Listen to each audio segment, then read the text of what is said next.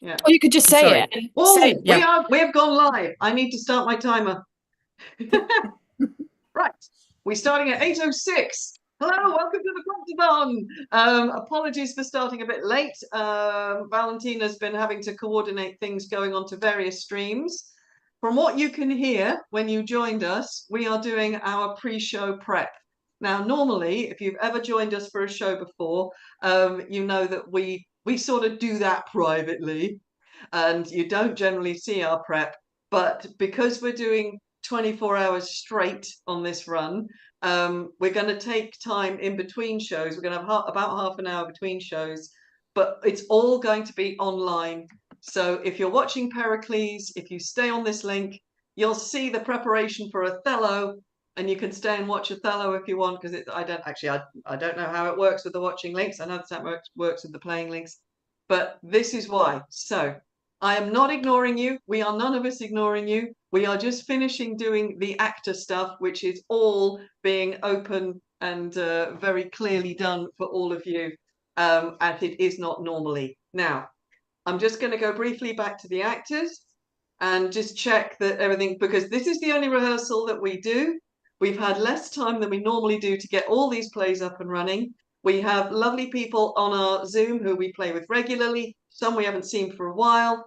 Some we haven't got to play with before at all. So we're dealing with a lot of levels of experience. So this is what it's going to be like for the next 24 hours. So thank you for joining us, and welcome to the crazy. Right, I'm going to shut up. Alexandra, what were the last things we had to look at? Where we've agreed, no dumb shows.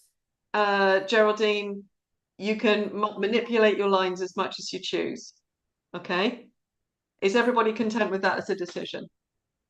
Okay. To the audience that was joining us specifically for the Pericles dumb shows, we apologize profusely. Yes, I know. But you get to see my fan instead. So, because it's too darn hot. Right. Hand up or comment anybody who still needs to check an action or a prop. Yes, Iris. it's more of a cue, but in scene 14, I am Sailor 1 for one moment and also Tyza for one moment, and I don't know what comes first. And because I'm changing my costumes, don't worry about being Sailor 1. I'll cover the lines. oh, okay. Yeah, that's fine. It's So no Sailor 1. Okay, perfect. just someone remind me, because there is going to be a lot of magic book holder filling in gaps in several of these plays, because that's the way it is when you do a lot of plays in one go.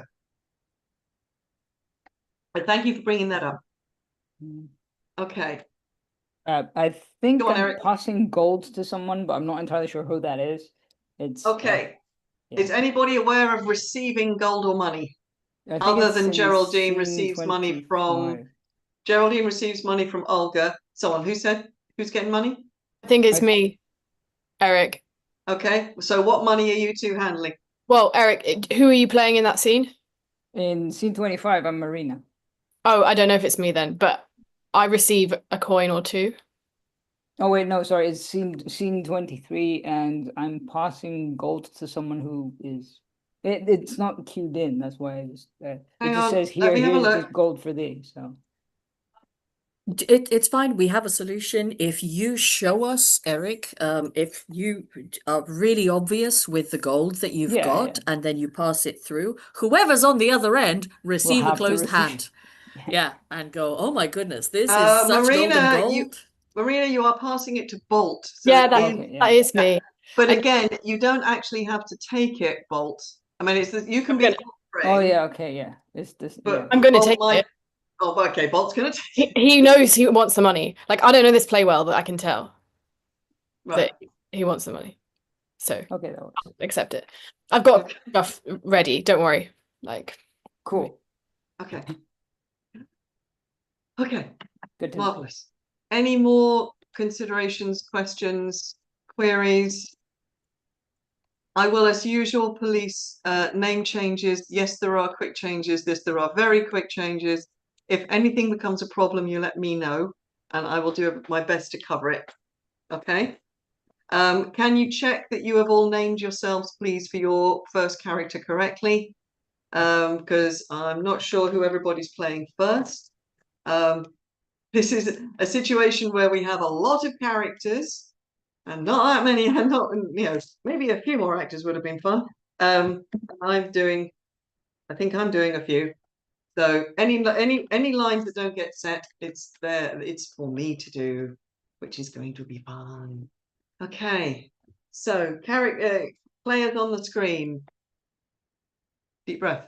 Are we ready, happy, and in ourselves enough that we feel, yep, okay, everyone good, everyone happy, marvelous. Bearing in mind that nobody knows this play anyway. So if it goes funny, that's what no one's going to know. Okay, so we are now going to pretend for a silly moment that this is the moment that the audience has joined us. This is the formal beginning of the first play of the Promptathon. So we are beginning with Pericles, Prince of Tyre, as because we're doing several of the plays we're doing the Promptathon are plays we've only ever done once and are not in, you know, maybe we would never, you know, weren't sure we'd do them again. So this kind of, yes, let's do Pericles. It's a giggle. Nobody knows it. It's an adventure. So I'm going to do what I normally do and go around and say hello to everybody on the screen. So we are performing plays for the next 24 hours. We are going to be picking up different actors as we go through.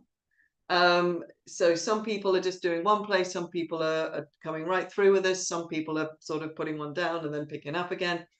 But we are going to be moving time zones. So something that's going to be interesting is, I know those of us who are in England, we know what time it is. It is now 13 minutes past 8. So for Jane and for Kate and for Dewi and for Simon and for Tom joining us for the first time, welcome Tom, for Geraldine and for Alexandra and for me, we know what time it is where we are. So Eric, where are you and what time is it for you? I'm in Cyprus and it's 10:13. Okay, Olga, where are you and what time is it? Same time zone, Moscow. You're in Moscow and it's 10:13 at night. 10:13. Okay, Iris, where are you? First time, Iris, welcome. Thank you. I'm in Greece. It's also 10:13. Right. So at the moment for this particular production, we are only in 2 time zones. I don't know where the audience are who are watching. So I am going to say welcome to all of you. Now take yourselves away to the virtual tiring house. So cameras off, mics off. I'm going to do some quick housekeeping and then we are going to get into our first play. So hello and welcome to the Promptathon. We've never done this before and I have no idea how it's going to work out. In theory, Alexandra and I are going through and basically doing the entire 24 hours. There is an informal sweepstake as to what time I'm going to fall asleep. We are also going to be doing things like, I started a clock at the moment that we went, that's good, my light went out, that's not very helpful. There we go. So I have a clock that is running for to keep a count of exactly how long we do. Or so that I know exactly when we get to 24 hours. There are also things going that, you know, that there is the coffee, buy us a coffee link, which is up there. You are not required to donate at any point, but if you are enjoying yourself or if things go awfully wrong and we make a spectacular recover, or if you just feel like it was worth it, then please buy us a coffee. The money will go straight into the company to fund this year and next year's projects. Metaphorically, it's going to buy us the caffeine to get us through the 24 hours. So if you're able to, then thank you very much. If you're not, doesn't matter. Have a fabulous time watching it anyway. Last thing I want to talk about, and I have to remember to do this every play we do, there is a poll. Which I believe you can see the links to, you audience can see the link to. There is a poll to choose the final play that we do which should be kicking off at 6 p.m. BST tomorrow, and it fills the last 2 hours of our 24, approximately. So you have the choice of one of 4 90-minute edits that we have. So you can vote for either As You Like It, Antony and Cleopatra, Julius Caesar, or Measure for Measure. So if you'd like to vote, please do. That poll will be running until, I think we're ending it during Much Ado About Nothing at some point tomorrow. I will then be casting that play and sending out the parts during Romeo and Juliet. So the final play is basically going to be sight read. So that's going to be a whole nother adventure all by itself. By the way, this is not an affectation. I hope the fan is not distracting to you, but it's the only way I've got of keeping cool at the moment, and it's really humid here in London. So this is going to be fun for the next 24 hours. Right. If you've never watched before, then welcome and thank you for joining. What we are going to be performing for you now from cued parts only. This means the little discussion that you've just seen the end of, that's basically all our rehearsal. We have not read through the whole play together. Nobody has heard anybody else's lines. Our only discussions have been to do with actions and props and costume. Nothing else has been checked. Why do we do that? Because it's a modern idea based on how things could have been done back in Shakespeare's time. I'll probably be talking about that more in the next 24 hours. And if you ever want to know anything, please just ask. Okay, I think I've said everything I need to say. I'm going to also say a shout out to Valentina, who is hiding for this one. Valentina has undertaken the Herculean task of setting up and running all these links and all these shows. So thank you very much, Valentina. Vale, have I forgotten anything I need to say? Nope, I think you're fine. Marvelous. So Vale is the Deus Ex Machina keeping us online. I am going to be in charge of the book. So if there are any lines or any problems with that, with parts, then I will be covering those. I'm also going to say, right, whenever there is an interval, I think there's only one in this play, I will pop up, have a little chat with you, the audience. If you want to ask me any questions or anything, then please ask them on the links that you can see. Vale will pass them to me during the intervals. And yeah, I hope you all have a very good time. And I hope everybody performing has a good time. Basically, guys, we got to remember that in theory, we know how to do this. So let us just do it. Right, it's 2019. It's time for me to shut up. So we're beginning with Pericles, Prince of Tyre. This is a rambling yarn that goes all over the Mediterranean and several places that probably didn't exist at all. I refer to it as Shakespeare's Sinbad the Sailor. I don't need to tell too much of the story because the first thing that's going to happen is we are going to meet the storyteller for this story, who is Gower. Gower is going to do us a fabulous prologue and set the entire scene.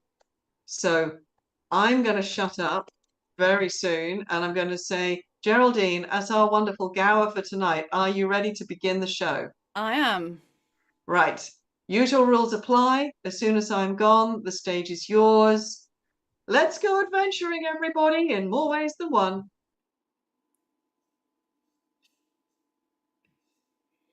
To sing a song that old was sung, from ashes ancient Gower is come, assuming man's infirmities to glad your ear and please your eyes. It hath been sung at festivals, on ember eves and holy dales, and lords and ladies in their lives have read it for restoratives. The purchase is to make men glorious, et bonus quo antiquus eumelius. If you, born in these later times, when wit's more ripe, accept my rhymes. And that to hear an old man sing may to your wishes pleasuring bring. I life would wish, and that I might waste it for you like taper light. This Antioch then, Antiochus the Great, built up this city for his chiefest seat, the fairest in all Syria. I tell you what mine authors say.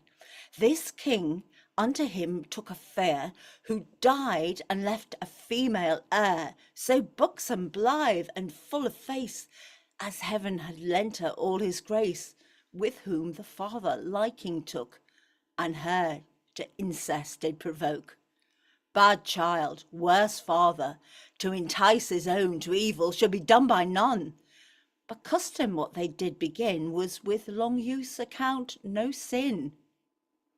The beauty of this sinful dame made many princes thither frame to seek her as bedfellow, in marriage pleasures playfellow, which to prevent he made a law, to keep her still and men in awe, that whoso asked her for his wife, his riddle told not, lost his life. So for her many a wight did die, as yon grim looks do testify. What now ensues, to the judgment of your eye I give, my cause who best can justify.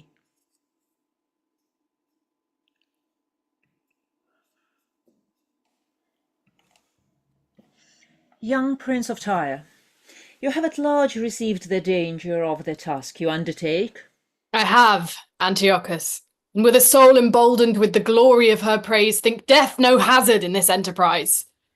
Bring in our daughter, clothed like a bride, for the embracement even of Jove himself, at whose conception, till Lucina reigned, nature this dowry gave. To glad her presence, the senate house of planets all did sit, to knit in her their best perfections. See where she comes, apparelled like the spring, graces her subjects, and her thoughts the king of every virtue gives renown to men. Her face, the book of praises, where is read nothing but curious pleasures, as from thence sorrow were ever raised, and testy wrath could never be her mild companion. You gods that made me man, and sway in love, that have inflamed desire in my breast, to taste the fruit of yon celestial tree, or die in the adventure, be my helps, as I am son and servant to your will, to compass such a boundless happiness. Prince Pericles, that would be son to great Antiochus. Before thee stands this fair Hesperides, with golden fruit, but dangerous to be touched. For death like dragons here affright thee hard. Her face, like heaven, enticeth thee to view her countless glory, which desert must gain, and which, without desert, because thine eye presumes to reach, all thy whole heap must die. Yon sometimes famous princes, like thyself, drawn by report, adventurous by desire, tell thee, with speechless tongues and semblance pale, that without covering, save yon field of stars, here they stand martyrs, slain in Cupid's wars, and with dead cheeks advise thee to desist, for going to death's net, whom none resist. Antiochus, I thank thee, who hath taught my frail mortality to know itself, and by those fearful objects to prepare this body like to them to what I must. For death remembered should be like a mirror, who tells us life's but breath, to trust it, error. I'll make my will then, and as sick men do, who know the world, see heaven, but feeling woe, gripe not at earthly joys as erst they did. So I bequeath a happy peace to you, and all good men, as every prince should do. My riches to the earth from whence they came, but my unspotted fire of love to you. Thus, ready for the way of life or death, I wait the sharpest blow, Antiochus. Scorning advice. Read the conclusion then, which read and not expounded 'tis decreed, as these before thee thou thyself shall bleed. Of all said yet, mayst thou prove prosperous. Of all said yet, I wish thee happiness. A bold champion, I assume the lists, nor ask advice of any other thought but faithfulness and courage. I am no viper, yet I feed on mother's flesh which did me breed. I sought a husband, in which labour I found that kindness in a father. He's father, son, and husband mild, I, mother, wife, and yet his child. How they may be, and yet in two, as you will live, resolve it you. Sharp physic is the last. But oh, you powers, that give heaven countless eyes to view men's acts, why cloud they not their sights perpetually? If this be true, which makes me pale to read it, fair glass of light, I loved you, and could still, were not this glorious casket stored with ill. But I must tell you, now my thoughts revolt, for he's no man on whom perfections wait, that knowing sin within will touch the gate. You are a fair viol, in your sense the strings who, fingered to make man his lawful music, would draw heaven down, and all the gods to hearken. But being played upon before your time, hell only danceth to so harsh a chime. Good sooth, I care not for you. Oh! Prince Pericles, touch not upon thy life, for that's an article within our law as dangerous as the rest. Your time's expired. Either expound now, or receive your sentence. Great king, few love to hear the sins they love to act. 'Twould braid yourself too near for me to tell it, who has a book of all that monarchs do. He's more secure to keep it shut than shown. For vice repeated is like wandering wind, blows dust in others' eyes to spread itself, and yet the end of all is bought thus dear. The breath is gone, and the sore eyes see clear. To stop the air would hurt them.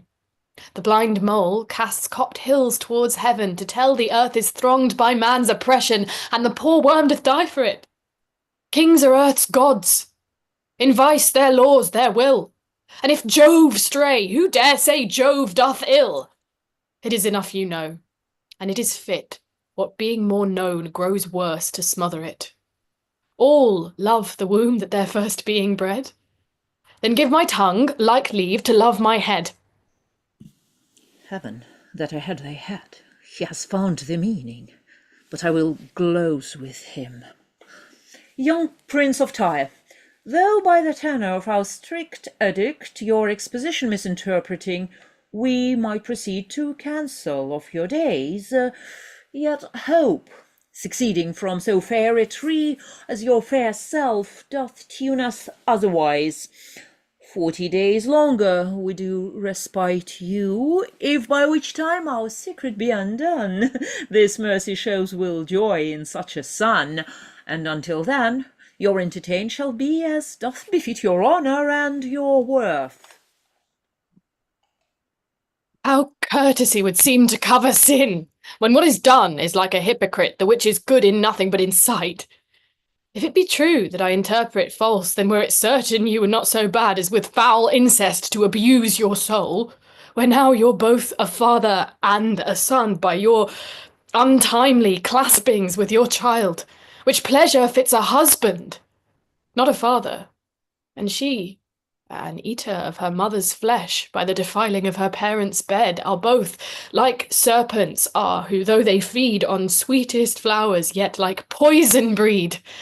Antioch, farewell, for wisdom sees, those men blush not in actions darker than the night, will shun no course to keep them from the light.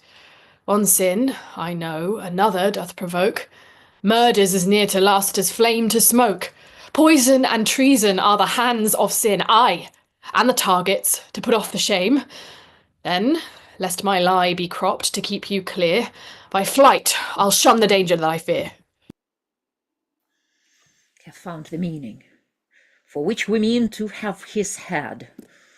He must not live to trumpet forth my infamy, nor tell the world entire, 'cause doth sin in such a loathed manner, and therefore instantly this prince must die.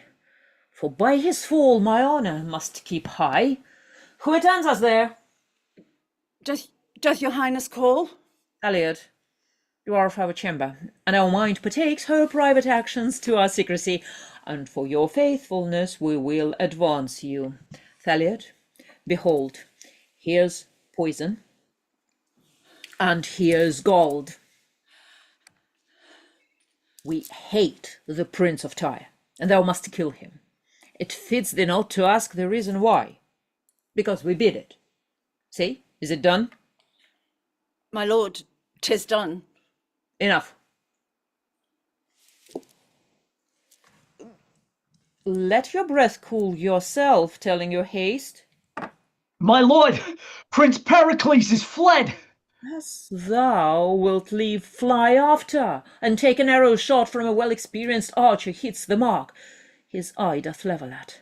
So thou ne'er return, unless you say Prince Pericles is dead.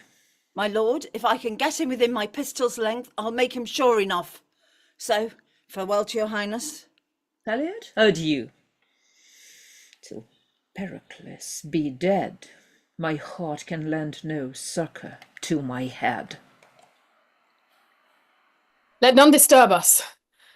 Why should this change of thoughts, the sad companion, dull-eyed melancholy, be my so used a guest as not an hour in a day's glorious walk or peaceful night, the tomb, where grief should sleep, can breed me quiet? Here pleasures caught mine eyes, and mine eyes shun them, and danger, which I feared, is at Antioch, whose aim seems far too short to hit me here. Yet neither pleasure's art can joy my spirits, nor yet the other's distance comfort me. Then it is thus. The passions of the mind, that have their first conception by misdread, have after nourishment and life by care. And what was first but fear what might be done, grows elder now and cares it be not done. And so with me. The great Antiochus, against whom I am too little to contend, since he's so great, can make his will his act. Will think me speaking, though I swear to silence, nor boots it me to say I honour him, if he suspect I may dishonour him. And what may make him blush in being known, he'll stop the course by which it might be known with hostile forces. He'll o'erspread the land, and with the ostent of war will look so huge, amazement shall drive courage from the state. Our men be vanquished ere they do resist, and subjects punished that ne'er thought offence. Which care of them, not pity of myself, who am no more as the tops of trees, which fence the roots they grow by, and defend them, makes both my body pine and soul to languish, and punish that before that he would punish.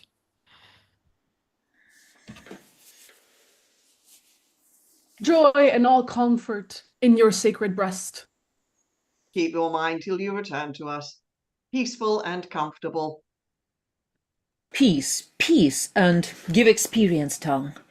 They do abuse the king that flatter him, for flattery is the bellows blows up sin.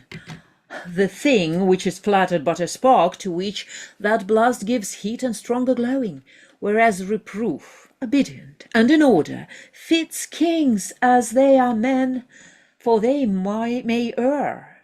When Singer Sooth here does proclaim a peace, he flatters you, makes war upon your life. Prince, pardon me, or strike me if you please. I cannot be much lower than my knees. All leave us else. But let your cares o'erlook what shipping and what lading's in our haven, and then return to us. Helicanus, thou hast moved us. What seest thou in our looks? An angry brow, dread lord. If there be such a dart in princes' frowns, how dost thy tongue move anger to our face? How dare the plants look up to heaven, from whence they have their nourishment? Thou know'st I have power to take thy life from thee. I have ground my axe myself. Do you but strike the blow? Rise! Prithee, rise! Thou art no flatterer. I thank thee for it. And heaven forbid that kings should let their ears hear their faults hid. Fit counsellor, and servant for a prince, who by thy wisdom makest a prince thy servant, what wouldst thou have me do? To bear with patience such griefs as you yourself do lay upon yourself. Thou speak'st like a physician, Helicanus, that ministerst a poison unto me, that thou wouldst tremble to receive thyself. Attend me then.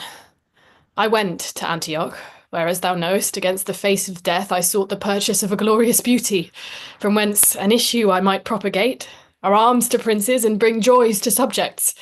Her face was to mine eye beyond all wonder. The rest, hark in thine ear, as black as incest, which by my knowledge found the sinful father seemed not to strike but smooth, But thou know'st this. 'Tis time to fear, when tyrants seem to kiss. Such fear so grew in me, I hither fled, under the covering of a careful knight, who seemed my good protector, and being here, I knew him tyrannous. And tyrants' fears decrease not, but grow faster than the years, and should he doubt it, as no doubt he doth, that I should open to the listening air how many worthy princes' bloods were shed, to keep his bed of blackness unlaid ope, to lop that doubt, he'll fill this land with arms, and make pretence of wrong that I have done him, when all, for mine, if I may call offence, must feel war's blow, who spares not innocence. Which love to all, of which thyself art one, who now reproves me for it. Alas, sir. Drew sleep out of mine eyes, blood from my cheeks, musings into my mind with thousand doubts how I might stop this tempest ere it came. And finding little comfort to relieve them, I thought it princely charity to grieve them. Well, my lord, since you have given me leave to speak, freely will I speak. Antiochus you fear, and justly too, I think, you fear the tyrant, who either by public war or private treason will take away your life. Therefore, my lord, go travel for rage and anger before God, or till the destinies do cut his thread of life. Your rule direct to any, if to me, day serves not light more faithful than I'll be. I do not doubt thy faith, but should he wrong my liberties in my absence? We'll mingle our bloods together in the earth, from whence we had our being and our birth. Tyre, I now look from thee then, and to Tarsus intend my travel, where I'll hear from thee, and by whose letters I'll dispose myself the care I had and have of subjects good. On thee I lay, whose wisdom's strength can bear it. I'll take thy word for faith, not ask thine oath. Who shuns not to break one will sure crack both. But in our orbs we'll live so round and safe that time of both this truth shall ne'er convince. Thou shows to subjects shine, I a true prince.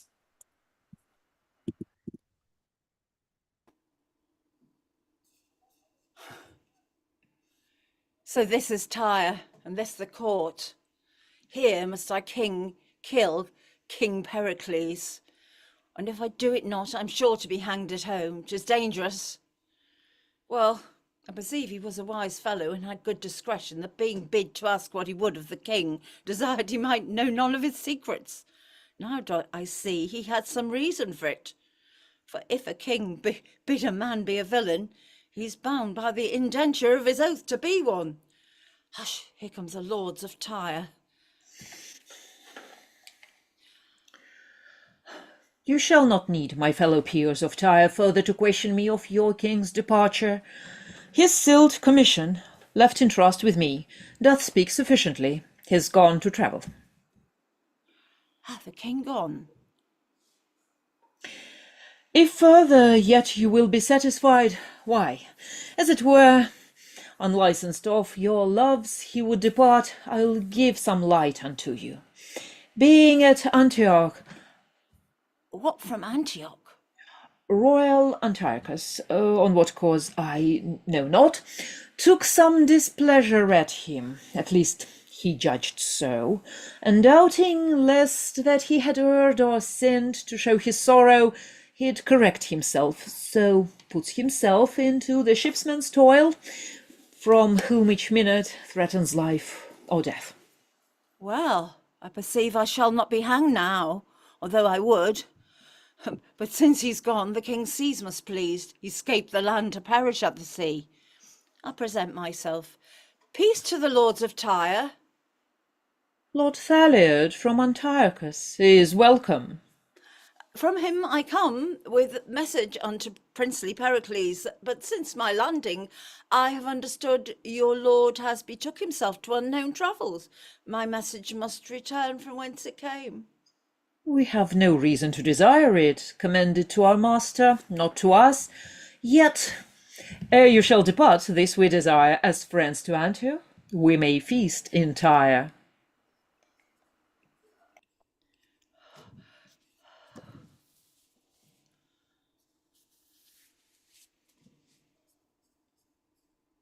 My Dionysa, shall we rest us here, and by relating tales of each other's griefs, see if 'twill teach us to forget our own?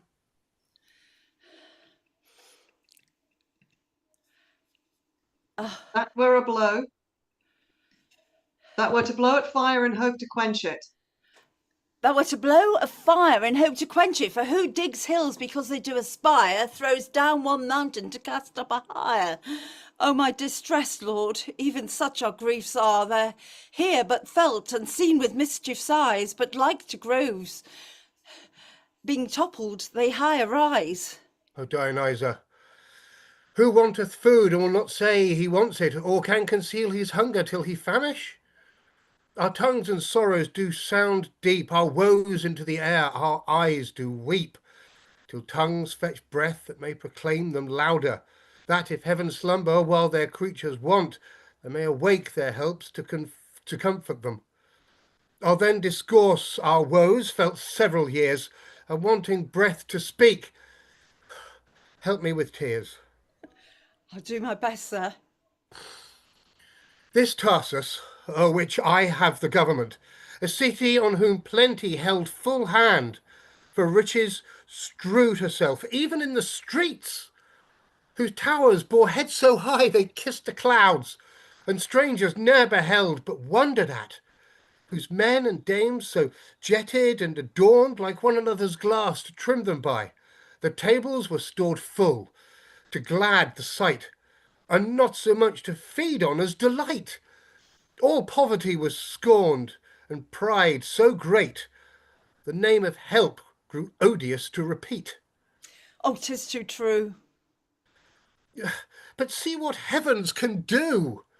By this our change, these mouths who but of late, earth, sea, and air, were all too little to content and please, although they gave their creatures in abundance, as houses were defiled for want of use, they are now starved for want of exercise. Those palates who, not yet 2 summers younger, must have inventions to delight the taste, would now be glad of bread and beg for it. Those mothers who, to nuzzle up their babes, thought naught too curious, are ready now to eat those little darlings whom they loved.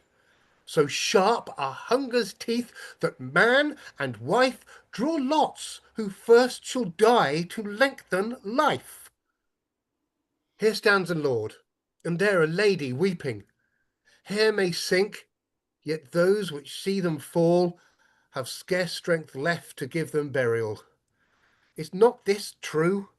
Our cheeks and hollow eyes do witness it. Oh, let those cities that have plenty's cup and her prosperities so largely taste with their superfluous riots, hear these tears. The misery of Tarsus may be theirs. Where's the Lord Governor? Here? Speak out those sorrows which thou bring'st in haste, for comfort is too far for us to expect. We've descried upon our neighbouring shore a portly sail of ships make hitherward. I thought as much. One sorrow never comes but brings an heir that may succeed as his inheritor.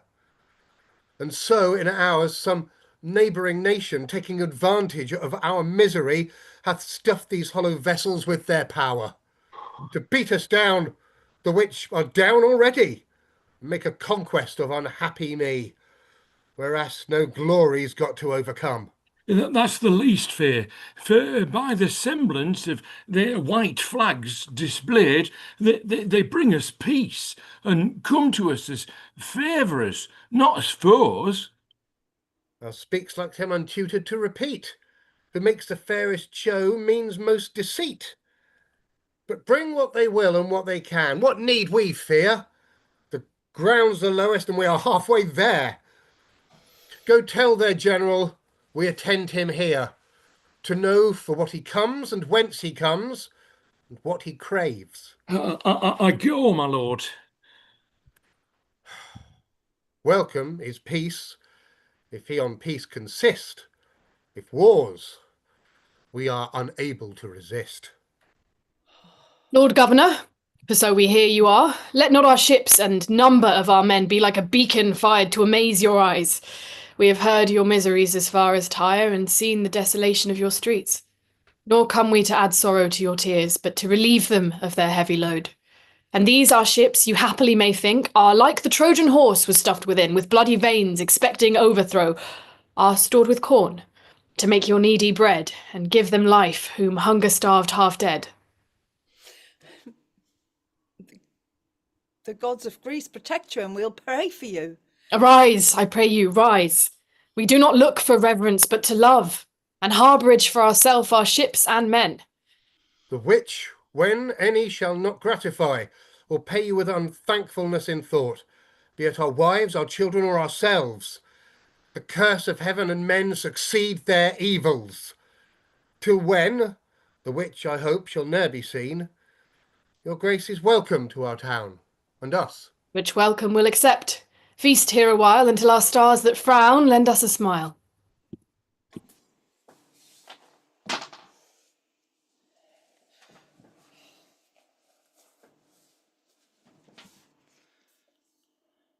Here you seen a mighty king, his child Iwis to incest bring, a better prince and benign lord, that will prove awful both in deed and word. Be quiet then, as men should be, till he hath passed necessity. I'll show you all. Gower, good Hallicane that stayed at home, not to eat honey like a drone, from others' labours, for though he strive to kill and bad, keep good alive, and to fulfil his prince desire, send word of all that haps entire. How Thaliard came full bent with sin, and had intent to murder him. And that in Tarsus was not best, longer for him to make his rest. He doing so put forth to seize, for where men been there's seldom ease. For now the wind begins to blow, thunder above and deeps below, makes such unquiet, that the ship should house him safe is wrecked and split, and he, good prince, having all lost, by waves from coast to coast is tossed, all perishing of men, of pelf, nay, aught escape him but himself, till fortune, tired with doing bad, threw him ashore to give him glad.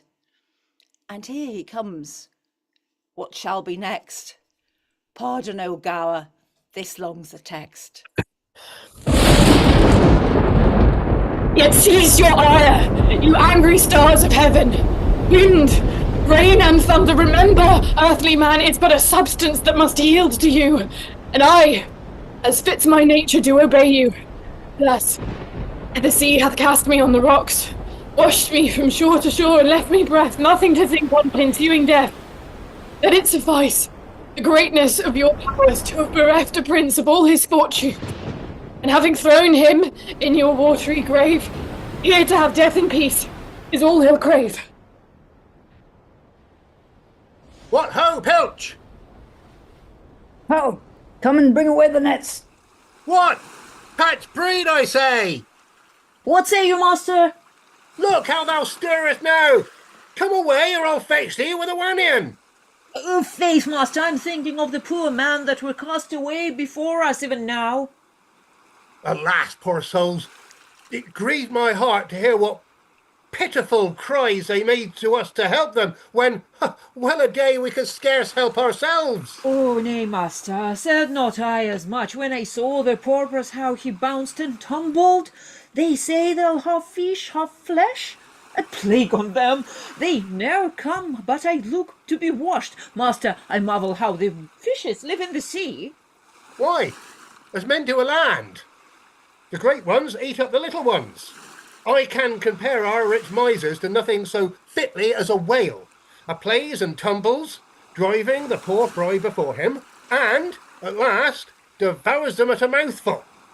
Such whales I have heard of on the land, who never leave gaping till they've swallowed the whole parish, church, steeple, bells and all. A pretty moral. But master, if I'd been the sexton, I would have been that day in the belfry. Why, man? Because he should have swallowed me too, and then I had been in his belly. I would have kept such a jangling of the bells that he should never have left till he cast bells, steeple, church, and parish up again. But if the good King Simonides were on my mind... Simonides? We would purge the land of these drones that rob the bee of her honey. How from the finny subject of the sea these fishes tell the infirmities of men, and from their watery empire recollect all that men may approve or men detect. Peace be at your labour, honest fisherman. Honest, good fellow, what's that? If it be a day fits you, search out the calendar and nobody look after it. May see the sea hath cast upon your coast. What a drunken knave was the sea to cast thee in our way. A man whom both the waters and the wind in that vast tennis court have made the ball for them to play upon. Entreats you, pity him. He asks of you that never used to beg. No, friend. Cannot you beg? No. Here's them in our country, Greece, gets more with begging than we do with working. Canst thou catch any fishes then? I never practised it. Nay, then thou wilt starve, sure, for here there's nothing to be got nowadays unless thou canst fish for it. What I have been, I have forgot to know. But what I am, want teaches me to think on. A man thronged up with cold, my veins are chill, and have no more of life than may suffice to give my tongue that heat to ask your help, which, if you shall refuse, when I am dead, or that I am a man, pray see me buried. Die, quotha? Now, God's forbid. I have a gown here. Come, put it on. Keep thee warm. Now, for me, a handsome fellow. Come, thou shalt go home, and we'll have flesh for holidays, fish for fasting days, and moreover, puddings and flapjacks, and thou shalt be welcome. I thank you, sir. Argue, my friend, you said you could not beg. I did but crave. But crave! Then I'll turn craver too, and so shall escape whipping. Why, are all your beggars whipped then? Oh, not all, my friend, not all. For if all your beggars were whipped, I would wish no better office than to be beadle. But master, I'll go draw up the meat. How well this honest mirth becomes their labour. Hark you, sir. Do you know where ye are? Not well. Well, I'll tell you. This is called Pentapolis, and our king, the good Simonides. The good King Simonides, do you call him? Aye, sir. And he deserves so to be called for his peaceable reign and good government. He is a happy king, since he gains from his subjects the name of good by his government. How far is his court distant from this shore? Oh, marry, sir, half a day's journey. And I'll tell you, he hath a fair daughter, and tomorrow is her birthday. And there are princes and knights come from all parts of the world to just and tourney for her love. Were my fortunes equal to my desires, I could wish to make one there. Oh, sir, things must be as they may. And what a man cannot get, he may lawfully deal for. His wife's soul.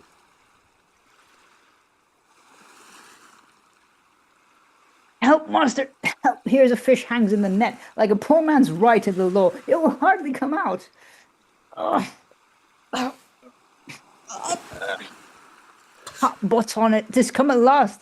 And 'tis turned to a rusty armour. An armour, friends. I pray you let me see it. Thanks, fortune, yet that after all my crosses thou givest me somewhat to repair myself. And though it was mine own, part of my heritage which my dead father did bequeath to me with this strict charge, even as he left his life, keep it, my Pericles.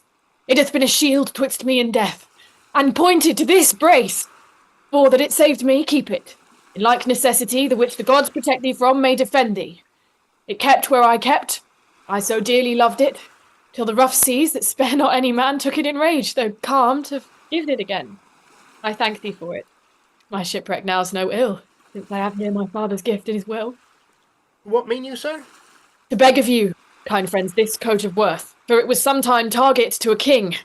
I know it by this mark. He loved me dearly, and for his sake I wish the having of it. and that you guide me to your sovereign's court, where with it I may appear a gentleman. And if that ever my low fortune's better, I'll pay your bounties. Till then, rest your debt. Why, wilt thou tourney for the lady? I'll show the virtue I have borne in arms.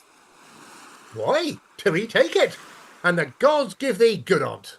I but hark you, my friend, 'twas we that made up this garment through the rough seams of the waters. There are certain condolments, certain bales, I hope, sir, if you thrive, you'll remember from whence you had it. Believe it, I will. By your furtherance, I am clothed in steel. And spite of all the rapture of the sea, this jewel holds his building on my arm. Unto thy value, I will mount myself upon a courser, whose delightful steps shall make the gaze a joy to see him tread. Only, my friend, I yet am unprovided on a pair of bases. We'll sure provide. Thou shalt have my best gown to make thee a pair, and I'll bring thee to the court myself. And honour be but a goal to my will. This day I'll rise, or else add ill to ill.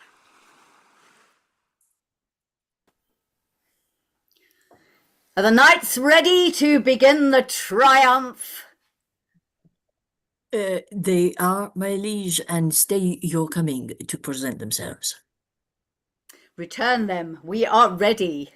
And our daughter, in honour of whose birth these triumphs are, sits here like beauty's child, whom nature gat for men to see, and seeing wonder at. It pleaseth you, my royal father, to express my commendations great, whose merits less. It's fit it should be so, for princes are a model which heaven makes like to itself. As jewels lose their glory if neglected, so princes their renowns if not respected. Lord Georgios. 'Tis now your honour, daughter, to explain the labour of each knight in his device. Which, to preserve mine honour, I'll perform. Who is the first that does prefer himself? A knight of Sparta, my renowned father, and the device he bears upon his shield is a black Ethiop reaching at the sun. The word lux tua vita mihi. He loves you well that holds his life of you. Who is the second that presents himself? A prince of Macedon, my royal father, and the device he bears upon his shield is an armed knight that's conquered by a lady. The motto thus in Spanish, pio por dulzura que por fuerza. And what is the third? The third of Antioch, in his device, a wreath of chivalry. The word, me pompai provexit apex. What is the fourth? A burning torch that's turned upside down. The word, quod me alit me extinguit. Which shows that beauty hath its power and will, which can as well inflame as it can kill. The fifth, and hand environed with clouds, holding out gold that's by the touchstone tried. The motto thus, sic spectanda fides. And what's the sixth and last, the which the knight himself with such graceful courtesy delivered? He seems to be a stranger, but his present is a withered branch that's only green atop. The motto, in hac spe vivo. A pretty moral. From the dejected state wherein he is, he hopes by you his fortunes yet may flourish.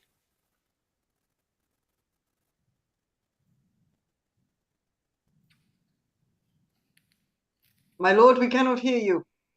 Shh. He had need mean better than his outward show can anyway speak in his just comment, for by his rusty outside he appears to have practiced more the whipstock than the lance. He may well be a stranger, for he comes to honour triumph strangely furnished. And on set purpose let his armour rust until this day to scour it in the dust. Opinions, but a fool that makes us scan the outward habit by the inward man. But stay, the knights are coming, we will withdraw into the gallery. Well, I'm going to let all of you withdraw, because right now we're having our first interval. Exciting. We have an interval already. So, company, thank you for that amazing start. Everybody relax, But everybody stay, breathe out, everybody chill. Please check you have your mics off. Thank you. I'm just going to chat for a couple of minutes and then we will roll straight in to the next bit of the story.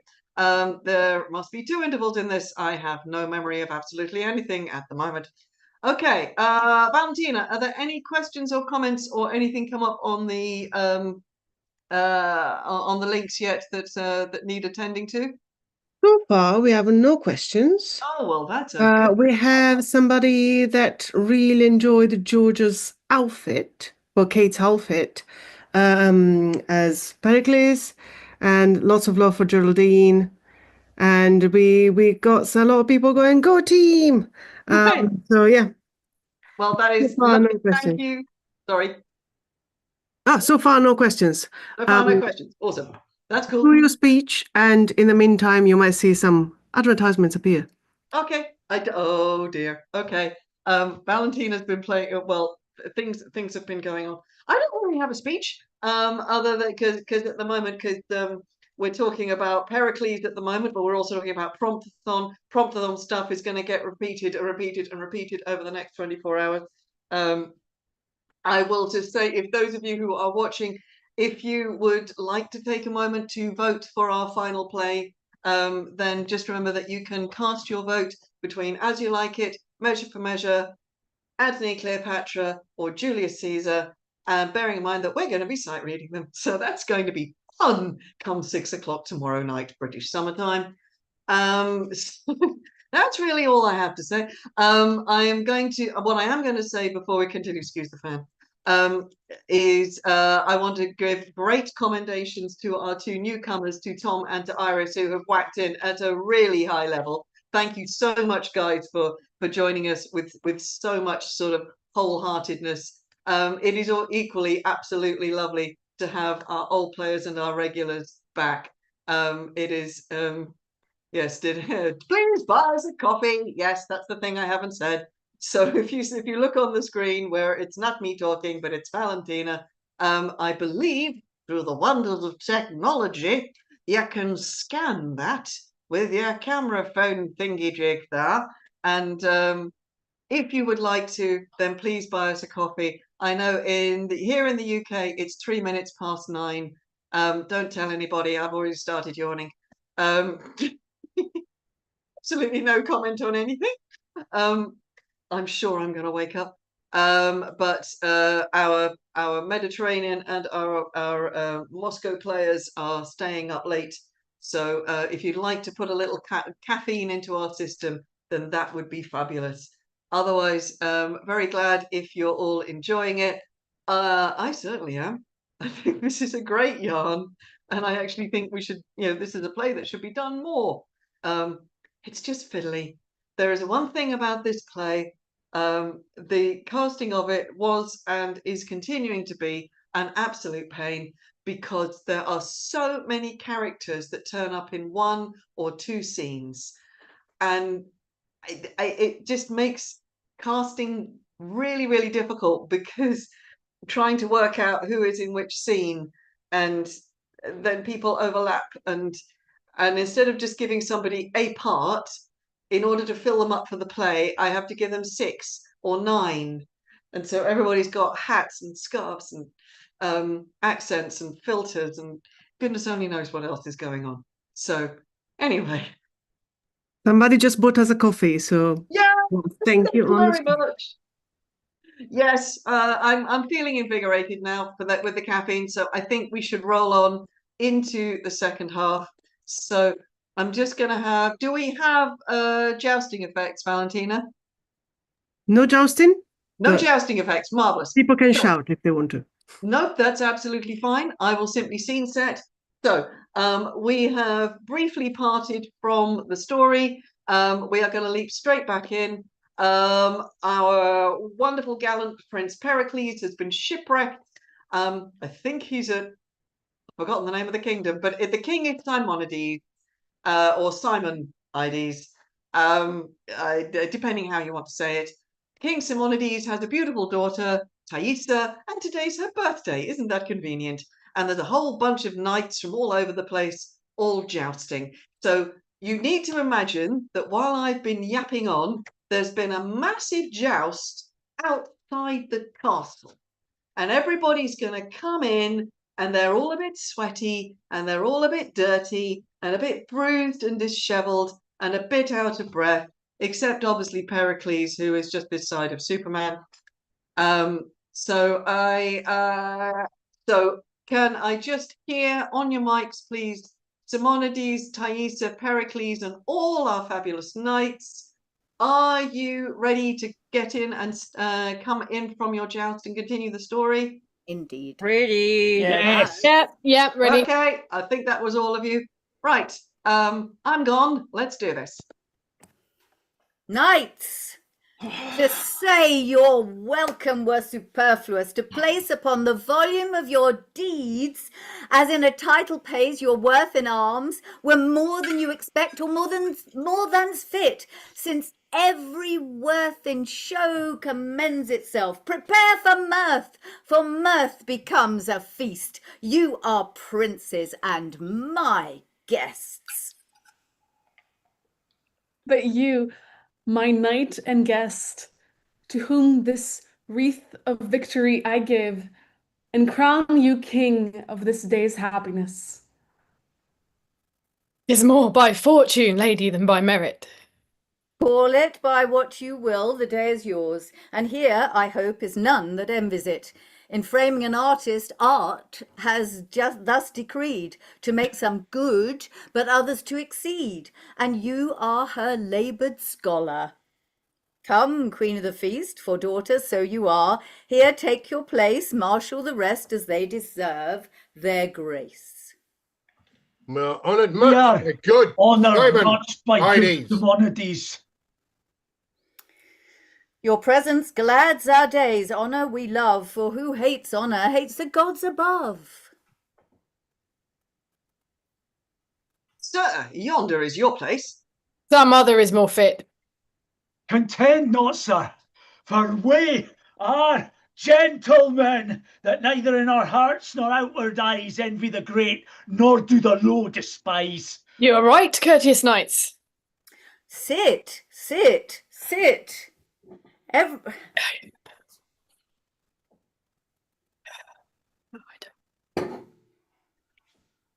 Jove. By Jove, I wonder that this king of thoughts, these cates resist me, she but thought upon.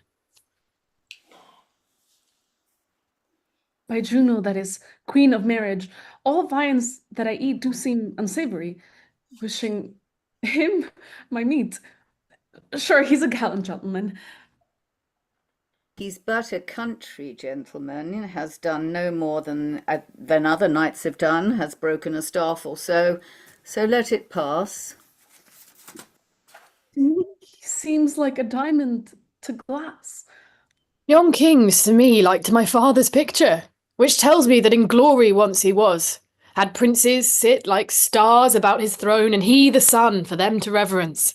None that beheld him, but like lesser lights, did veil their crowns to his supremacy, where now his sun's like a glowworm in the night, the which hath fire in darkness, none in light.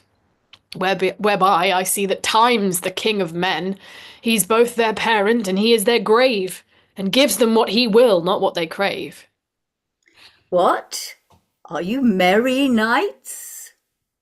Who can be other in this royal presence? Here with a cup that's stored to the brim, as you do love fill to your mistress's lips, we drink this health to you.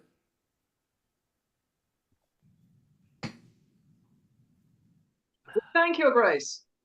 Yet pause a while, your knight doth sit too melancholy, as if the entertainment in our court had not show might countervail his worth. Note it not you, Thaisa? What is it to me, my father? Oh, attend, my daughter. Princes in this should live like gods above, who freely give to everyone that comes to honour them, and princes not doing so are like to gnats, which make a sound, but killed are wondered at. Therefore, to make his entrance more sweet, here say we drink this standing bowl of wine to him. Alas, my father, it befits not to me, unto a stranger knight to be so bold.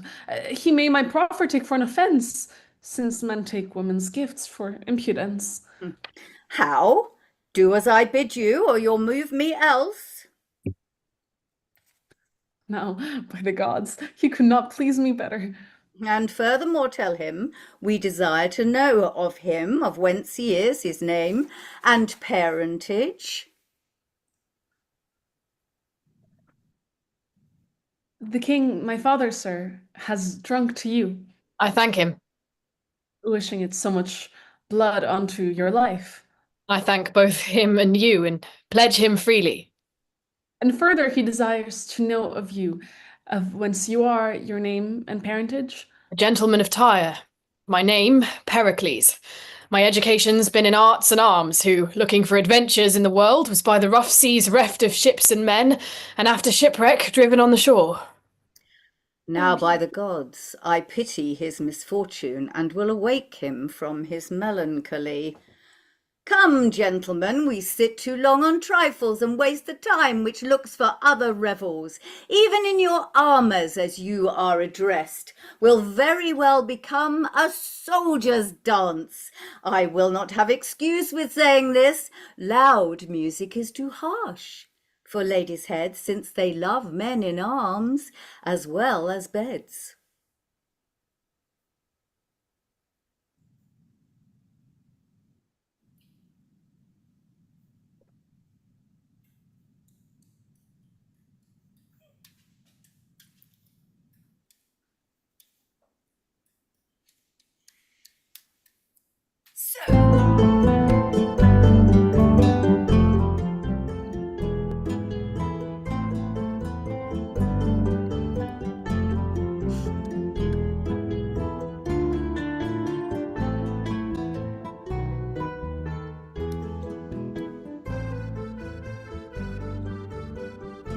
So this was well asked, 'twas so well performed. Come, sir, here is a lady that wants breathing too, and I have heard you knights of Tyre are excellent in making ladies trip, and that their measures are as excellent. In those that practice them they are, my lord. Oh, that's as much as you would be denied of your fair courtesy.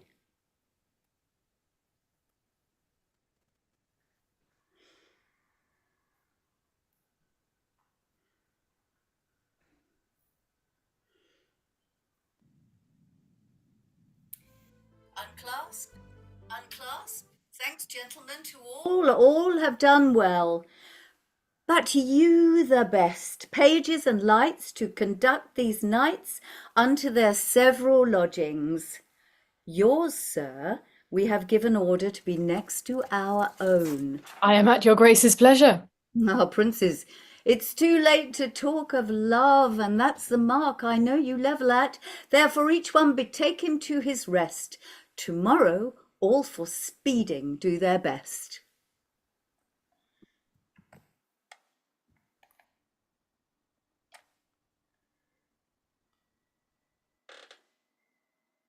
Escanes? Here, my lord. No, Escanes, know this of me. Antiochus from incest lived not free, for which the most high gods not mending longer to withhold the vengeance that they had in store, due to this heinous capital offence, even in the height and pride of all his glory, when he was seated in a chariot of an inestimable value, and his daughter with him, a fire from heaven came, and shrivelled up their bodies, even to the loathing, for they so stunk that all those eyes adored them ere they fall, scorn now their hand should give them burial. Was very strange. And yet but justice. For though this king were great, his greatness was no guard to bar heaven's shaft, but sin had his reward. 'Tis very true.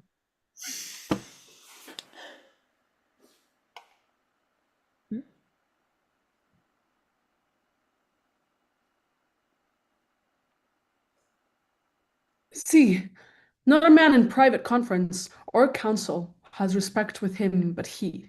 Shall no longer grieve without reproof. And cursed be he And that will not cursed be second. he that will not second it. Follow me then. Lord Helican, a word. With me? And welcome. Happy day, my lords. Know that our griefs are risen to the top, and now at length they overflow their banks. Your griefs? For what? Wrong not your prince you love. Wrong not yourself then, noble Helican. For honest cause, forbear your suffrages. If that you love Prince Pericles, forbear. Take I your wish, I leap unto the seas. Where's hourly trouble for a minute's ease? A 12-month longer, let me entreat you to forbear the absence of your king. If in which time expired he not return, I shall with aged patience bear your yoke. But if I cannot win you to this love, go search like noble subjects, and in your search spend your adventurous worth. Whom if you find and win unto return, you shall like diamonds sit upon his crown. To wisdom he's a fool that will not yield, and since Lord Helican joineth us, we with our travels will endeavour us. Then you love us, we you, and will clasp hands. When peers thus knit, a kingdom ever stands.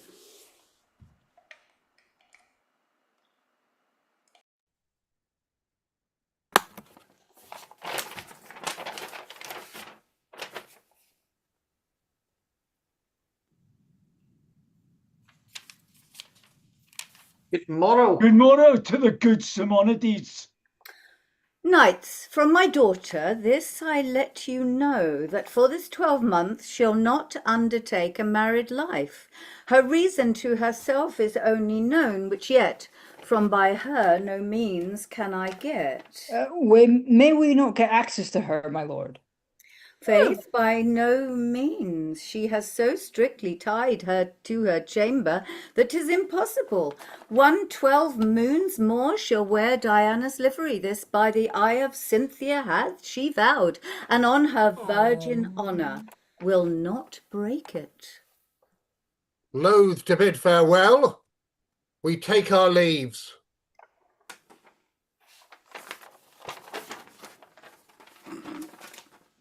They are well dispatched. Now to my daughter's letter. She tells me here she'd wed the stranger knight, or never more to view nor day nor light. 'Tis well, mistress, your choice agrees with mine. I like that well. Now how absolute she's in't, not minding whether I dislike or no.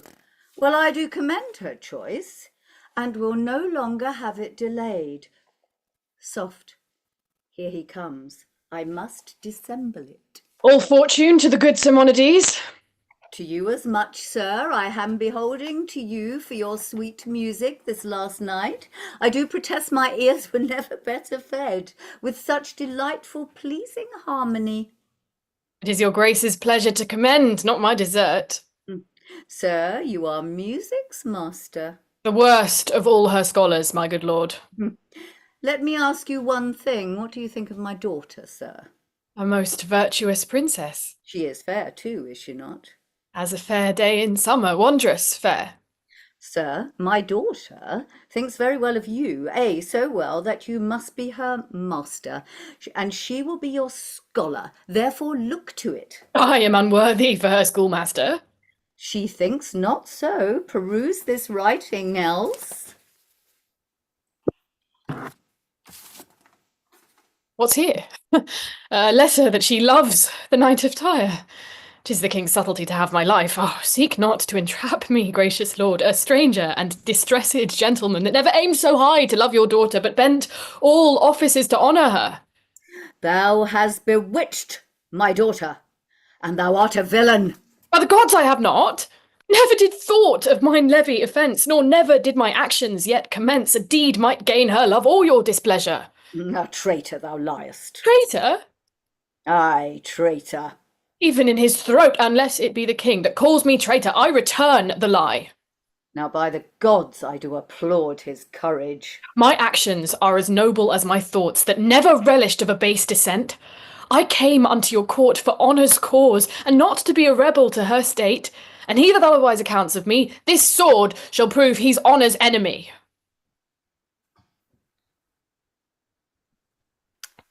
No. Here comes my daughter. She can witness it. And as you are as virtuous as fair, resolve your angry father.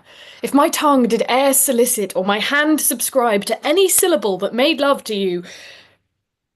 Why, sir, say if you had, who takes offence that that would make me glad? Yea, mistress, are you so peremptory? I'm glad on't with all my heart. I'll tame you, I'll bring you to subjection. Will you, not having my consent, bestow your love and your affections upon a stranger? Who, for aught I know, may be, or nor can I think the contrary, as great in blood as I myself. Therefore, hear you, mistress, either frame your will to mine, and you, sir, hear you, either be ruled by me, or I will make you man and wife. Nay, come, your hands and lips must seal it too, and being joined, I'll thus your hopes destroy, and for further grief, God give you joy. What? Are you both pleased? Yes, if you love me, sir. Even as my life, or blood that fosters it. What? Are you both agreed? Yes, if it please your majesty. It pleaseth me so well that I will see you wed, and then with what haste you can get you to bed.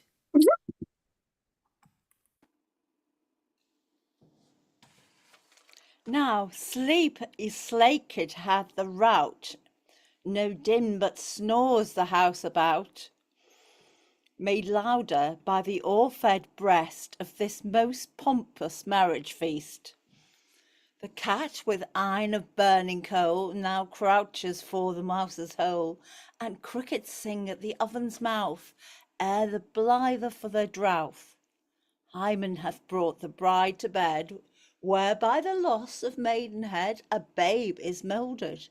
Be attent, and time that is so briefly spent with your fine fancies quaintly etch. What stumbling show I'll plain with speech. By many a dern and painful perch of Pericles, the careful search, by the four opposing coins which the world together joins, is made with all due diligence, that horse and sail and high expense can stead the quest. At last from Tyre, fame answering the most strange inquiry to the court of King Simonides, are letters brought, the tenor these: Antiochus and his daughter dead. The men of Tyrus on the head of Helicnus would set on the crown of Tyre, but he will none. The mutiny he there hastes to press, says to them, if King Pericles come not home in twice 6 moons, he, obedient to the dooms, will take the crown. The sum of this, brought hither to Pentapolis, ravished the regions round, and every one with claps can sound. Our heir apparent is a king, who dreamed, who thought of such a thing. Brief, he must hence depart to Tyre, His queen with child makes her desire, which who shall cross, along to go. Admit we all their dole and woe. Lycorida her nurse she takes, and so to sea. The vessel shakes on Neptune's billow. Half the flood had their keel cut, but fortune's mood varies again. The grisly north disgorges such a tempest forth, that as a duck for life that dies, so up and down the poor ship drives. The lady shrieks, and well anear does fall in travail with her fear. And what ensues in this fell storm shall for itself perform. I nil will relate, action may conveniently the rest convey, which might not, what by me is told, in your imagination hold. This stage the ship, upon whose deck the sea-tossed Pericles appears to speak. Now God, this great vast, not again, rebuke these surges, wash both heaven and hell, and thou, that hast upon the wind's command bind them in brass, having pulled them from the deep. Oh, still thy deafening, dreadful thunders gently quench thy nimble, selfless flashes. Oh, how, Lycorida, how does my queen? Thou storm venomously, wilt thou spit all thyself? This demon's whistle is as a whisper in the ears of death, unheard. Lycorida, Lucina, oh! Divinest patroness, and midwife gentle to those that cry, by convey thy deity aboard our dancing boat. Make swift the pangs of my queen's travail. Now, Lycorida. There is a thing so young for such a thing. Whoever had conceived would die, sizzling like. Lycorida, we cannot hear you. Take in your arms this piece. Take in your arms this piece of your dead queen. Oh. How, Lycorida? Patience, good sir. Do not assess the storm. Here's all that is left living of your queen. The little daughter. For the sake of it, be manly and take comfort. Oh, you gods! Why do you make us love your goodly gifts and snatch them straight away? We here below recall not what we give, and therein may use honour with you. Patience, good sir, even for this charge. Now mild may be thy life, from more blusterous birth had never babe. Quiet, and gentle thy condition. Thou art the rudeliest welcome to this world that ever was prince's child. Happy, what follows. Thou hast as chiding a nativity as fire, air, water, earth, and heaven can make, to herald thee from the womb. Even at the first, thy loss is more than can thy portage quit with all thou canst find here. Now the good gods throw their best eyes upon you.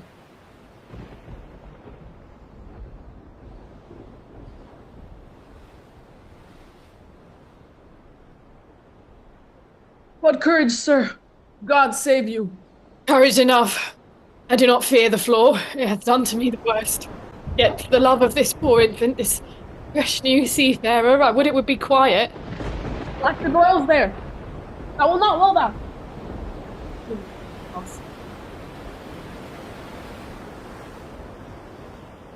Sea room.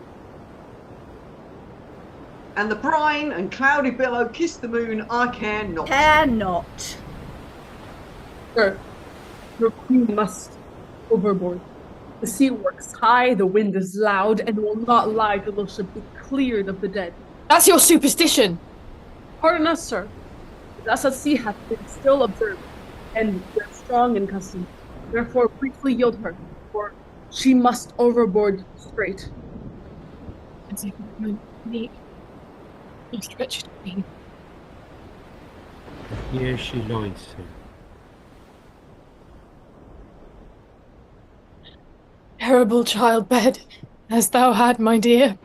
No light, no fire. The unfriendly elements forgot thee utterly. Nor have I time to give thee hallowed to thy grave, but straight must cast thee scarcely coffined in the ooze. Where for a monument upon thy bones and air remaining labs the belching whale and humming water must o'erwhelm thy corpse, lying with simple shells. Corridor, bid Nestor bring me spices, ink and paper. my casket and my jewels, and bid Nicander bring me the satin coffer. Lay the babe upon the pillow. Hie thee, whilst I say a priestly farewell to her. Suddenly, woman. Sir, we have a chest beneath the hatches, caulked and bitumed ready. I thank thee. Mariner, say what coast is this? We are near Tarsus. Thither, gentle mariner, and I'll alter thy course for Tyre. Where canst thou reach it? By break of day, if the wind cease. Oh, make for Tarsus. There will I visit Cleon, for the babe cannot hold out to Tyrus. There I'll leave it, careful nursing. Go thy ways, good mariner. I'll bring the body presently.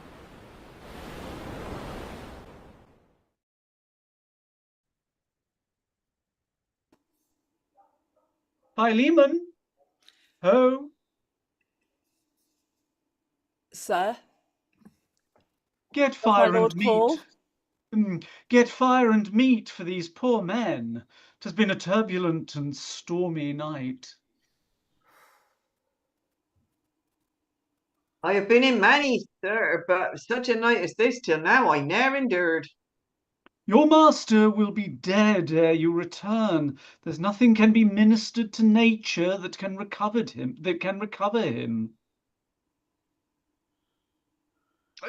Give this to the apothecary and tell me how it works.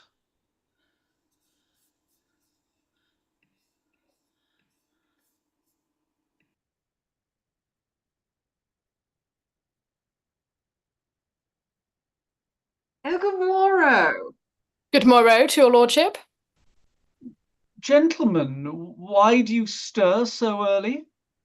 Sir, our lodging, standing bleak upon the sea, shook as the earth did quake. The very principles that seemed to rend and all to topple, pure surprise and fear, made me to quit the house. That is the cause we trouble you so early. 'Tis not our husbandry. Oh, you say well.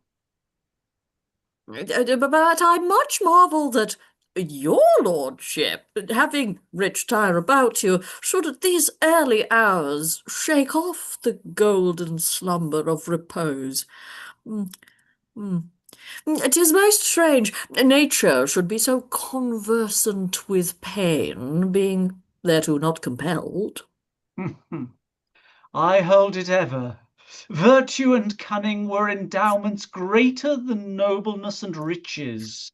Careless heirs may the true latter darken and expend, but immortality attends the former, making man a god.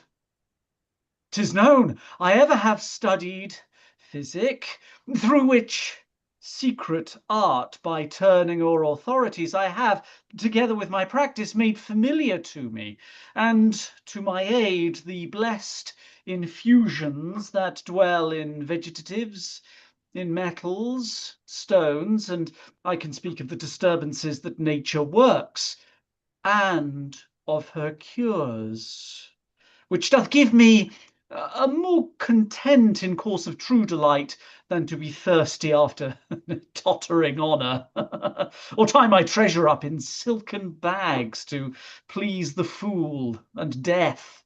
Your honour has through Ephesus poured forth, your charity, and hundreds call themselves your creatures, who by you have been restored, and not your knowledge, your personal pain, but even your purse, still open, hath built Lord Caramon such strong renown as time shall ne'er decay.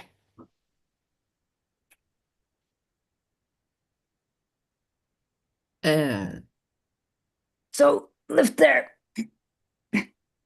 What is that? Sir, even now that the sea toss upon our shore, this chest is of some wreck. Set down. Let's look upon't. 'Tis like a coffin, sir. Whate'er it be, it is wondrous heavy. Wrench it open straight. If the sea's stomach be o'ercharged with gold, 'tis a good constraint of fortune it belches upon us. 'Tis so, my lord. How close 'tis corked and bitterned. Did the sea cast it up? And there's also huge billow, sir, has tossed it upon shore. Wrench it open. Soft. It smells most sweetly in my sense. A delicate odour. As ever hit my nostril. So, up with it. Ew. Oh, you most potent gods! What's here? A course? Most strange. Huh? Hmm. Huh. What is it? Shrouded in cloth of state, balmed and entreasured with full bags of spices. A passport, too. Apollo, perfect me in the characters. Here I give to understand, if ere this coffin drive a land, I, King Pericles, have lost this queen worth all our mundane cost. Who finds her? Give her burying. She was the daughter of a king. Besides, this treasure for a fee, the gods requite his charity. If thou liv'st, Pericles, thou hast a heart that even cracks for woe. This chanced tonight. Most likely, sir. Nay, certainly tonight, for look how fresh she looks. They were too rough that threw her in the sea. Make a fire within. Fetch hither all my boxes in my closet. Death may usurp on nature many hours, and yet the fire of life kindle again the o'er-oppressed spirits. I heard of an Egyptian that had 9 hours lying dead, who was, by good appliance, recovered. Well said, well said. The fire and cloths, the rough and woeful music that we have, cause it to sound, beseech you.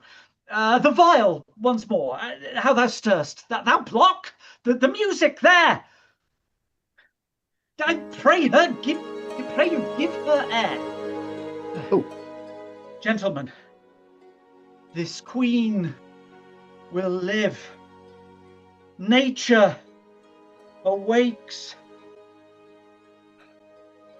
A warmth breathes out of her. She hath not been entranced above 5 hours.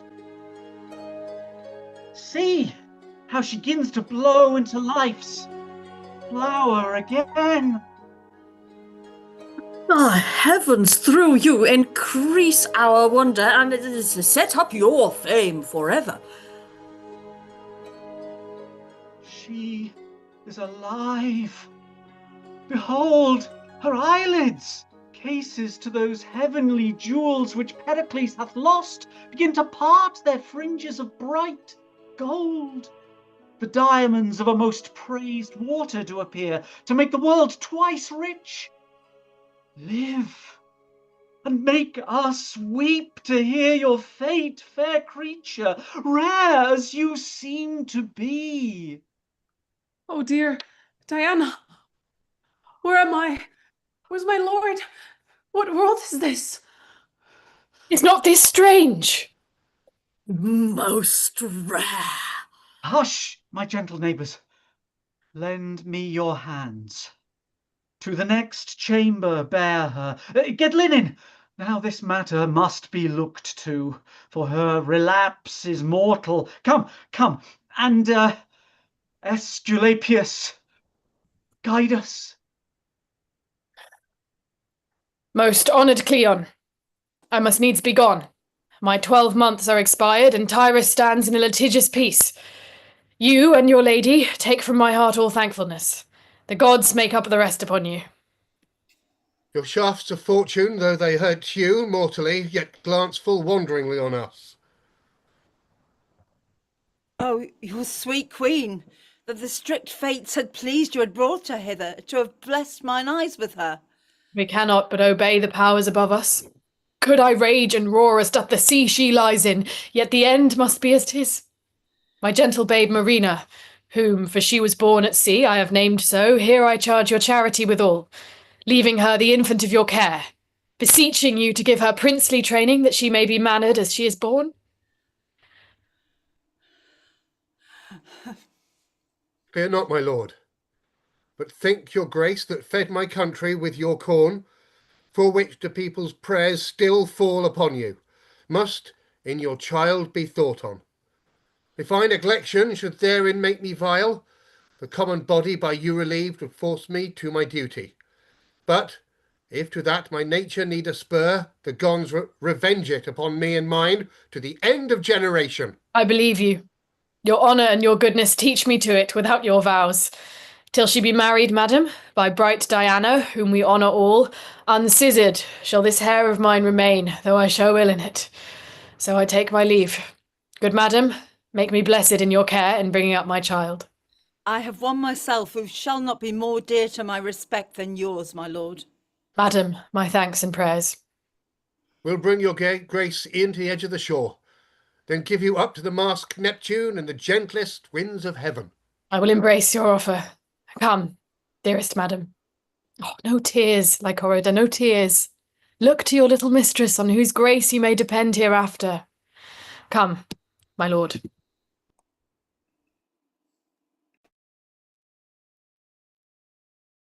Madam, this letter and some certain jewels lay with you in your coffer, which are now at your command. Know you the character?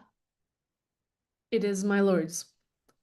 That I was shipped at sea I well remember, even on my eating time. But whether they're delivered by the holy gods, I cannot say. But since King Pericles, my wedded lord, I ne'er shall see again, a vestal livery will I take me to, and never more have joy.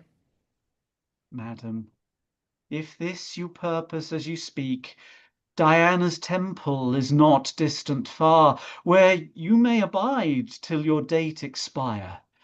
Moreover, if you please, a niece of mine shall there attend you. My recompense is thanks, that's all. Yet my goodwill is great, though the gift small. It's time for interval 2. And I can confirm to the company that we are an hour and a half into our 24. So, going great guns. Right, you guys get to pause for a few minutes. I am going to check in with Valentina. I continue to fan myself because it's still jolly hot. How are we doing on the comments and everything, Valley? So far as I can see, there are no questions. There's been a lot of appreciations for Alexandra's hats, which I suspect are your hats somehow. I know, I was curious about that. Yes. Yeah, I think that's it for now. I've seen no questions yet. That's lovely. We have received a donation that I'm not sure if it's turned up on the coffee, but I'm also watching email sort of acknowledgements that are coming in. So thank you very much for the caffeine. We need to keep stocked up on the caffeine to get through tonight and get through tomorrow. I think it's only officially Alexandra and me that are sort of actually doing the whole thing, but I think basically a lot of us are going to be up for most of this. So we do appreciate the caffeine. It's going down nicely. I have a little thermos of, I run on tea rather than caffeine, but it's caffeine, so it counts. So if anybody wants to keep a tea tally, I am currently on my first green tea still. I will update as the 24 hours roll on.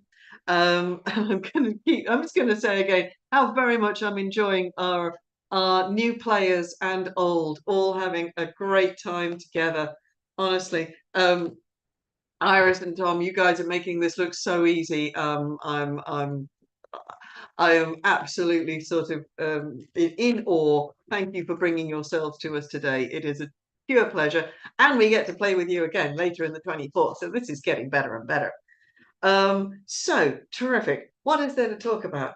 I'm trying to think of any Q stuff that's come up because I usually talk about Q-based stuff, but I don't think we've had any particular adventures with repeated Qs yet, which if you've watched before, you know that's my biggest obsession.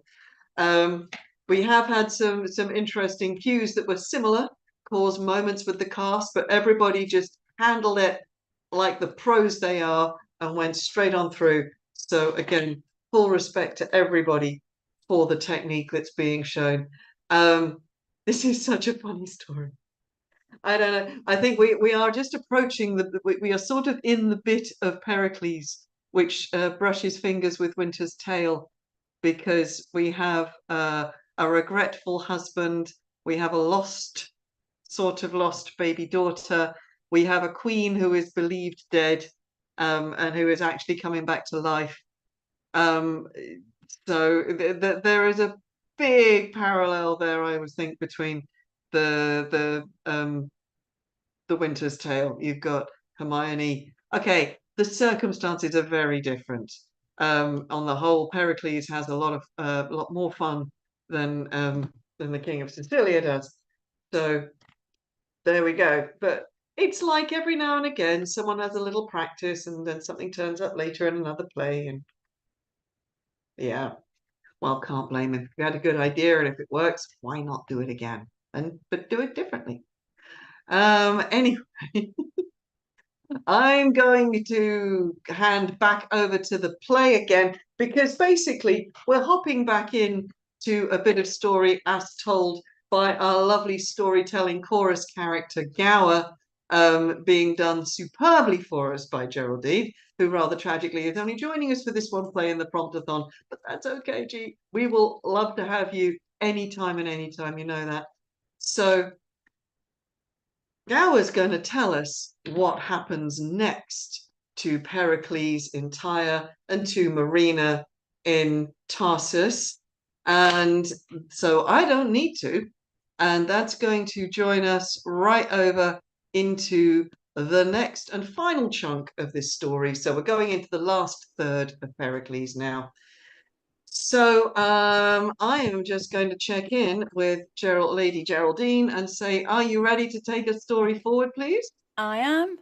Marvelous. Right. Before we do that, can we just have an update on how long on the timer? On the timer, we are currently on 1 hour 41 minutes 42 minutes. All right. 1 hour 42. And please remember to vote for your audience choice play if you want to. And if you feel like buying us a coffee, then thank you very much. Right. Gower, over to you.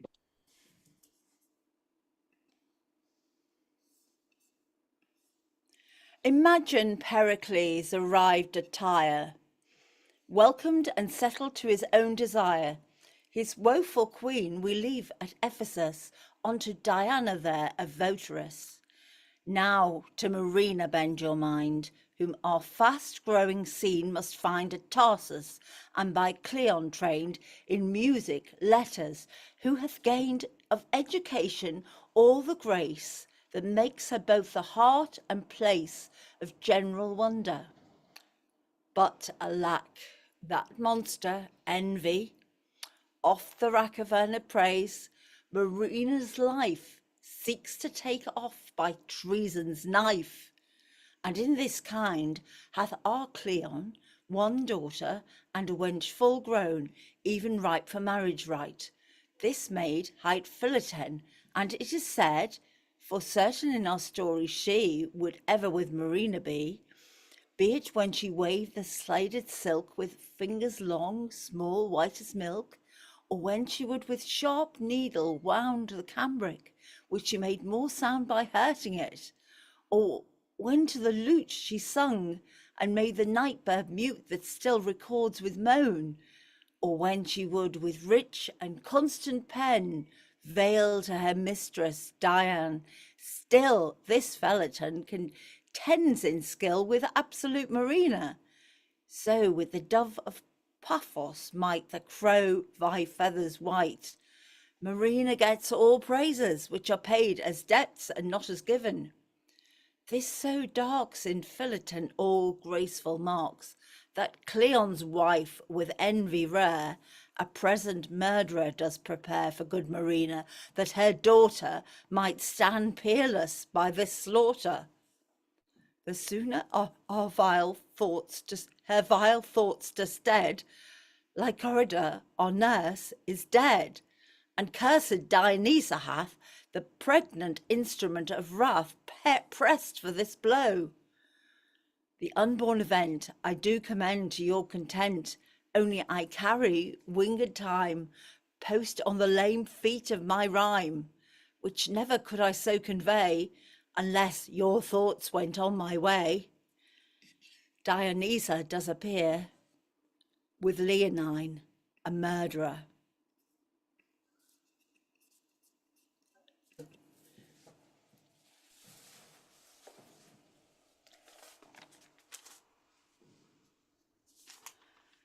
Thy oath remember, thou hast sworn to do it.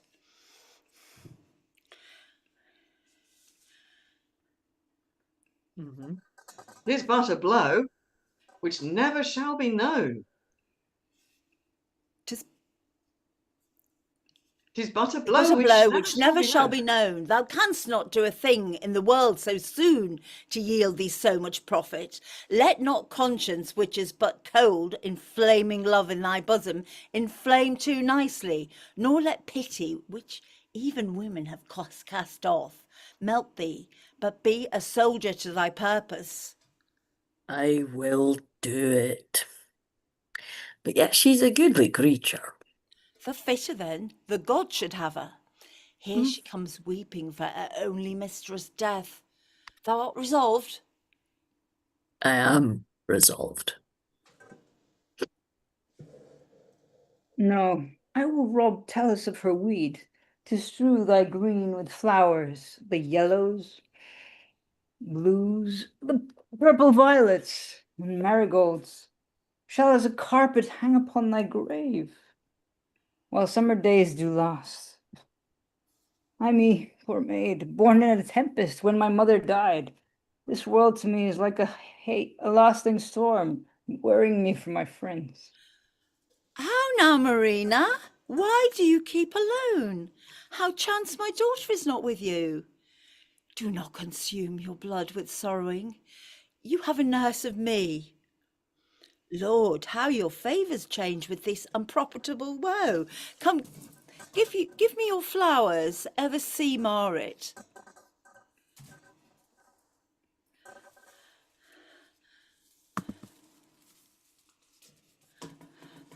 Walk with Leonine, the air is quick there.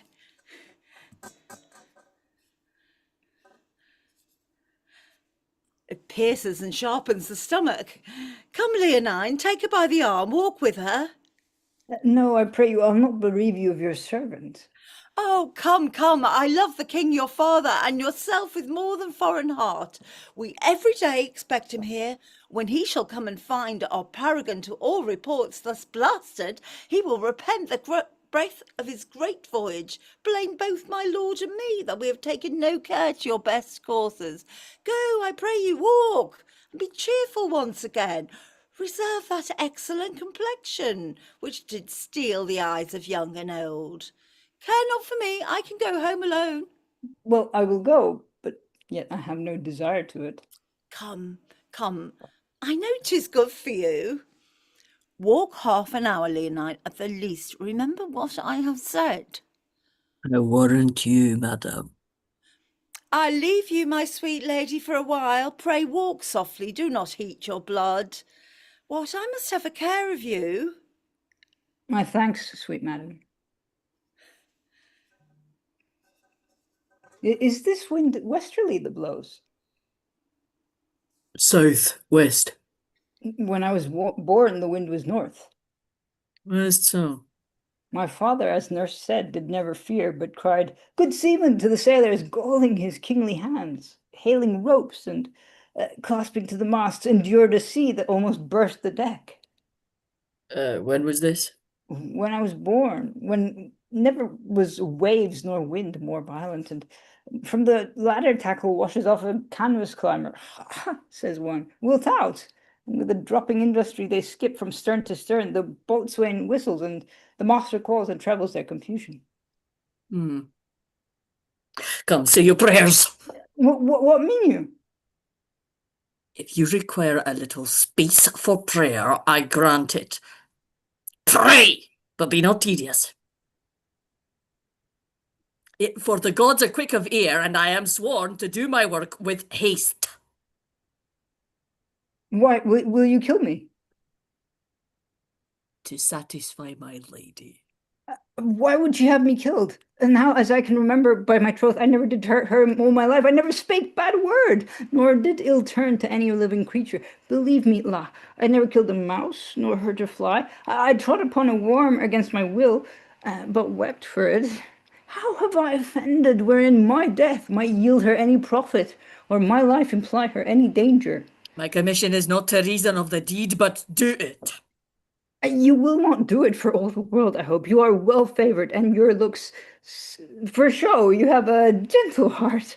I saw you lately when you caught hurt in parting to that fort. It's good sooth it showed well in you. Do so now. Your lady seeks my life. Come you between and save poor me the weaker. I am sworn and will dispatch. Hang on, what you're saying? Hold! He's saying hold, villain! Yeah. Prize! Prize! Half Prize! part, mates! Half part! Come, let's have her aboard suddenly!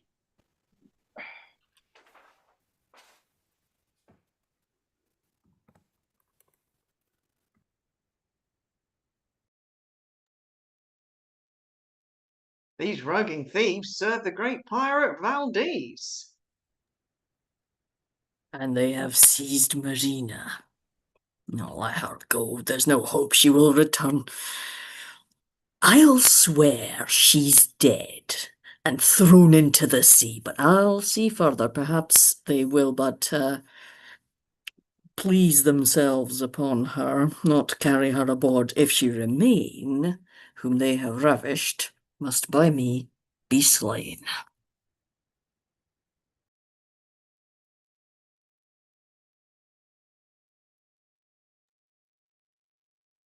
Halt! There? Search the market narrowly. Mytilene is full of gallants. We lost too much money by being too wenchless. We were never so much out of creatures. We have but poor three, and they can do no more than they can do, and they with continual action are even as good as rotten. Oh.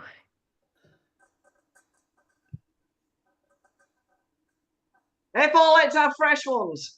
Whate'er we pay for them, if there be not a conscience to be used in every trade, we shall never prosper. Thou sayest true. 'Tis not our bringing up of poor bastards as it is. I think I have brought some 11. Aye, to 11, and brought them down again. But I shall search the market. What else, man? The stuff we have, a strong wind will blow it to pieces. They are so pitifully sodden. Thou sayest true. They're too unwholesome a conscience. The poor Transylvanian is dead that lay with the little baggage. Aye, she quickly pooped him. She made him roast meat for worms. But I'll go search the market. 3,000 or 4,000 Chequins were as pretty a proportion to live quietly and so give over. Why to give over, I pray you? Is it a shame to get when we are old? Oh, our credit comes not in like the commodity, nor the commodity wages not with the danger. Therefore, if in our youths we could pick up some pretty estate, 'twere not amiss to keep our door hatched. Besides, the sore terms we stand upon with the gods will be strong with us for giving over. Come, other swords offend as well as we. As well as we, aye, and better too, we offend worse. Neither is our profession any trade, it's no calling. But here comes Bolt. Come your ways, my masters. You say she's a virgin? What you say, Pegleg? He says, oh, sir, we doubt it not. Master, I have gone through for this piece, you see. If you like her, so. If not, I've lost my earnest. Bolt, has she any qualities? She has a good face, speaks well, and has excellent good clothes. There's no fear that the necessity of qualities can make her be refused. What's the price, Bolt? I cannot be baited one doit of 1,000 pieces. Well, Follow me, my masters, and you shall have your money presently. Wife, take her in. Instruct her what she has to do, that she may not be raw in her entertainment. Well, take you the marks off her, the colour of her hair, complexion, height, age, with warrant of her virginity, and cry, he that will give most shall have a first. Such maidenhead were no cheap thing, if men were as they have been. Get this done as I command you. Performance shall follow. Alack, that Leonine was so slack, so slow. He should have struck, not spoke, or that these pirates, not enough barbarous, had not overboard thrown me for to seek my mother. Why lament you, pretty one? That I am pretty? Come, the gods have done their part in you. I accuse them not. You are light unto my hands where you are like to live. The more my fault to escape his hands where I was like to die. Aye, and you shall live in pleasure. No. Yes, indeed shall you, and taste gentlemen of all fashions. You shall fare well. You shall have the difference of all complexions. What, do you stop your ears? Are you a woman? What would you have me been? I be not a woman. An honest woman or not a woman? Marry, whip thee, gosling. I think I shall have something to do with you. Come, you're a young foolish sapling, and must be bowed as I would have you. If the gods defend me. If it please the gods to defend you by men, then men must comfort you. Men must feed you. Men must stir you up. Bolts returned. Now, sir, hast thou cried her through the market? I've cried her almost to the number of her hairs. I have drawn her picture with my voice. And I prithee tell me, how dost thou find the inclination of the people, especially of the younger sort? Faith, they listened to me as they would have hearkened to their father's testament. There was a Spaniard's mouth so watered that he went to bed to her very description. We shall have him here tomorrow with his best ruff on. Tonight, but, mistress, do you know the French knight that cowers in the hams? Oh, yeah, Monsieur Verolles? Aye, he offered to cut a caper at the proclamation, but he made a groan at it and swore he would see her tomorrow. Well, as for him, he brought his disease hither. Oh. Here he does but repair it. I know he will come in our shadow to scatter his crowns in the sun. Well, if we had of every nation a traveller, we should lodge them with this sign. Pray you, come hither a while. You have fortunes coming upon you. Mark me, you must seem to do that fearfully which you commit willingly. Despise profit where you have most gain. To weep that you live as you do makes pity in your lovers. Seldom but that pity begets you a good opinion, and that opinion a mere profit. I understand you not. Oh, take her home, mistress, take her home. These blushes of hers must be quenched with some present practice. Thou sayest true in faith, so they must. For your bride goes to that with shame which has a way to go with warrant. Faith, some do and some do not. But, mistress, if I had bargained for the joint... Thou mayst cut a morsel off the spit. I may so. Who should deny it? Come, young one. I like the manner of your garments well. Aye, by my faith, they shall not be changed yet. Bolt, spend thou that in the town. Oh. Report what a sojourner we'll have. You'll lose nothing by custom. When nature flamed this piece, she meant thee a good turn. Therefore say what a paragon she is, and thou hast the harvest out of thine own report. I warrant you, mistress, thunder shall not so awake the beds of the eels as my giving out her beauty stir up the lewdly inclined. I'll bring home some tonight. Come your ways, follow me. If fires be hot, knives sharp, or waters deep, and tide still, my virgin knot I will keep. Diana, aid my purpose. What have we to do with Diana?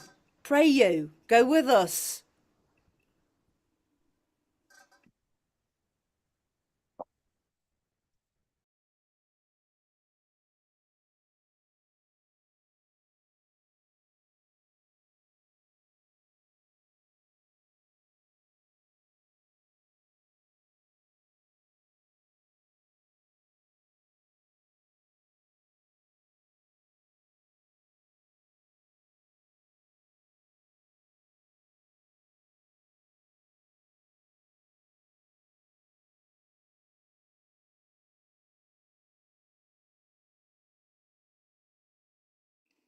Why are you foolish? Can it be undone?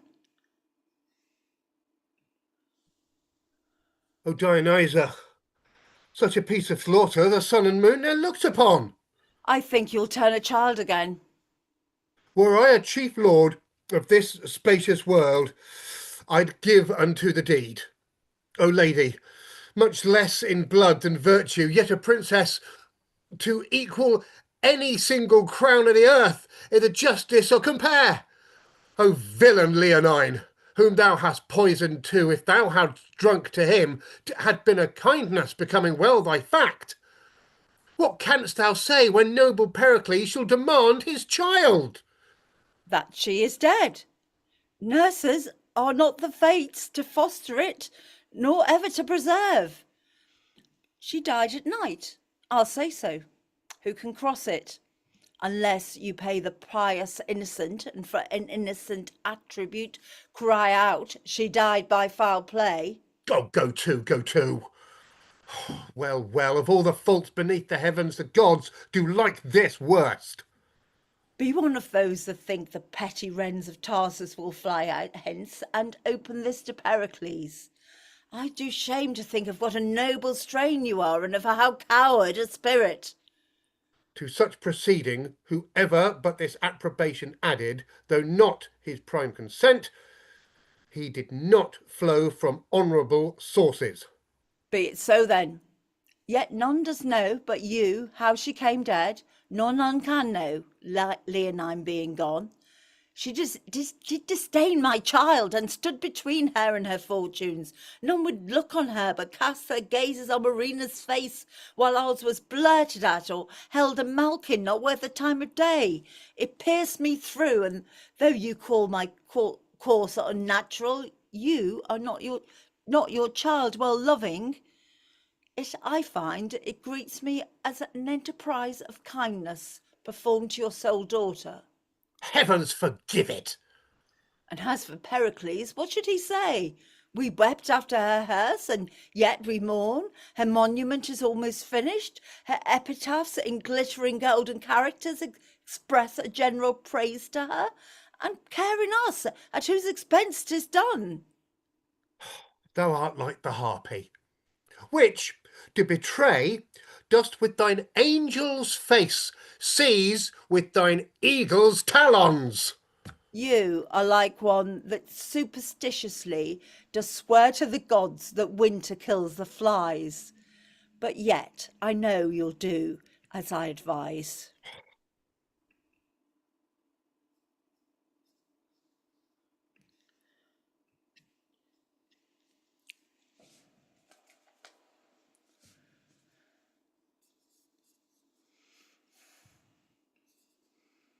Time we waste, and longest leagues make short.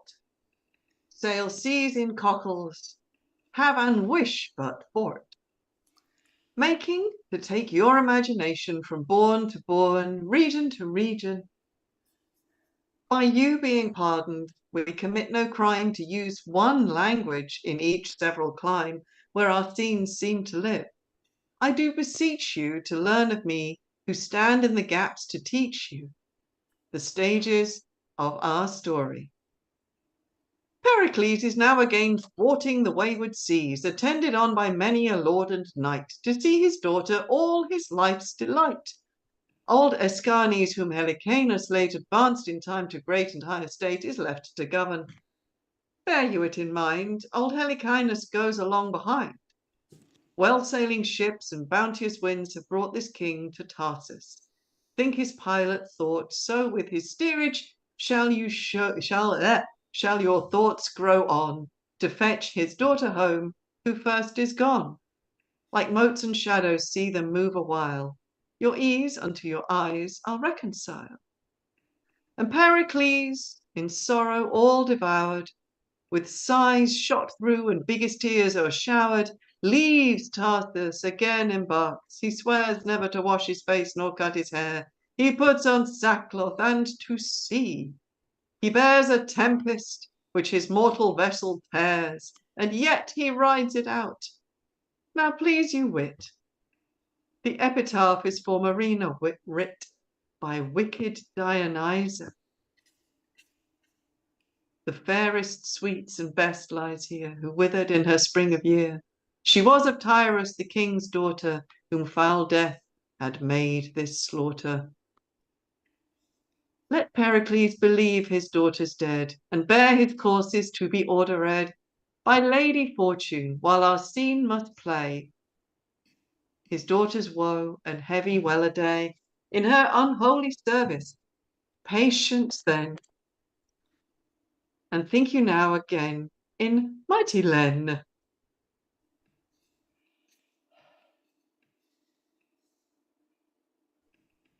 Did you ever hear the like?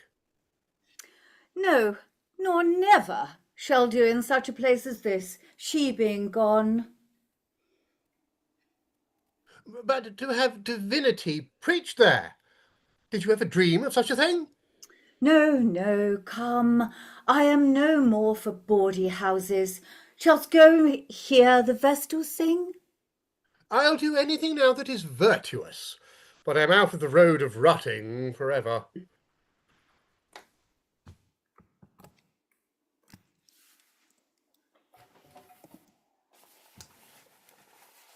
Well, I had rather than twice the worth of her she had never come here.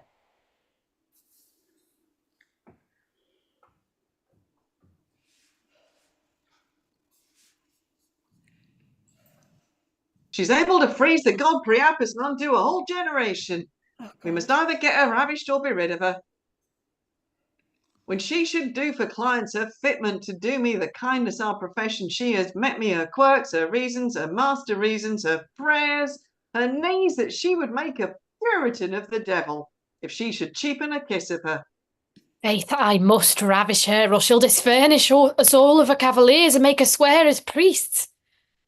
Now the pox upon her green sickness for me. Faith, there's no way to be rid on it but by the way to the pox. Here comes the Lord Lysimachus disguised. We should have both lord and loun if the peevish baggage will but give way to customers. How now? How, a dozen of virginities? No, the gods bless your honour. I am glad to see your honour in good health. You may say so. 'Tis the better for you that your resorters stand upon sound legs. How now? Wholesome iniquity have you that a man may deal with all and defy the surgeon? We have one here, if she would, but there never came her like in Mitylene. If she'll do the deed of darkness, thou would say? Your honour knows what is to say well enough. Well, call forth, call forth. Flesh and blood, sir, white and red you shall see a rose, and she were a rose indeed if she had but... What, prithee? Oh, sir, I can be modest.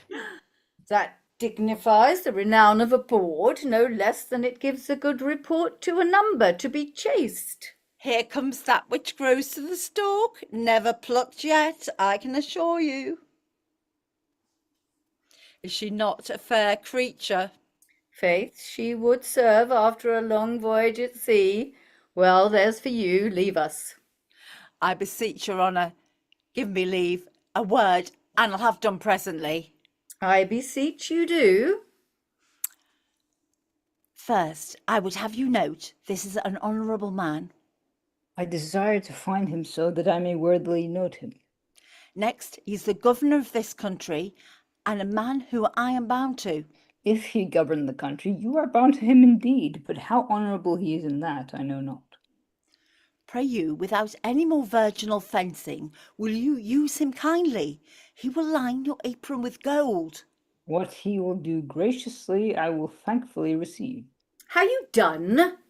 My lord, she's not paced yet. You must take some pains to work it till you manage.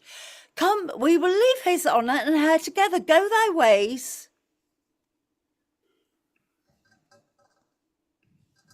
Now, pretty one, how long have you been at this trade? What trade, sir? Why, I cannot name it, but I shall offend. I cannot be offended with my trade, please you to name it. How long have you been of this profession? Ever since I can remember. Did you go to it so young? Were you a gamester at 5 or 7? Earlier too, sir, if now I be one.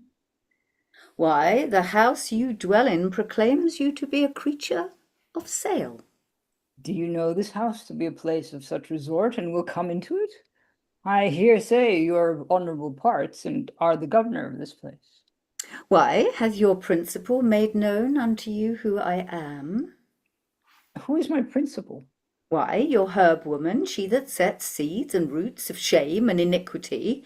Or you have heard something of my power, and so stand aloof for more serious wooing.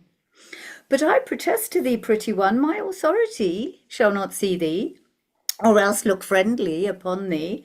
Come, bring me to some private place. Come, come. If you were born to honour, show it now. If put upon you, make the judgment good that thought you worthy of it.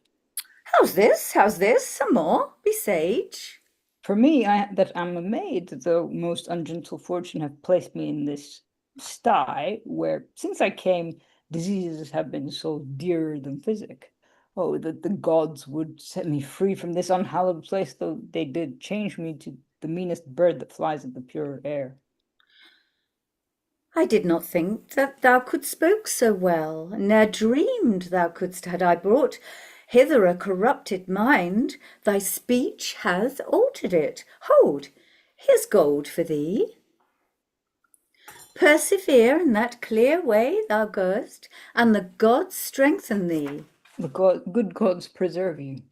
For me, be you thoughten that I came with no ill intent, for to me the very doors and windows savour vilely. Fare thee well. Thou art a piece of virtue, and I doubt not but thy training hath been noble. Hold, here's more gold for thee.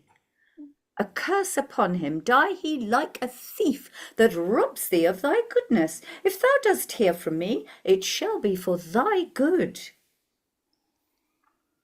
I beseech your honour, one piece for me. Avaunt, thou damned doorkeeper, your house, but for this virgin that doth prop it, would sink and overwhelm you. Away! How's this? We must take another course with you.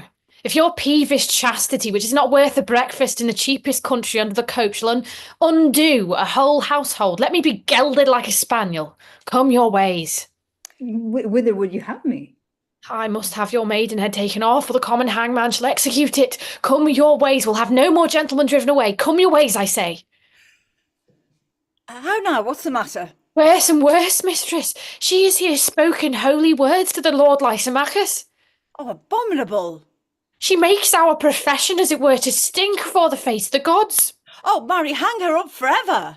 The nobleman would have dealt with her like a nobleman, and she sent him away as cold as a snowball, saying his prayers too. Belt, take her away, use her at thy pleasure, crack the glass of her virginity, and make the rest malleable. And if she were a thornier piece of ground than she is, she shall be ploughed. Hark you, gods. She conjures, away with her. Would she had never come within my doors. Marry, hang you, she's born to undo us. Will you not go the way of womankind? Marry, come up my dish of chastity with rosemary and bays. Come, mistress, come your ways with me. Whither wilt thou have me? To take from you the jewel you hold so dear. Prithee, tell me one thing first. Come now, your one thing. What canst thou wish thine enemy to be? Why, I could wish him to be my master, or rather my mistress. Neither of these are so bad as thou art, since they do better thee in their command. Thou holdst the place for which the painedest fiend of hell would not in reputation change. Thou art the damned doorkeeper to every coistrel that comes inquiring for his tib, to the choleric fisting of every rogue thy ear is liable. Thy food is such as hath been belched on by infected lungs. What would you have me do? Go to the wars, would you? Where a man may serve 7 years for the loss of a leg and have not money enough in the end to buy him a wooden one? Do anything but this thou doest. Empty old receptacles or common shores of filth. Serve by indenture to the common hangman. Any of these ways are better yet than this. For what thou professest, a baboon, could he speak, would own a name too dear. I thought the gods would safely deliver me from this place. Here's gold for thee. If that thy master would gain by thee, proclaim that I can sing, weave, sew, and dance, with other virtues which I'll keep from boast, and will undertake all these to teach. I doubt not, but this populous city will yield many scholars. But can you teach all this you speak of? Prove that I cannot, take me home again, and prostitute me to the basest groom that doth frequent your house. Well, I will see what I can do for thee. If I can place thee, I will. But amongst honest women. Faith, my acquaintance lies little among them. But since my master and mistress have bought you, there's no going but by their consent. Therefore, I will make them acquainted with your purpose, and I doubt not that I shall find them tractable enough. Come, I'll do for thee what I can. Go your ways.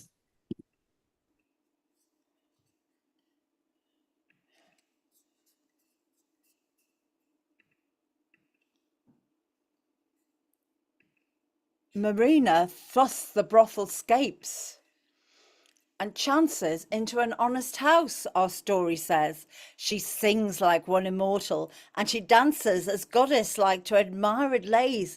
Deep clerk she dumbs, and with her needle composes nature's own shape of bush, bird, branch, or berry, that even her art sisters, the natural roses, her inkle silk, twin with the ruby cherry. That pupils lacks she none of noble race, who pour her bounty on her, and her gain she gives the cursed board. Here we, her place, and to her father turn our thoughts again, where we left him on the sea. We there him lost, whence driven before the winds, he has arrived here where his daughter dwells, and on this coast suppose him now at anchor. The city strived god Neptune's annual feast to keep, from whence Lysimachus our Tyrian ship aspires, his banner sable, trimmed with rich expense, and to him in his barge with fervour hies. In your supposing once more put your sight of heavy Pericles, think this his bark, where what is done in action, more, if might, shall be discovered. Please you, sit and hark.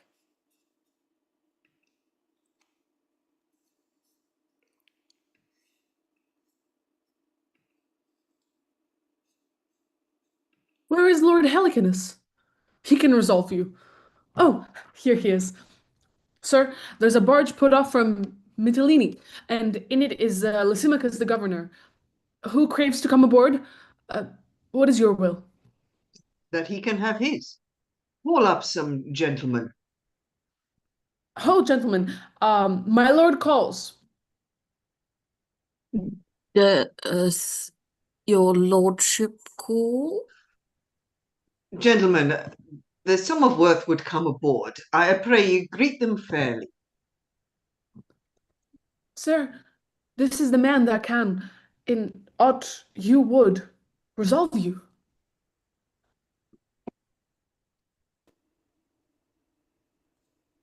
My lord Lysimachus, I cannot hear you. Ah, hail, reverend sir, the gods preserve you. Ah, and you, sir, to outlive the age I am and die as I would do.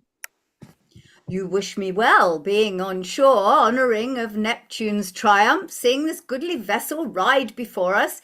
I made to it to know whence you are.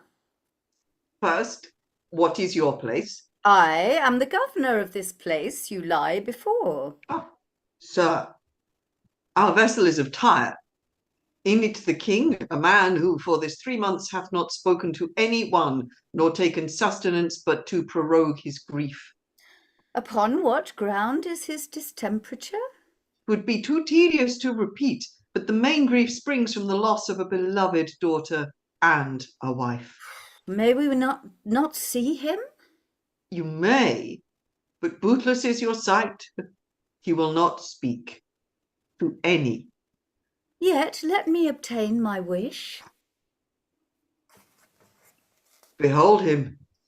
This was a goodly person, till the disaster that one mortal night drove him to this. Sir King, all hail! The gods preserve you! Hail, royal sir! It is in vain. He will not speak to you. Sir, we have a maid in Mytilene. I durst wager would win some words of him.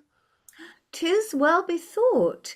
She question us with her sweet harmony and other chosen attractions would allure, and make a battery through his deafened parts, which now are midway stopped. She is all happy as the fairest of all, and with her fellow maids is now upon the leafy shelter that abuts against the island side. Sure, all's effectless, yet nothing we'll omit that bears recovery's name. But since your kindness we have stretched thus far, let us beseech you that for our gold we may provision have, wherein we are not destitute for want, but weary for the staleness. Oh, sir, a courtesy which if we should deny the most just gods, for every graph would send a caterpillar, and so afflict our province. Yet once more let me entreat to know at large the cause of your king's sorrow. Sit, sir, I will recount it to you. But see, I am prevented. Oh, here is the lady that I sent for. Welcome, fair one. Is't not a goodly presence? She's a gallant lady. She's such a one that were I well assured came of a gentle kind and noble stock, I'd wish no better choice, and think me rarely wed. Fair one, all goodness that consists in bounty expect even here, where is a kingly patient. If that thy prosperous and artificial feet can draw him but to answer thee in aught, thy sacred physic shall receive such pay as thy desires can wish. Sir, I will use my utmost skill in his recovery, provided that none but I and my companion maid be suffered to come near her. Come, let us leave her, and the gods make her prosperous.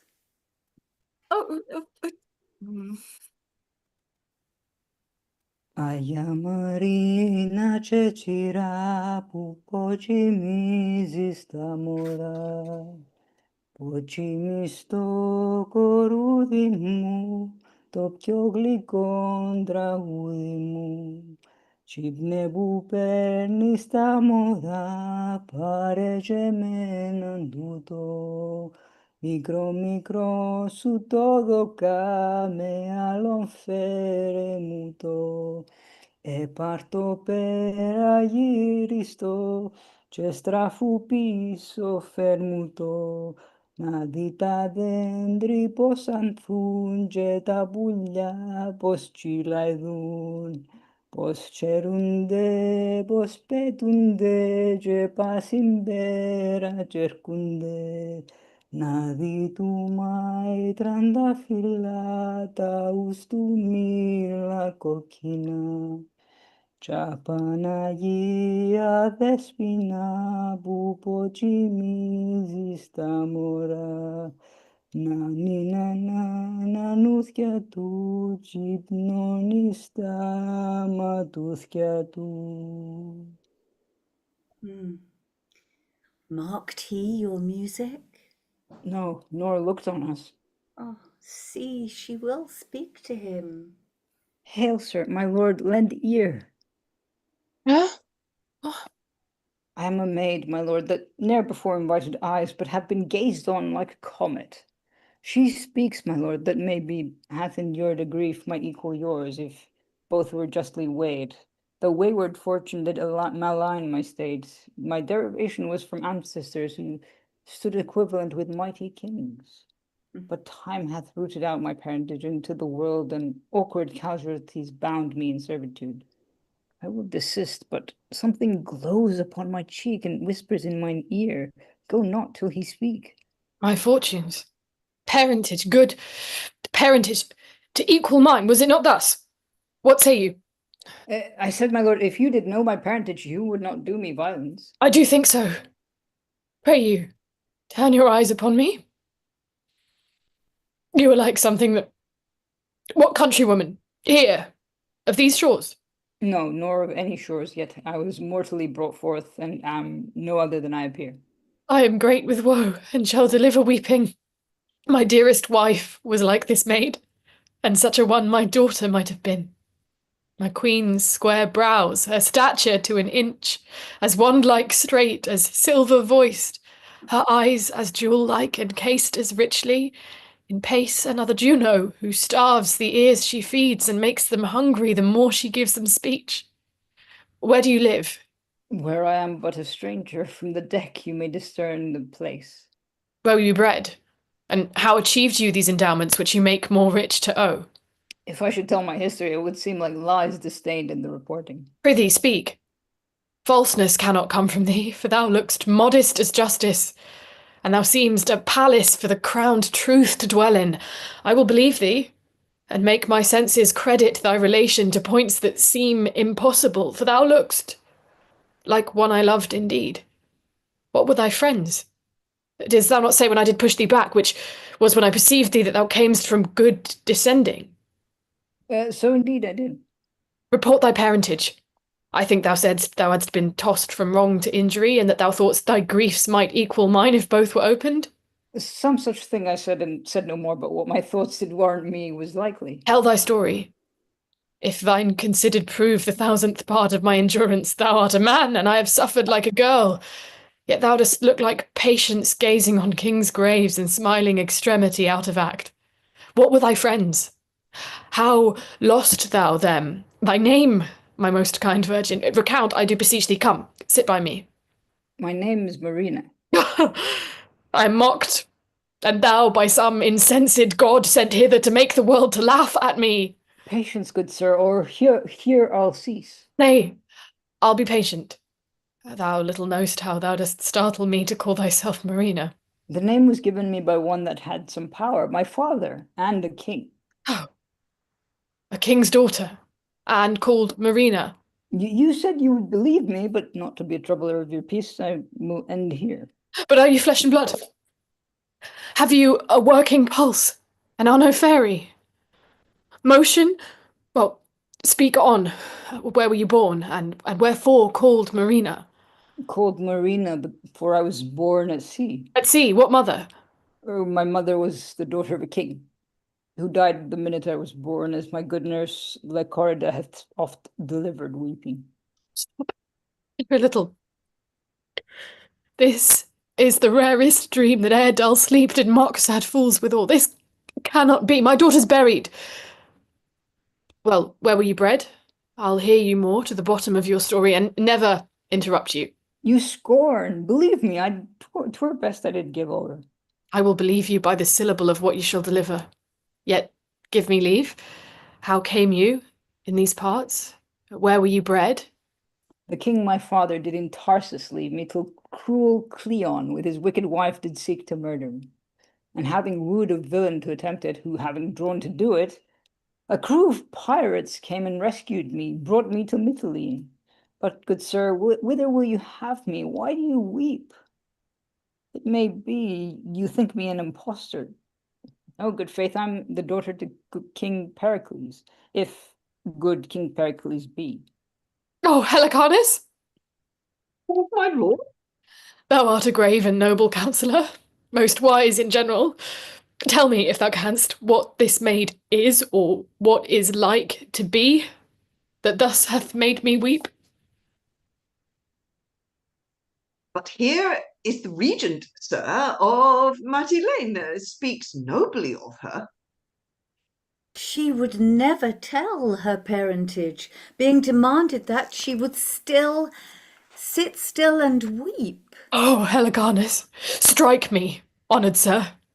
Give me a gash to put me present pain, lest this great sea of joys rushing upon me, oh, bear the shores of my mortality and drown me with their sweetness.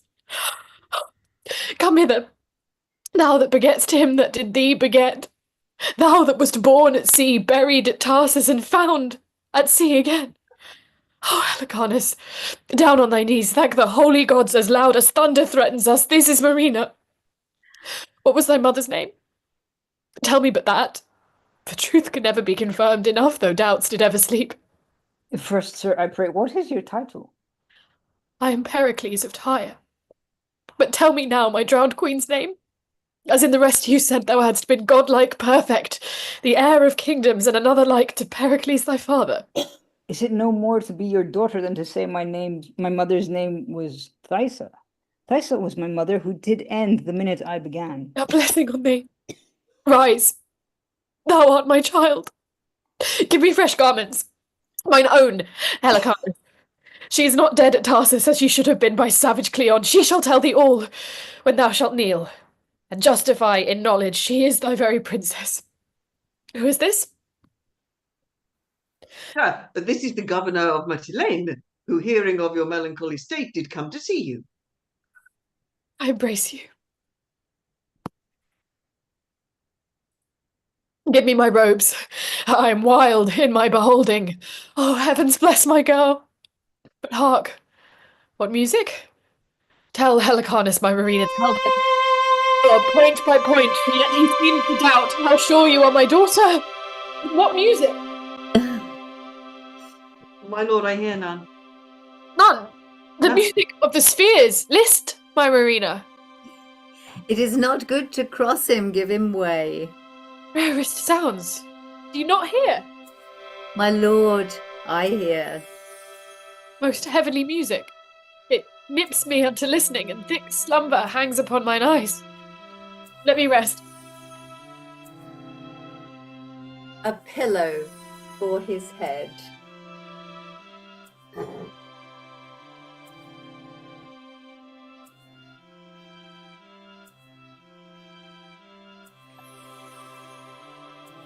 So leave him all. Well, my companion friends, if this but answer to my just belief, I'll well remember you.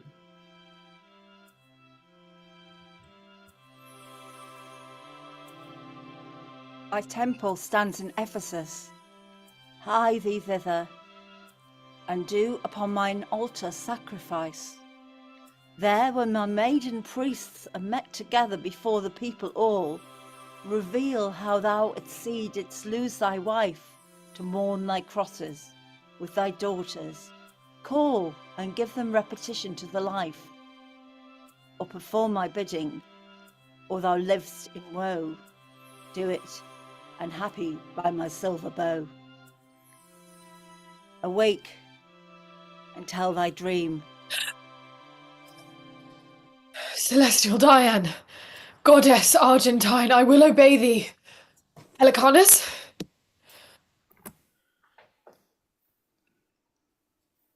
Helicanus? I'm here.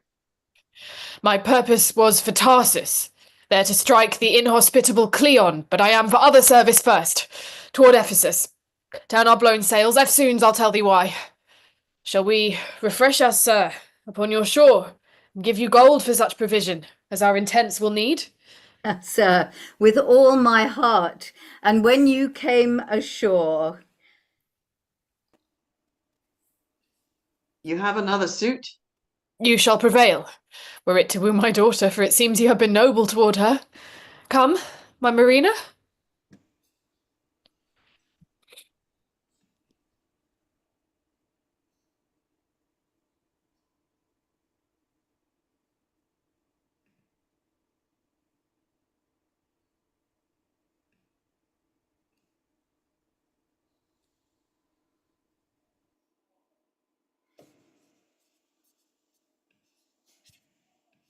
Now our sands are almost run. Now our sands are almost run, more a little and then done. This my last boon give me, for such kindness must relieve me, that you aptly will suppose what pageantry, what feats, what shows, what minstrelsy and pretty din the regent made in Mytilene to greet the king. So he thrived that he is promised to be wife to fair Marina, but in no wise till he had done his sacrifice, as Diane bade.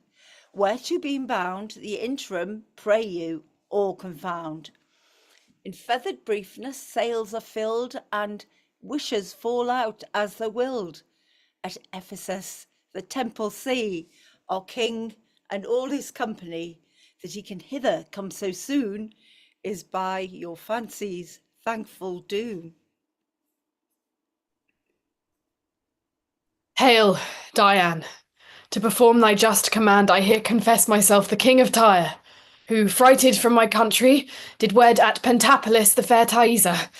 At sea in childbed died she, but brought forth a maid child called Marina, who, O goddess, wears thy silver livery.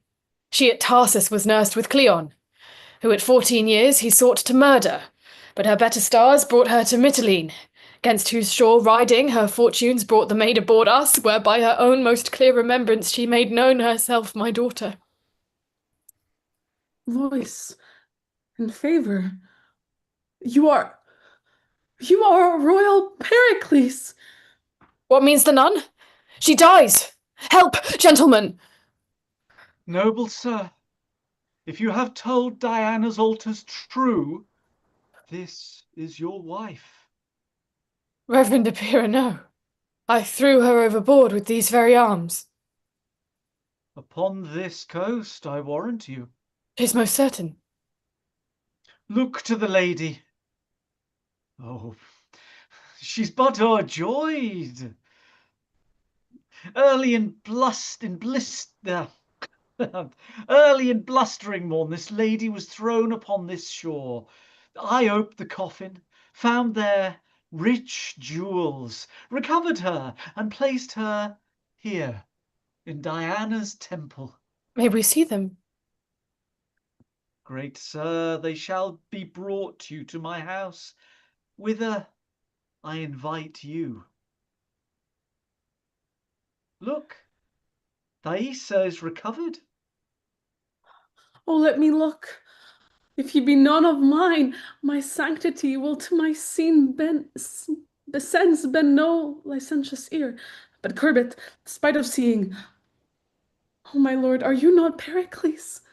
Like him you spake, like him you are. Did you not name a tempest, a birth and a death? The voice of dead Thaisa. At Thaisa I am, supposed dead and drowned. Immortal Diane. I know you better. When we with tears parted, Pentapolis, the king my father gave you such a ring. This, no more, you gods. Your present kindness makes my past miseries sports. You shall do well that on the touching of her lips I may melt and no more be seen. Oh, come, be buried a second time within these arms.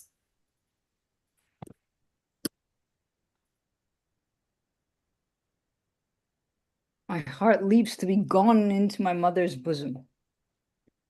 Look who kneels here. Flesh of thy flesh, Thaisa. Thy burden at the sea and called Marina, for she was yielded there. Blessed and mine own.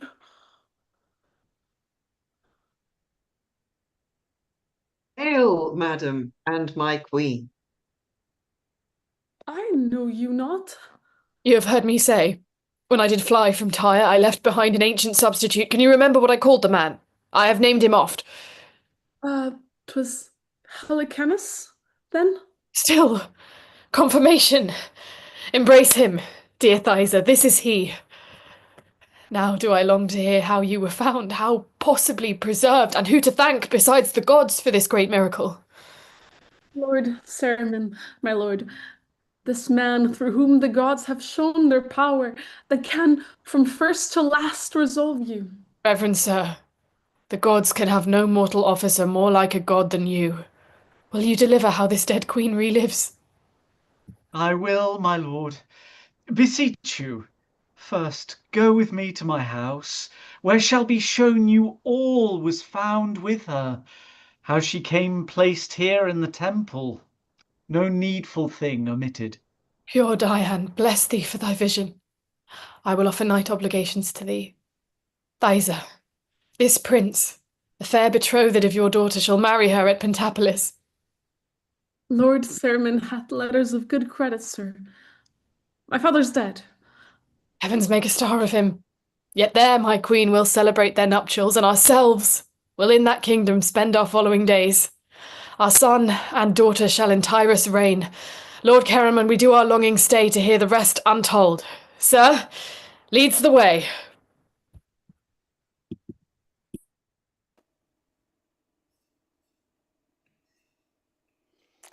In Antiochus and his daughter you have heard of monstrous lust, the due and just reward. In Pericles his queen and daughter seen, that were sailed with fortune fierce and keen, virtue preserved from fell destruction's blast, led on by heaven and crowned with joy at last. In Helicanus may you well descry a figure of truth, of faith, of loyalty. In reverend ceremony there well appears the worth that learned charity I wears. For wicked Cleon and his wife, when fame had spread their cursed deeds, an honoured name of Pericles to rage the city turn, that him and his they in his palace burn. The gods for murder seem so content to punish them, although not done but meant. So, on your patience evermore attending, new joy wait on you. Here our play has ending.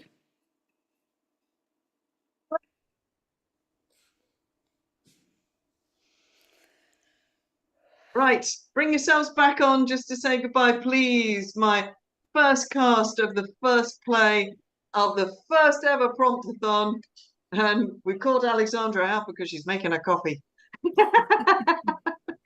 Olga didn't make it to the end. She's gone to she'll be joining us again for a later play. So she's gone to sleep, which is why I finished off as Helicane. Well done. Round of applause to you all on screen. That was excellent. That was excellent. Have we all had fun? Yeah.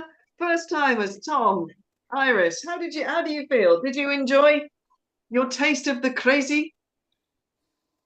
They were pretty darn good. I had fun with my bits, and then I just enjoyed the fabulous last two acts where I was just watching, and both the Marina and Pericles scene were just fantastic, and then the Marina and the Pericles and Thysus scene.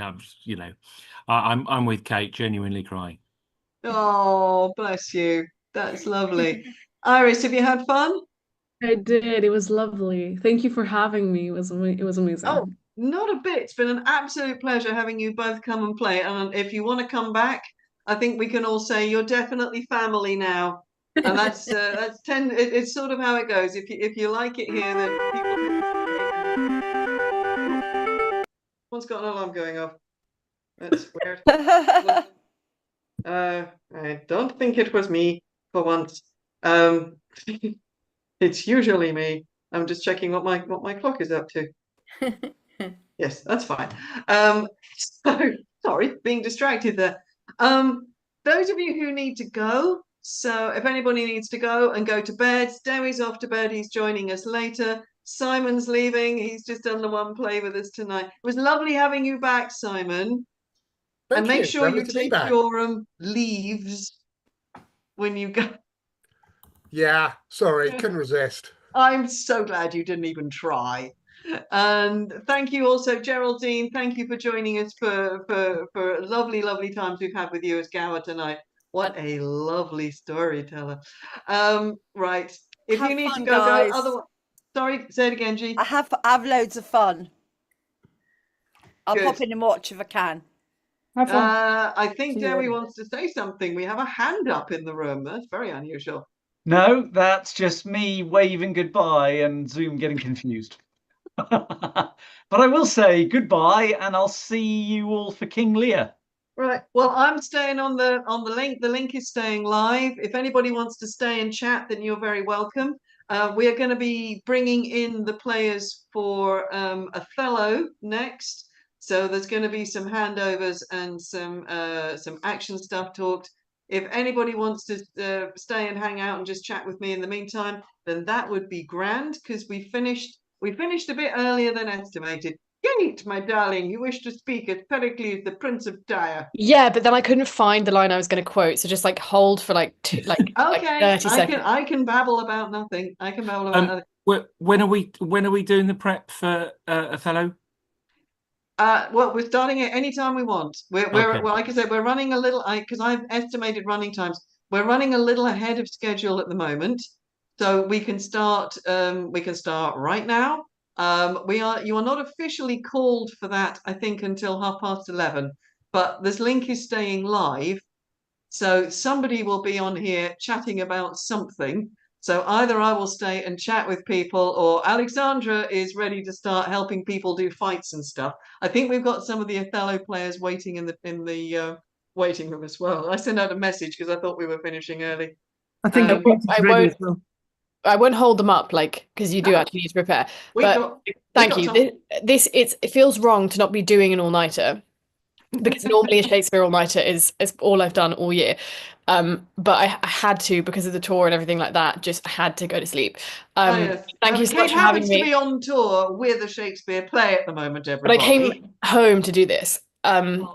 But yeah, thank you so much for this. Obviously, if you've done it for ages, then you know my whole story. If you are new, just it's so great to have you. You're both phenomenal.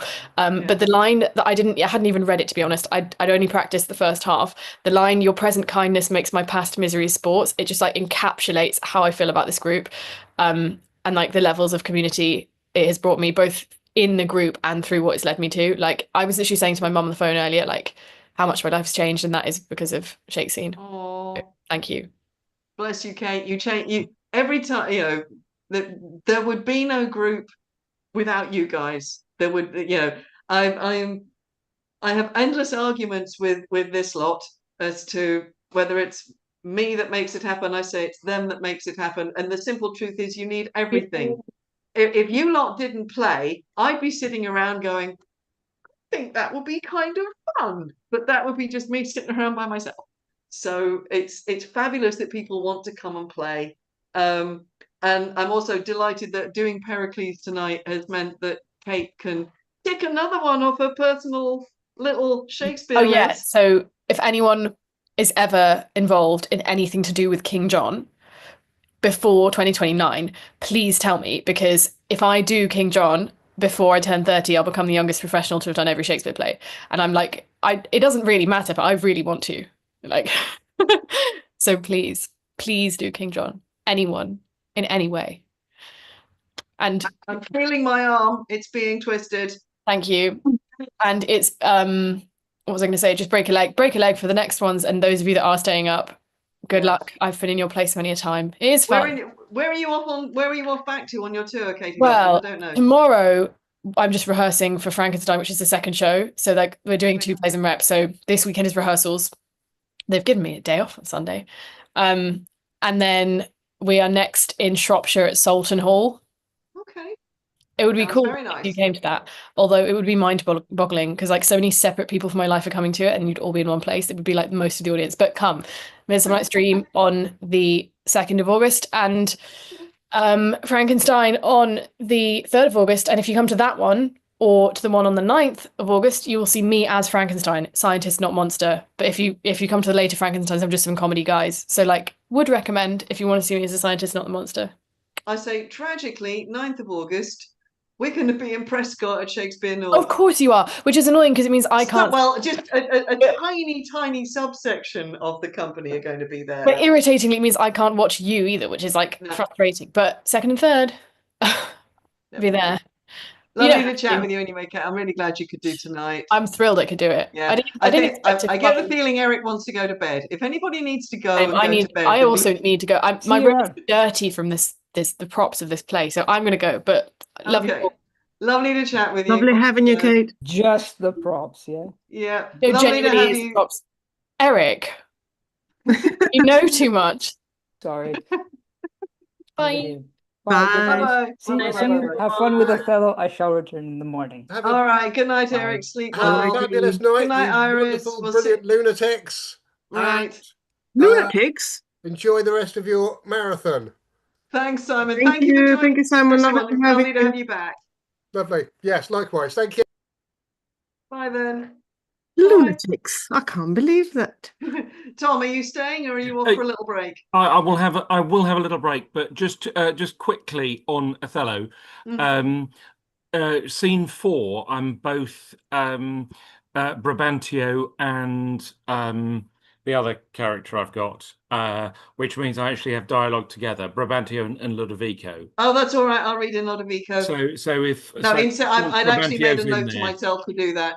Yeah, once Brabantio's, I'm fine. It's absolutely fine. I've had to do some pretty serious casting gymnastics on this one, right? Because there's only about 4 of us doing it. Slightly more than 4, but you know, we could have done with a couple more. Right.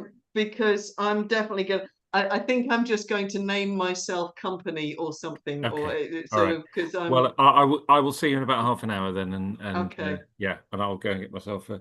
Thanks, Tom. Knife, but yeah, but anyway, yes. Lovely. Right.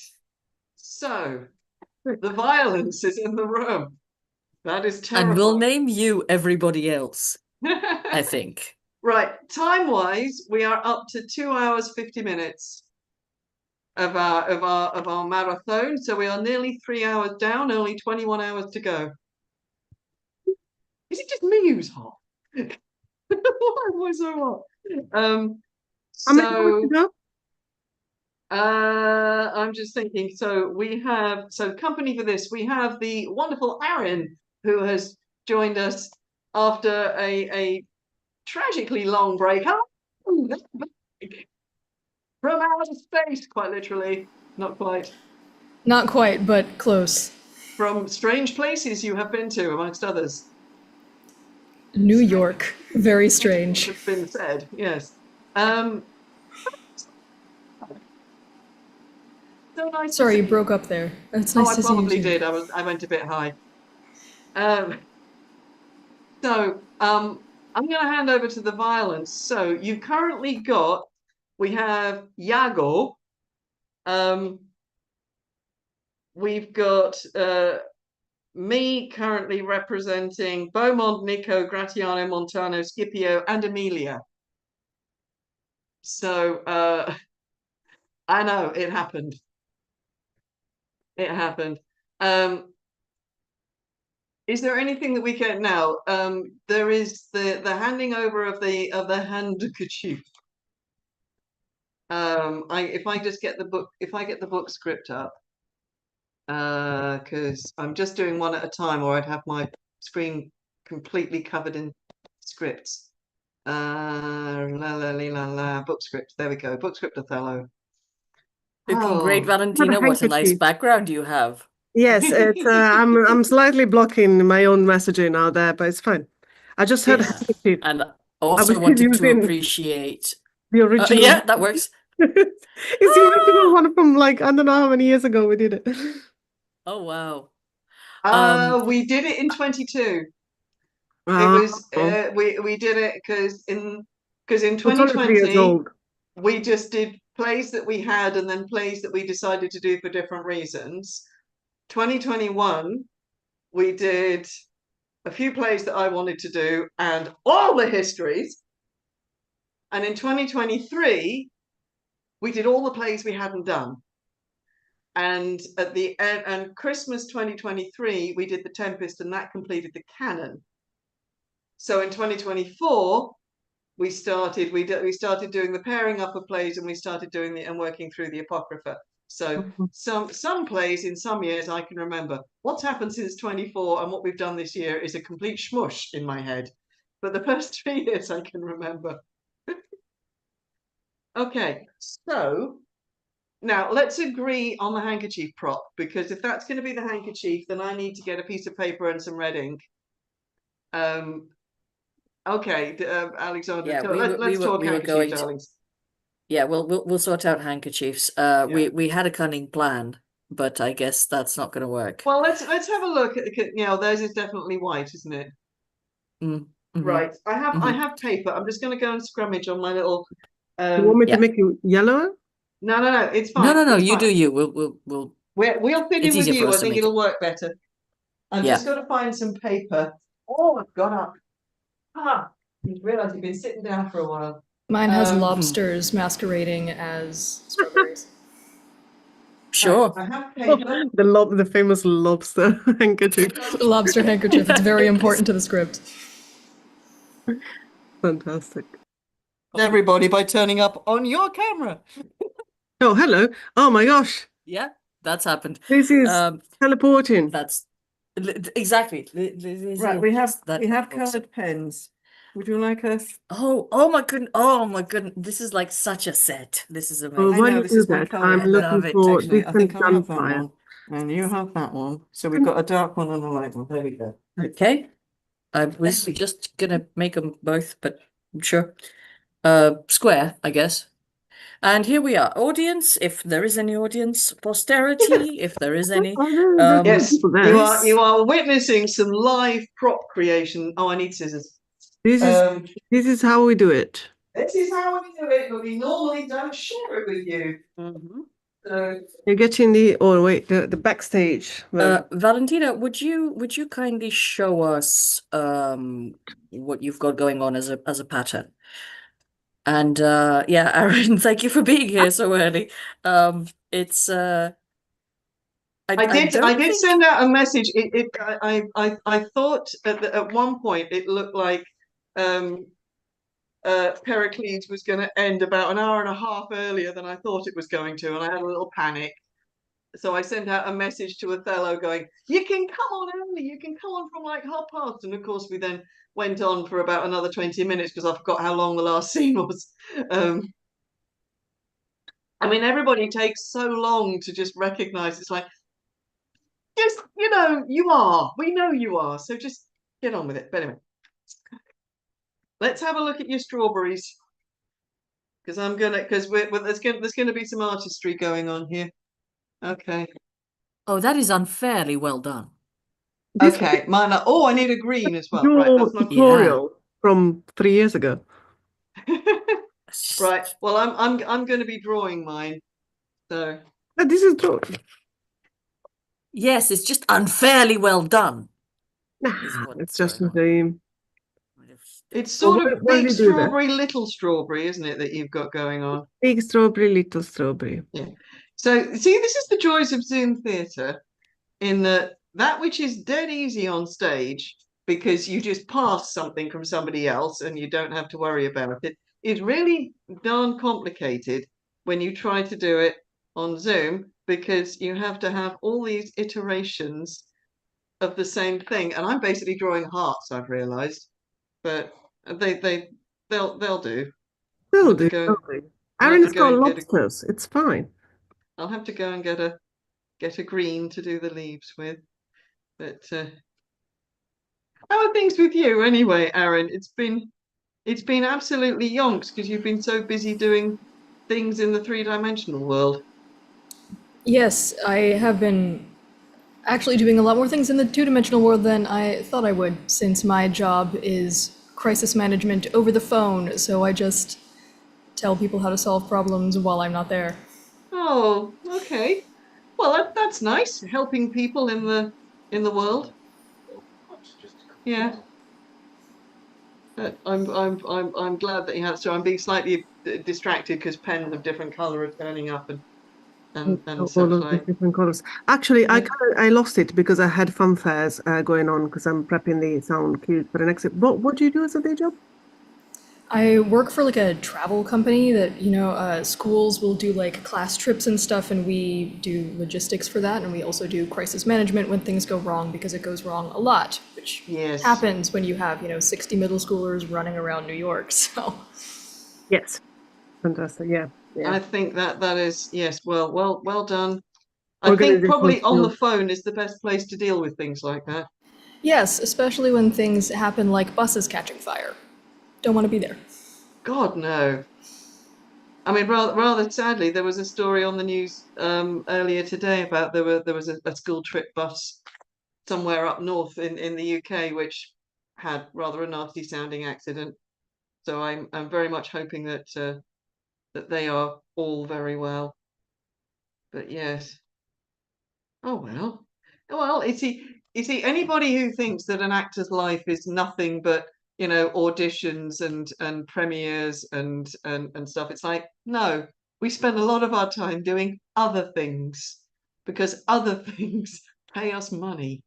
And absolutely. And you never know when the skills come in handy. My tomorrow day job is teaching archery, so wow, all the skills. That sounds like a lot more fun. It's much more fun, yes. Oh. Although accidents, be careful. Fewer accidents in archery than in student travel, actually. Fair enough. But you've got to be more careful, haven't you, with archery? There's really no excuse. Yeah. But or you just are by default. There are things, there are preparations and serious mitigations and things put in place for something like that. Whereas for other things, the people preparing them might not expect calamity. I was going to say I can vouch for the same thing with stage combat. It's the same sort of situation. Like any accidents that I've encountered, any injuries that I've encountered on productions that I've worked on have always that had fights in, have always been not in the fight. Yep. Do I need to put one in the middle, or is it just around the edge? It's just around the edges. Okay, will that do? Yeah. Just crumple it a bit.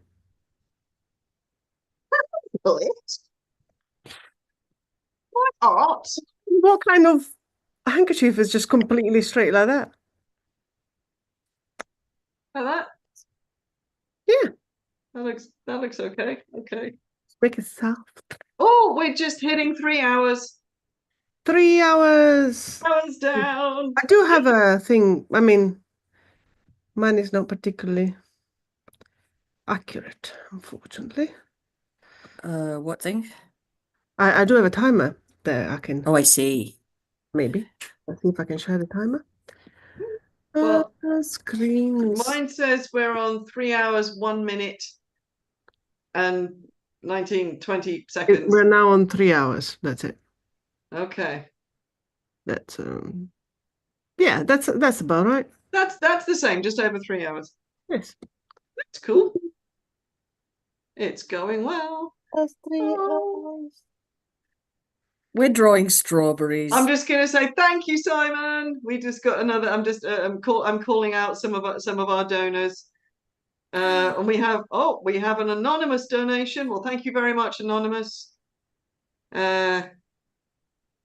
Anonymous, or is it the Earl of Oxford? Sorry. In joke. You think that's bad? We're only one play in. You wait. Shall we give an update on, sorry, now you got a coffee talking. Shall we give an update on the audience vote? Yes, do. You sent me a message and I couldn't read it properly. Yes, well, basically, I can share it. So this is where we are right now. Measure for Measure is winning. Oh. Few people have casted their vote already. If you don't want to see Measure for Measure at the end of these 24 hours, please get in there and vote. You better get in there and vote for us. You like it. Yes. Nobody's... No, I mean, some people have voted for the Roman plays, but understandably, that might not be the note to end a 24-hour marathon on. Or maybe yes. Well, it is Measure What do you mean? Tyrannicide is so much fun. I didn't say they were not fun. Just good. Light. I'm just looking to see if I can find. I was like, have I got a casting breakdown for that one already done? Yes, I sort of have. Ooh, is that cheating? No. It just means it's one thing I don't have to do. Yeah, fair enough. Because okay. Well, welcome to the secret world of working theatre documents, also known as the subject of my PhD, amongst other things. There are strange and diverse documents that have to exist if you're going to cast a play.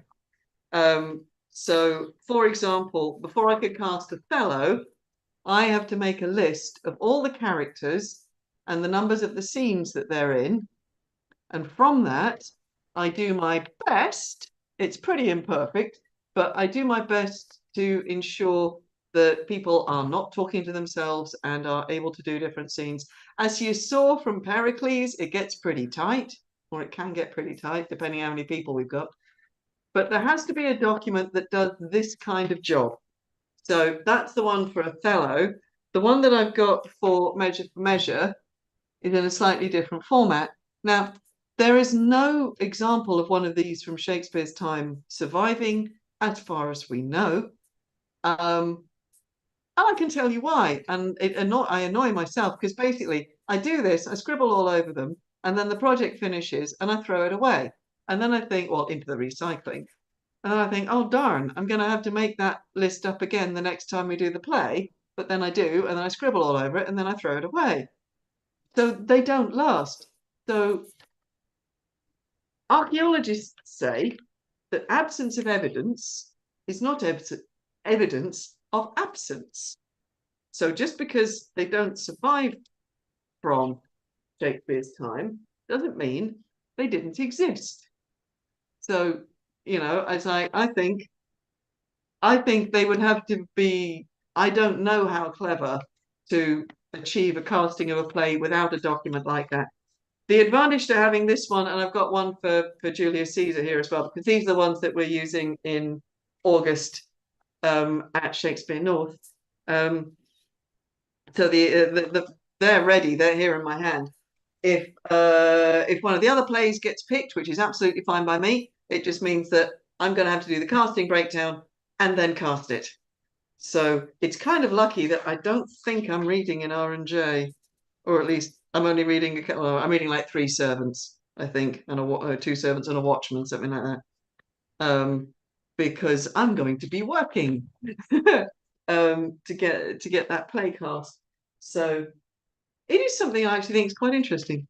You know, people wonder why, you know, we have none of these documents. Well, they don't survive. Why don't they survive? Because people didn't need them. I mean, I've got I did actually start keeping things, and now I've got piles of useless documents that I can't get rid of. So boring. Anyway, so there is a moment at which Iago takes the handkerchief from Amelia, and I'm going to just look in the book script and see if I can find it. Amelia picks up the handkerchief. Before we get there, yeah, I've been sorting the sound effects. Yeah. I've got a trumpet sound effect here that I don't have from the running order, that I don't have any sort of indication of what kind of trumpet. Voice? I think it's one of those, you know, hooray. They were cluster pipes for your sake. Eh? They were cluster pipes for your sake. That's my cue. For your sake. Let's have a look. Oh, would they were cluster pipes for your sake? Oh, it's saying Othello's here. Oh, so the flourish. Yeah, da da da da. Cool. Hero arrived, basically. Goody, goody, goody, goody, goody, goody. Then I don't need anything else. I've got everything. Wow, that's never happened before. Well, there's lots of fights in this one, but no dances, thank goodness, and no gods or goddesses appearing. No, yes, no, but that was fine. It was just, I think, you know, next time we do it, the Pericles, the sound effects, the running order, sound effects in the running order are not exactly in the right place. That's weird, because they should be in the same place that they are in the. It was the last time, but maybe then we had the same problem last time. I just don't remember. I don't remember from one time to the other. This is the problem. If we remembered things, life would be much easier. Yes. Right. Or if we kept our ephemeral note things, which none of us do, because of course you take notes if you're the sound operator, and then you throw them away. On the subject of sound, Valentina, are you running Lear? You're not here for Lear? No. Well, crap. Okay. I mean, I That's can. fine.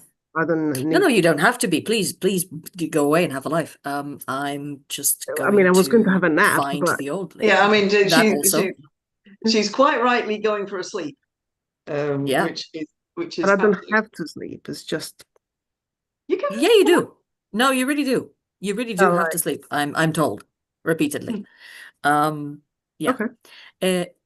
It's fine. I believe that we have done a lair in which I operated, so I might have some semblance of stuff. Because what I don't want to do is have to put together a storm right now. I mean, between performances, but Oh, you can use the but same hopefully I was with using before. There's one that says thunderstorm. I'll send you the folder. please and thank you. And no, the other thing I was going to say is we've got, so you're playing Cassio, I gather. We've got some violence with you, and we've got some violence against you. In fact, by Iago. No, actually, Iago strikes the other guy. Rodrigo. Yeah. Somebody hurts Montano, because that's me at that point. That's Cassio. Right. So what that needs to be is there's a scuffle in the barracks. There's a multiplicity of people getting involved. Iago is there, but probably not fighting. It's your choice, Aaron, whether you want to get involved in the violence or not. But it is generic unarmed scuffle. We'll want everybody to be unarmed. And then you're just going to get smacked, Lizzie, and we need to have something that really shows. I think he talks about bleeding, doesn't he? Doesn't Montano complain that he gets cut? He gets cut because he complains that if he doesn't get, hang on, let me look. Yeah. I don't know where I'm going to find it. Held Cassio back. Okay. We have a situation, right? Cassio attacks Rodrigo, who evades and exits. Montano blocks Cassio. Naked lieutenant, I pray you, sir, hold your hand. And I have to hold him back. Let me go, sir, or I'll knock you all the mazard. Come, you're drunk. Cassio frees himself and attacks Montano. Montano is wounded. Iago starts crying out. Montano has the line, I bleed still, I am hurt to the death. If I remember rightly, last time, I think Dowie was Montano, and I think we had him cut under the upper arm. Okay. That he was some sort of holding or defense, and there was a cut there, and we don't have to do that again, obviously. Sure. I thought we might be able to get away with a terrible punch, but the word bleed is used. I mean, not that I'm going to be using any ketchup unless I particularly need to. Well, yes. So a strike to the face, to the nose would end up with bleeding. But he says I'm hurt to the death. That's already red spotted. Oh, but it's the wrong one. Yeah. We can't possibly have Montano with it. No, I know. Yeah, no, it's just fine. Being bad. Okay, so we're going to need weapons then. At least some of us are going to need weapons. Well, actually, Cassio is the only one who... There we go. Problem solved. So, scuffle. Cassio, my love, you are going to dramatically draw. Rodrigo's going to fuck off. And Montano, you're going to get in the way and be like, no, wait, hang on a second. Let's have a chat about this with big sort of forward hands, like you're, so not just in your own screen, Lizzie, but actually forward. Okay, hang on. I'm just copying the section of script so that it's there. So everybody can see this is the bit that we're talking about. I've lost the scene number, but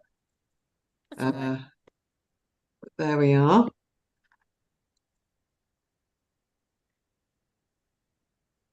Are you playing Rodrigo, Tom? No, Ariel is Rodrigo. She's not yet on the call. Tom is Brabantio and Lodovico. Yeah. Apart from in scene 4. Yes. And here comes Isla. We have another newbie. That's fine. You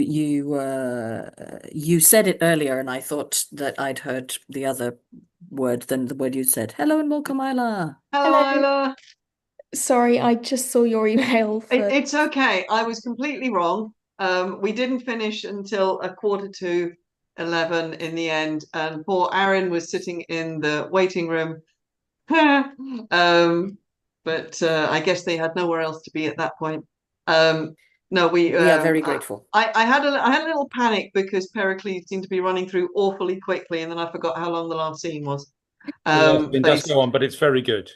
It was very good. I'm not saying it wasn't good. It was just kind of, I just forgot. I thought, I thought it's one of those times you think I've made a bigger mess of the timing than I thought I had. So it turns out that we have a little bit of extra time.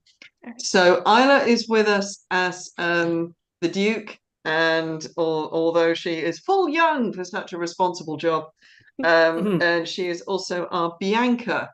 So Isla, do you have a piece of paper and a red pen? I have a piece of paper. I don't have a red pen. Okay, then can you crumple your piece of paper so that it looks because basically we've just been making strawberry handkerchiefs out of paper with red pen. It doesn't matter if you can't, but I think I may have one upstairs that I can run up and. Thank you, and you are going to say. If you can do that without disturbing the Sorry household, that that's we're going to fantastic. keep shouting through the. It's just because I think as Bianca, you take the thing off Cassio. So at which point is Valentina. Debbie's going to bed. Good night, Debbie. Right, I'll grab a red pen. Yeah. I don't think I've got any props in this. Do I? No, you haven't. You Fantastic. are in characters that are I pretty don't. much. Ludovico. It's not Ludovico who has the letter that recalls Othello, is it? That's the other Montano. Probably, but I've got one right here for that. So that's okay. And we have handkerchief. I have my fierce sharp fighting knife in case I need it, which I probably don't. Shall we get you struck? Should we get that over with? Okay. Then I'm gonna then I might sort of nip to the loo and things. Oh. I have. Does anybody else find it hard? Is it just me? I'm so sorry, I left the sound on. We're not in the same place as you, Lizzie, so I'm not sure. But I can't believe I'm so much hotter than everybody else. Yeah, it's just you.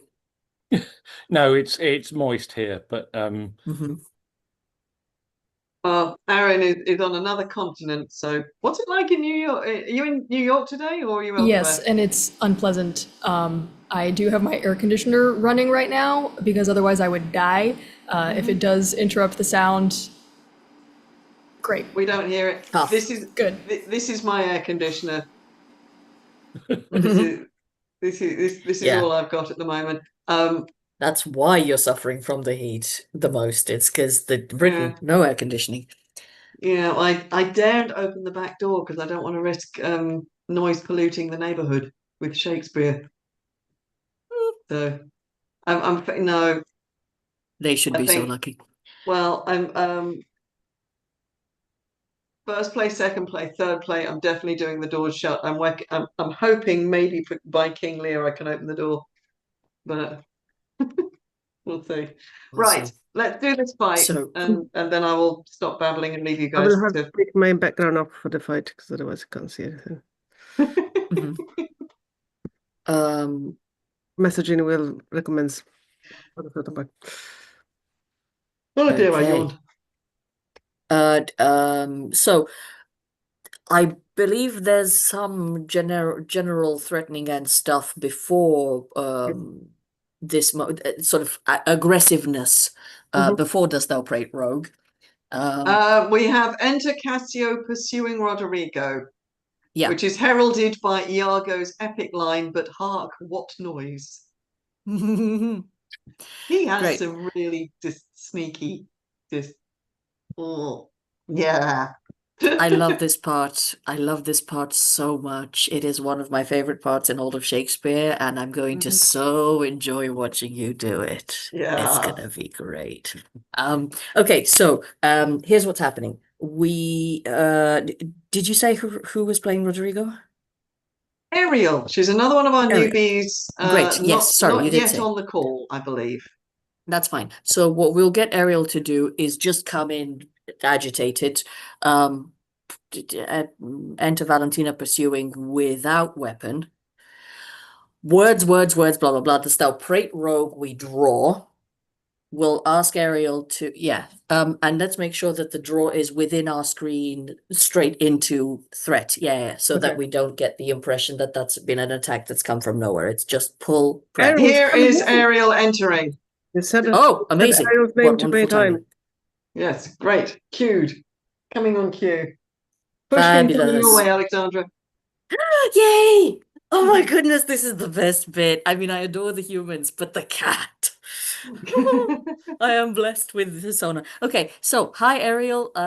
If I can't actually see. There we are. Hello. Hey Ariel, welcome. You arrived at a very opportune moment. We were just having a block through of Rodrigo, Cassio, Montano, the scuffle in the barracks. Oh.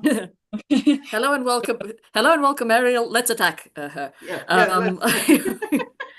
Actually, no, you're just nice. all you've got to do Rodrigo. is come in and leave again. Basically, you're not actually part of this fight. But Ariel, I know you're. So you know where we are. You know which scene we're talking about. Yes. Okay, so your entrance cue says you enter pursued. Please, as you turn your camera on, just arrive in great agitation and sort of concern and whatever. And then as you run off, make sure that you take your camera out with you. Basically, so that the body shifts enough that we get the idea you're running around. You're not just sitting on a chair. Does that make sense? Okay, can I actually run around here or just If you can run onto camera and off of camera, sure, absolutely. I know a lot of us are very constrained in our spaces. Like I have walls at this distance. So, it's do what you can, absolutely. So yes, so that's all you're going to do with queuing action from other people in and out. If you can scroll to that bit in your part, I'll talk to these guys for a second, and then we'll run that bit just so that you get a chance. Well, they get a chance to action it. Okay, so Rodrigo stumbles in. Cassio, which is Valentina with the red background, pursues. There's some words that get bandied, and then Cassio has the stalwart rogue. At which point he draws.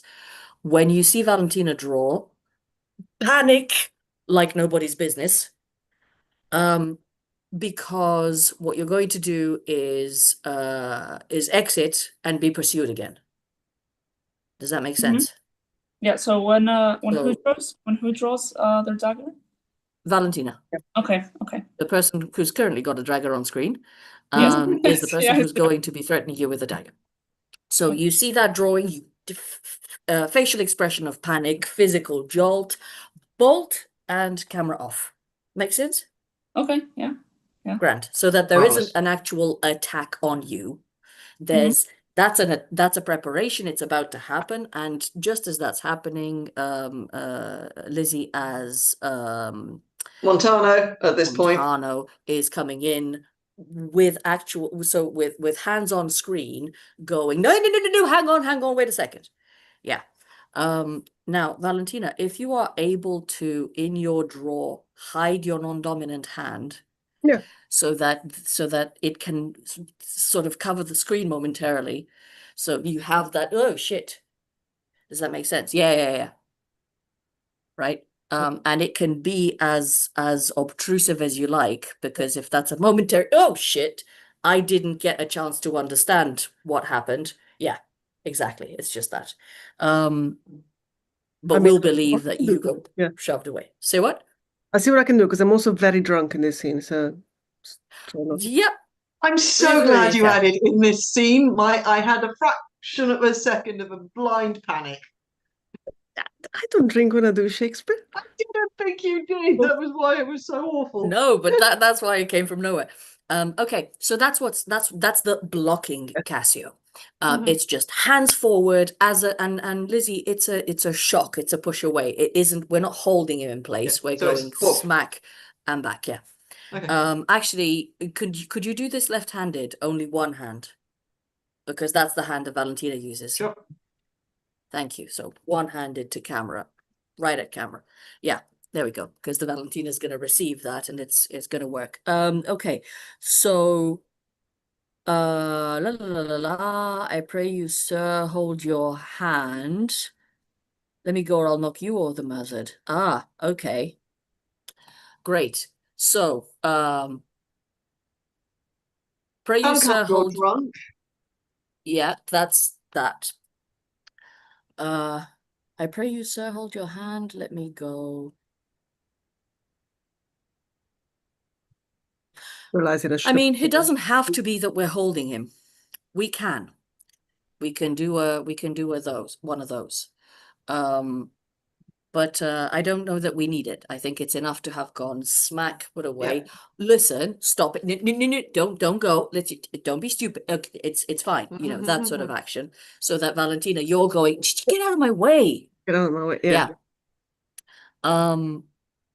Or I'll knock you over the mazza. Come your drunk. Because again, if I'm arms up, then I can be cut on a forearm. And that could be an but you do, yes, but you do say you are hurt to death. I could be a drama queen. You could be a drama queen. Does it die? No, but I think I'm bleeding to death if I don't. Well, and we never see him again. I don't believe. We see him afterwards complaining when he's talking about, I'm so hurt, I'm so hurt. And then after that scene, I don't believe he comes back. I can't remember. Okay, let's do that then. And then when you're coming back to it, it's binding the wrist, and it's, oh my God, he cut my veins, he was going to spill me, etc., etc. Does that work? It can be anything that's just, you know, he's wrapped around whatever he's found. I've got grabbable things here that sort of great. Ow, okay. Ow. So what we'll do then, Valentina, is we'll get out my way, get out my way. Come, you're drunk. Drunk? Prepare on the other side. So yeah, exactly. So that it's a nice. It looks like it's relaxing, and then you go smack right across horizontally. Yeah, that making sense. I'll just ask you to keep it in frame when you So we've gone threat. Relax and slash right across. Beautiful. Yeah, that's the one. Acting, and then he exits. All right. Great. Because there's time for him to, I think, go out and return, or he stays and is on yet, Tyler. We just Othello comes in and interrupts. Yeah. Will you exit, Lizzie? No. I think I just collapse and complain, and then somebody helps me out, but after quite a long time. Yes. Because everybody's talking, and I'm here going, I'm bleeding, guys. Yeah. Okay. Quite a bit. I think eventually. Eventually, Desdemona helps me off. Eventually. In the bit that you've given us, as in that you've put in the chat earlier, yes. So Montano is wounded. Iago has the speech. I know why I thought you're going away, because Iago says away. I say. But it's not to you, it's to Rodrigo. Who's actually already left. So yeah. So it's, you know, it'll be whoever else is in the scene, imaginary other soldier people. Yeah. Get away. That he is saying, yeah, go cry mutiny. And they ring the alarm. And Valentina's still on screen whilst also ringing the alarm, because that's okay. Like that. We can imagine the alarm is ringing. It won't be the first time. Right. And then Othello comes in and immediately says, what's going on? I bleed to the death. Nah, man, you're fine. Get out of here. Go patch yourself up. Fine. Good, great, wonderful. Do we want to run that for the benefit of people who are new and unfamiliar or haven't been around for a while, just to kind of... Yeah, before we do that, actually, I have a question. I'm just a little bit confused. I've got my line, beat me, for Rodrigo. So is it before? I mean, it says here, enter Cassio pursuing Rodrigo. That's when Valentina draws her sword and yes, my bit. So you're there. We have but hark what noise. Enter Cassio pursuing Rodrigo.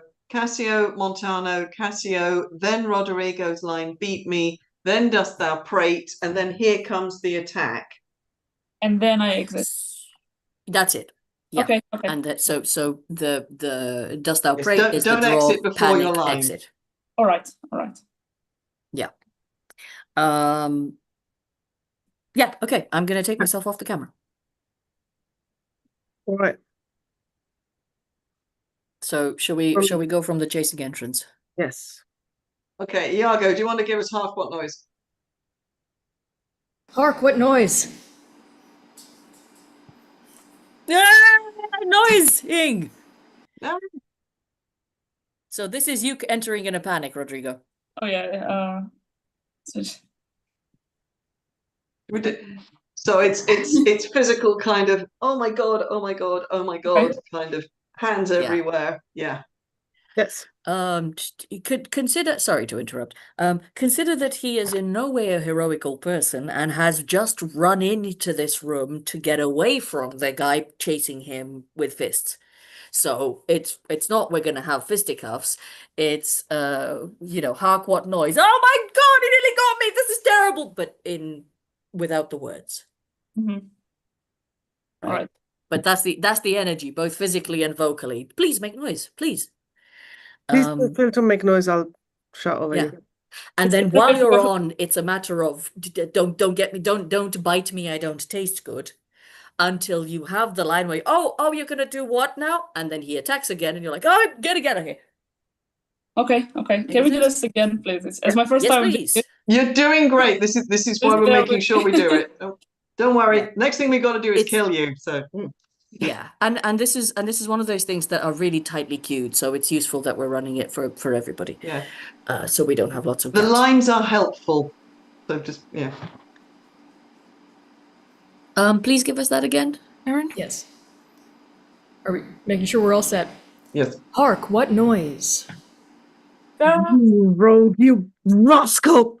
What's the matter, Lieutenant? Oh, a knave teach me my duty. I'll be the knave into the twig and bottle.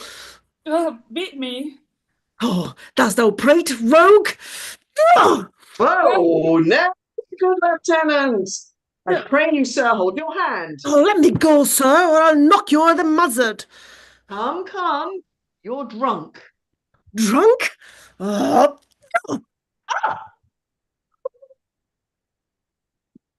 And then Iago. I'm not on the scene. I say something. What is it? Oh, I see. You say away. I say. Oh, there it is. Away. I say something else is happening. Go out and cry mutiny. Yeah. So as soon as the attack happens, you're like, okay, this is great, fantastic. They're fighting. Go do things. Yeah. Okay, cool, great. That's a fight. Yay, well done, team. Everybody clear on what we're doing? Was this okay? Yeah, that was great. Works. That's fine. Thank you. Anybody need to run any of that again? I think we're good. Let's roll on because we have 20 minutes now until until we're 20 minutes to midnight. Who's wounding me? Rodrigo is wounding you, and then Iago is killing you. And then Iago gets caught out because then he has to bandage you. Yes, so no, Iago kills Rodrigo. Yes. Yeah. But so Rodrigo's fighting Cassio. Cassio gets cut in the leg. Yeah. Rodrigo is also wounded, but he's not killed. So Iago kills him. And then he gets caught out because he wants Cassio dead, but of course he then has to bandage up Cassio instead. There was a change of subject that it was not clear. That's why Alexandra went like, what? Yeah. Okay. Okay, so the I'll scuffle. try and find the text and I'll put it in the chat for you. Give me carry on. Amazing, thank you. So action-wise, I can't remember if this is a bit of mutual back and forth or if it's an attempted backstab situation. I do know that they ambush him in the dark. And Yago is like, yeah, man, you go for it. I'm right behind you. Is this Act 4 or Act 5? That's an ambush in the dark. It's towards the end. It's the fight at the end. Cassier's not expecting it. No. Hang on, here comes the text. So I have to put this up. I'm just finding it. Yeah. Also, Alexandra, there we hope are. Christmas. Right, I'm hopping off just for a minute. I'll leave you guys to it. No worries. We'll give you sorry, what did you say, mug. Valentina? Oh, they didn't. This is again. This happens to be the largest mug that Lizzie and Debbie have, and you need a lot of coffee. Therefore, coffee. Yeah. Okay, so the action for Rodrigo, for the actual strikes him or whatever it is you're doing, feel free to switch that off if it's give us a let me think of this real quick. Okay, so when you prepare your weapon, when any of us prepare our weapon, what we want to do is we want to draw it or lift it from wherever it is in such a way that we're showing a lot of blade on camera in preparation. So we haven't attacked yet, we're just showing the audience what's going to happen. So you want the entire object visible on screen. Try and do it sort of diagonally down. There we go, that's nice. That looks fierce. So it's actually from higher up than you would want it to be, so that you can level it with, yeah, exactly. And this feels weird because your elbow wants to come down, but you know, you'll only be there briefly, so commit to the great big lift. Because as you can see, it doesn't look that weird on camera. It just feels weird in reality. Okay, so we have this great big preparation, and then all I'm going to want you to do is reach forward and down in front of you so that your wrist is coming to below camera. There we go. Yeah. So you're stabbing down into him. We've prepared and we're going forward and down, and then you pull back into the same position. That's it. Yeah. Valentina, what we need from you is something that shows destabilizing. So I know that we say something about you've been wounded in the leg. We can't actually obviously see any of that, and we can't see you. If you fall over, I think that reads wrong. So what we're going to need is for you to sort of angle, down into like you've just had your leg taken out from under you, or your stability taken out from under you, and then it's in you playing that. Yeah. Oh God, what is that? That we should be able to get the sense that it's your leg and not something else. Great. Someone I'm just checking because in my part I've got I've got more. 2 sections, but I think we can. What? Tell me about your part. I've got Rodrigo makes a sword pass at Cassio, who blocks it, then a line, then I get wounded. But I think I can play the line either way. That was the only thing I was like. Let me have a look at the running order, because I think you may very well be right. For some textual reason. I'm having a piece of chocolate. This is great. My night is massively improved. What scene is this? Shakespeare. With chocolate? Chocolate improves on anything. Scene 14. Scene 14. Right. Okay, cool. Yes, so we have, I know his gate, 'tis he. And then we appear, we unhide. We say something about villain thou diest. Right. Rodrigo makes a sword pass to Cassio, who blocks it and says what? That trust had been mine enemy indeed, but that my coat is better than thou knowest, I will make proof of thine. I see what's going on. Yes.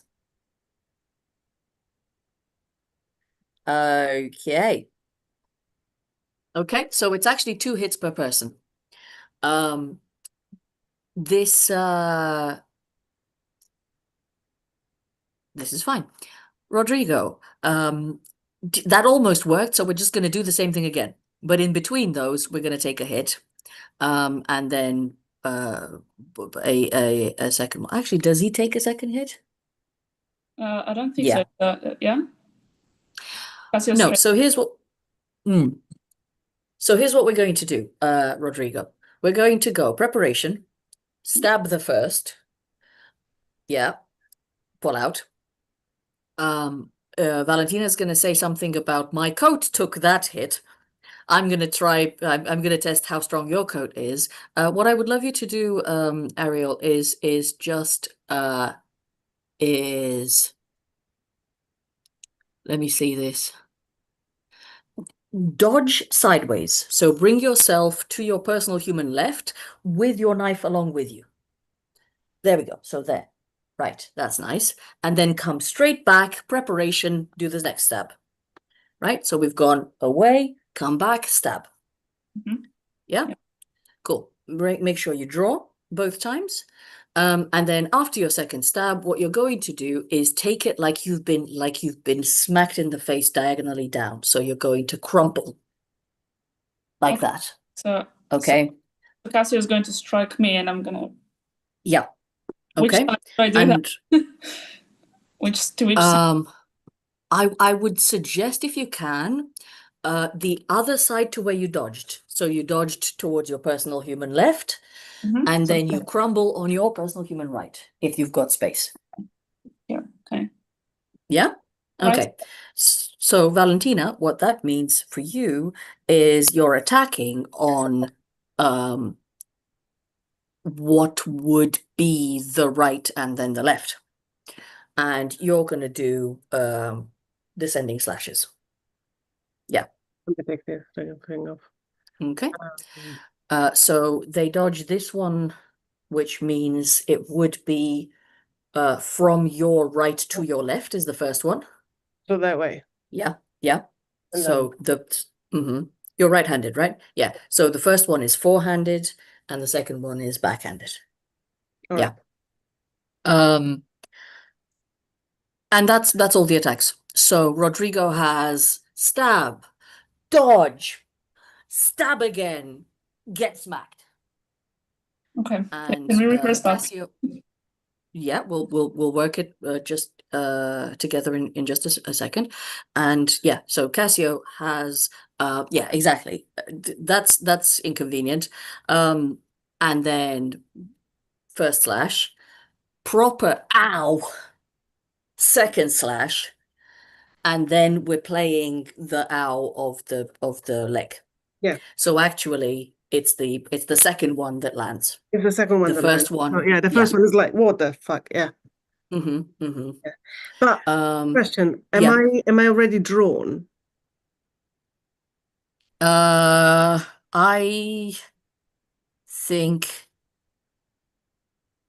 don't think you have a reason to.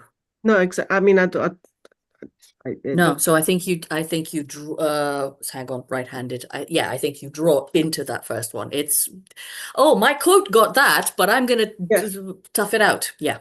Okay, cool. So let's walk it with just the actions, and then we'll walk it with actions and lines, please. I appear. Yeah, you're walking down the road, you're having he's just minding his own business. Whoa, blah, blah, blah, blah, blah, blah, and one. Yep. Come back with the stab. Great. Excellent. We're going to run that again with actual text as well. I don't have the lines in front of me. That's just the book script. But I should think it's just you guys. If it isn't, I'll just yell next cue. Sorry. Okay, here goes. From Cassio's entrance. Lines, yes. With lines, yes, please, from Cassio's entrance. Okay. I know his gait. 'Tis he. Villain, thou diest. Oh, sorry, I just wasn't sure. Okay, cool. Should we go from the same place? Yeah, go for it. Okay. Yeah. I know his gait. 'Tis he. Villain, thou diest. Trust that I have been mine enemy indeed, but that my code is better than their own. I will make proof of thine.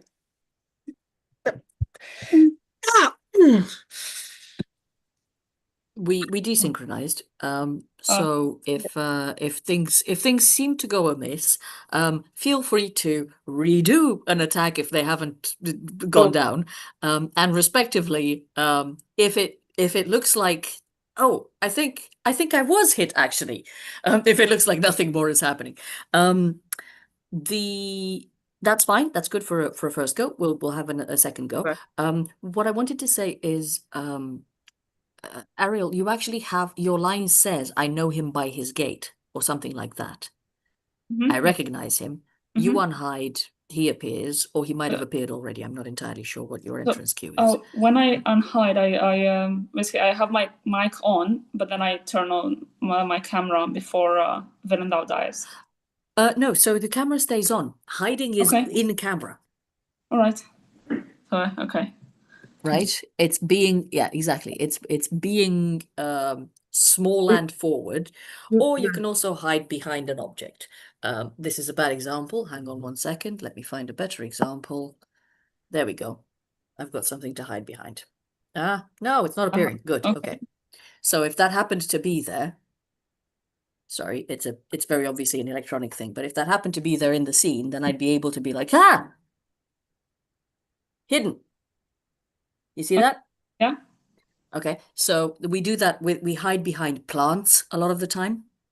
But so if you don't have something that's already there, then it's very easy to just duck down, and I think that will help for the scene.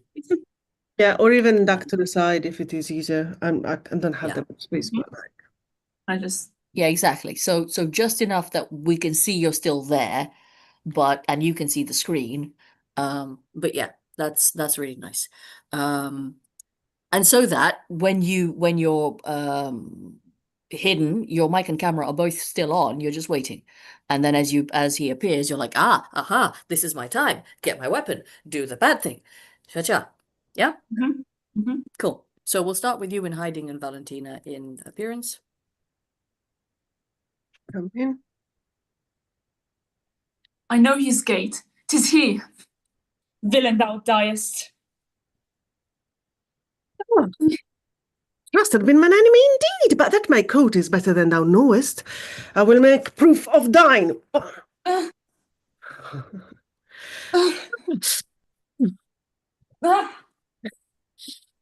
Yay! Very nice. Okay. Two notes. And I'm not going to make you do it again. 2 notes. One is let's keep that knife nice and high when it's not being used for stabby stab. So in preparation and also once it's finished, avoid bringing it, coming back from the move and bring and keeping it low, because at this point part of my knife is still in someone else's screen. So theoretically, with our convention, that means someone's still currently on the other end of that. Whereas if I'm going high, forward, back, and forward and back, and I get out of the way and do whatever, and preparation, that reads much more clearly. Valentina, I think you've been doing that really well. So just a general thing for both of you. The second thing is, Ariel, please remember that you avoid on one side, and then you get struck in the other direction. Okay, yeah, I think I got struck. Because it was this. I'm supposed to go this way. Yeah. Okay. You're supposed to avoid on that side. So the first attack from Valentina, you're avoiding on your personal human left. Yeah, on the left. And then when you and then you do the second stab, and then when you get struck, you get struck on your personal human right. Okay. Yeah, just because that matches the attacks that Valentina's doing. Okay, cool. Do we need to run that again? We could. Cool. I'm happy if you're happy. Well done, guys. There was something that Lizzie wanted to run about the pulling a handkerchief off. Well, forcibly. I'm here. It's okay. There is I think basically the lines cover it, that basically the conversation between Amelia and Iago is a bit kind of, I've got the thing you want, what you'd be nice to me for Yeah, it. what will you give me for it? And what we did last time was, I remember Matt, because it was Matt and Odira, and there was a certain, and basically he grabbed her wrist and made her drop it. And I remember that as sort of going, I love this as a moment, because it's the kind of, it shows you their relationship. By the way, I had a message from Linda that I've only just picked up, so I'm sorry, Linda. She's been waiting for 20 minutes. She couldn't find the link, but she's with us now. So we have our more. Excellent, because we also need to smother me in the next 5 minutes, and then we can start. Okay, so this grab situation, if we want to do the thing that Izzy wants to do, and do you know the bit I mean, Aaron?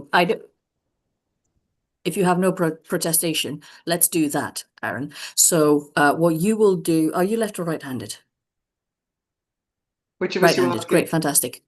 I was asking Aaron. Oh. So what you will do, Aaron, is use your right hand as a reach forward, turn your wrist around, and then come back with the handkerchief. And then reach with your left to take the handkerchief. So that what's happening is, if this is Lizzie and this is Aaron, that twist, and then Aaron's left hand takes this away. That make sense? Yeah. And we need to see the hand come in to pull that, so that it's very clearly gone. The right comes in, twists, the left comes in, takes. That makes sense? Great. Lizzie, if you are able to have the handkerchief just, exactly, in close enough to camera, or rather the wrist low enough to camera, that we can still tell it's yours, so that it isn't just under here, because this could be anybody's hand, right? But yeah, it's still sort of exactly. If there's a bit of forearm or arm that we can see, or this kind of amount of connection that we can see, so rather than fully vertical, bit of laterality, so that your other hand can come in from below and just turn your hand over. That's it. So that you're not genuinely putting yourself into a lock, you are just opening this hand. But if you do it fast enough, it will look like it's the corresponding action to see, to what Aaron would have done, which is in fact because there's a bit, because then there's a thing, because I'm saying, what will you give me for the handkerchief? Whatever. Look, here it is. Exactly. And there's a certain amount, you're absolutely right, there's a certain amount of, I've got this and you don't have it, look, it's over here, and etc, etc. And as soon as it gets close enough, he's like, grab, twist, take away, which I like. And yeah, you can absolutely just drop it. Cool, let's run that, please, and then let's strangle me. Look, here it is. A good wench, give it me. What will you do with it, when that you have been so earnest to have me filch it?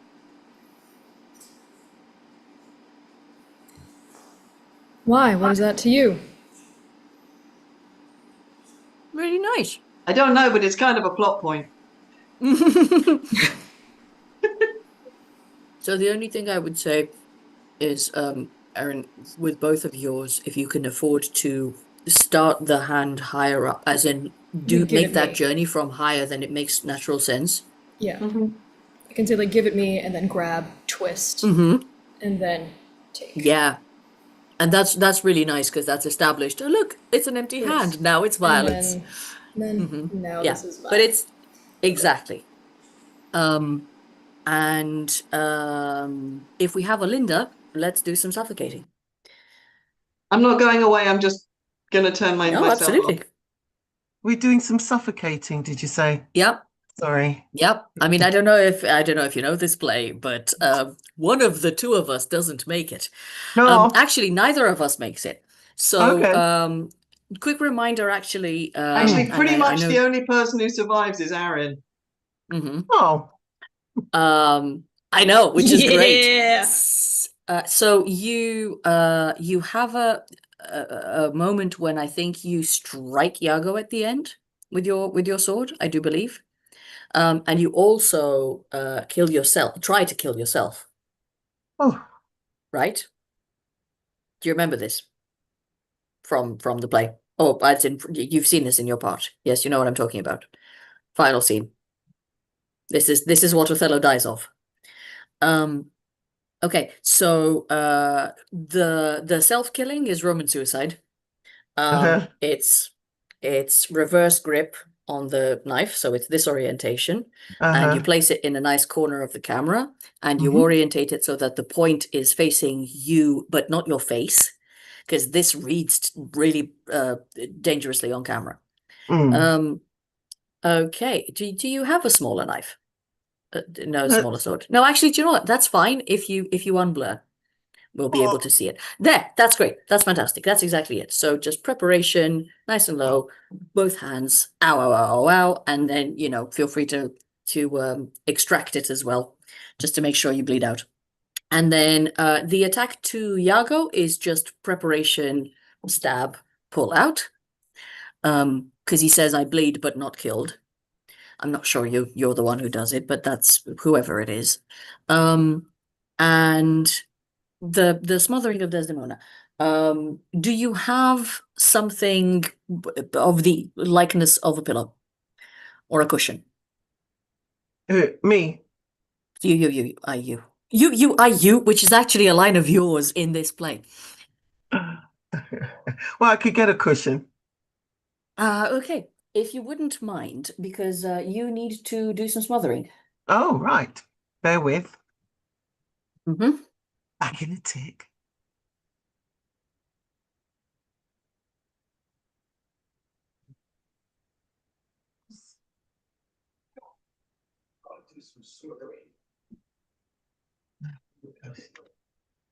No, you're right. Oh.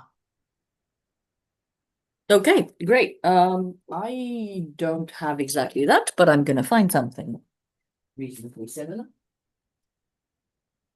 Okay. Show me. Say what? I said show me. Okay.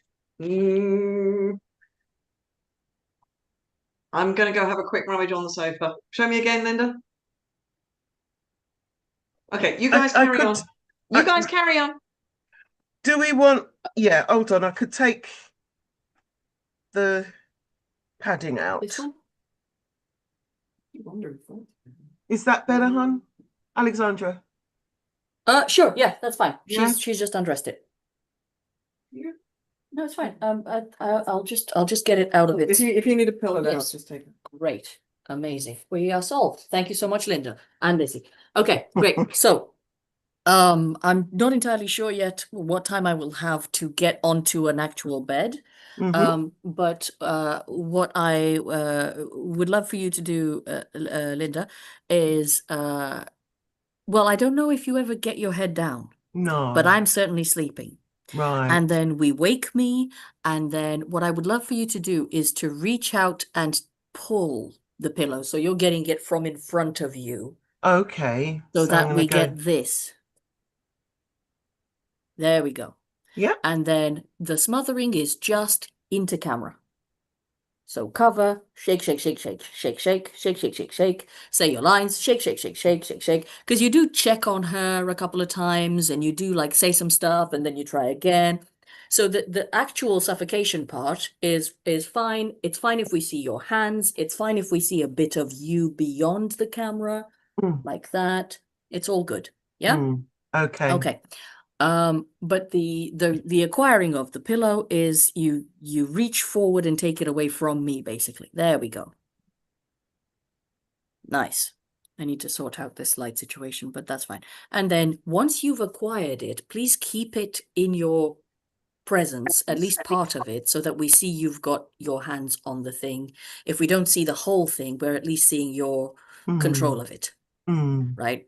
So that when you then go forward into camera with it, it looks a lot more violent because this is just a thing that was in my space. If you have a look at my camera for a second, this is just a thing that is in my space, and then it's moved forward, and it feels kind of autonomous as an object. Whereas if you see my hands, this looks like I'm the driver of this situation, you see? Okay. Yeah. And that's what you So, want. yes, please. So whether they're Yes. side to side and visible on camera, or whether they're both around a corner and visible on camera, we really want to see your hands. Okay. Because that's the cheat to it. Okay, and that is you. And I think all I need to do is basically the same.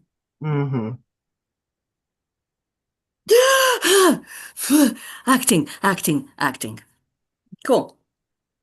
Because I do know that you use it and then you take it away and then you say some stuff, I think, and then do it again. Do it again. I believe.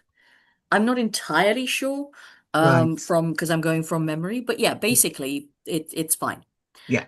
If you don't do it again, then once you've achieved the murdering, please do remove it back towards yourself. Yes. And then decide, I'm gonna stop now. Yes. So that we see the removal. Yeah. Because I need to match that, basically. Okay. Okay, cool. And we're good. We are once again 6 minutes past. That seems to be our timing. Is that everything we need to handle? Right. I noticed that Othello reveals another weapon. Can I just use the same again? You can have two of the same. It's just that you've hidden it and they didn't find it. So right. That's why it's sort of reveals another, because it's sort of like, ta-da! I've got another. Okay. Yeah. If you are able to have a butter knife as a secondary weapon, that would help, because it's much smaller and you'll be able to stab yourself with it much more successfully. Yes. And when they take away your big weapon, your first weapon, I think it's just a matter of playing that. So you don't need to see sort of hands grabbing and stuff. We just need to play the idea that they've yanked it off you, and then you place it down carefully and get your hand back away, if that makes sense. So we're playing the physicality of being manhandled without any actual ness, because ain't nobody got time for that. Sorry, I just got I just got a question regarding Rodrigo's death. So it's basically Iago who stabs me. So I'm just gonna see him stabbing me, and then I just die. That's it. So yes, we didn't finish that. It's very simple. You're injured. You're coming back onto camera to say things. You get struck the second time. So no worries. You come. So you're still. I think you have like an exchange of words. I think you say something too. Great. So we see your face back on camera. He's going to kill you, at which point you drop in the same direction and take your camera off. Okay. All right. So then you're dead. Okay. Sounds simple. Yeah. All right. Thank you. Thank you. Aaron, you have absolutely free hand as to what you want to do to kill him, as to how many times you want to do it, whatever you like. Kick-ass, take names. Any other questions? Okay. Oh, I'm supposed to play two characters in the same scene. Which scene is that? Who's asking? Isla. Hello. Isla. Hello, Isla. When is that? Scene 4, Duke and Messenger. Oh, ignore that. Okay. I'll read in the messenger's lines. Okay, thank you. That's all right. It happens. I try very hard not to let it happen, but it does. I'm just going through at the moment, checking all the bits that I'm covering in this one. And yes, this is what we did. We had just enough people, but in the end, it's like not enough people. Once we get to Cyprus, it's a lot easier for you, Lizzie. Oh no, it's not. No, it's not. No, it gets more complicated for me once we get to Cyprus in this one. But that's okay. Well, it wouldn't be fun otherwise. I'm just going to say, because what time is it? Yes, it is 9 minutes past midnight. So those of you who have joined to watch Othello, you're probably wondering what on earth is going on. Well, if you weren't watching Pericles, then you won't have heard my little intro chat. So we're running things slightly differently because this is our promptathon and we're doing 24 hours straight. And we've so far, we've just passed the 4-hour mark. So we've got another 20 hours to go. So Yay! What we're doing, because in between, because again, if you know our work, you know that we don't rehearse as a company. Oh, there's Valentina just showing us how she's counting down, I'm counting up. Yes. So we don't rehearse plays together. We don't read entire scripts. What you've been witnessing is what we normally do sort of behind the scenes before we do a play. But because this is the promptathon, we're just sharing everything live because I think it's more fun. And it, because we're here and working for the whole 24 hours. I want that to be really clear. So what we've been doing is the level of rehearsal that we usually go in for, or on a slightly shorter scale, it must be said. We've had to do checking props. We've had to do who's got a letter. Has everyone got a letter to send that they need? Have we got weapons that we need? And because we have to rehearse anything that requires group coordination. In this play, that means fights. There's very little in the way of music. There's no dance, there's no singing, which we just had to deal with in Pericles. But in this one, it's just about fights. And it's about the added complication on Zoom is how do you coordinate with people who are not in the same room or on the same stage? Because that is one kind of tricky and skillful. This is another kind of tricky and skillful. So we've just been having to do that. And that's what you've just seen us doing. So can I have my company back on screen, please? So pop your cameras on because we want to go around and say hello because this is Othello, going to be Othello played with a very small cast. So we have Tom, who is now on his second play because you're not even a first timer anymore, Tom. You're now a old hand. Because Tom just did his first play with us doing Pericles. And we have Aaron, who is back after a long gap, and it's completely fabulous to have them back. We have Alexandra in the next room to me. We have Linda, who's joining us as the fellow. We have another first timer. We have Isla, who we celebrate. Welcome, Isla. She is our youngest player. And she's in for her very first go, and she's sticking with us, I think, for the whole of the rest of the run. So good for you, kid. We have Valentina, who is keeping us live online and monitoring the feed and everything. We have Ariel, who is another first timer, very first play, very first day. So that is Isla and Ariel doing their first one. And then we have me, and I am all the rest of the cast, which I have just been trying to work out how we do it, and I think we can.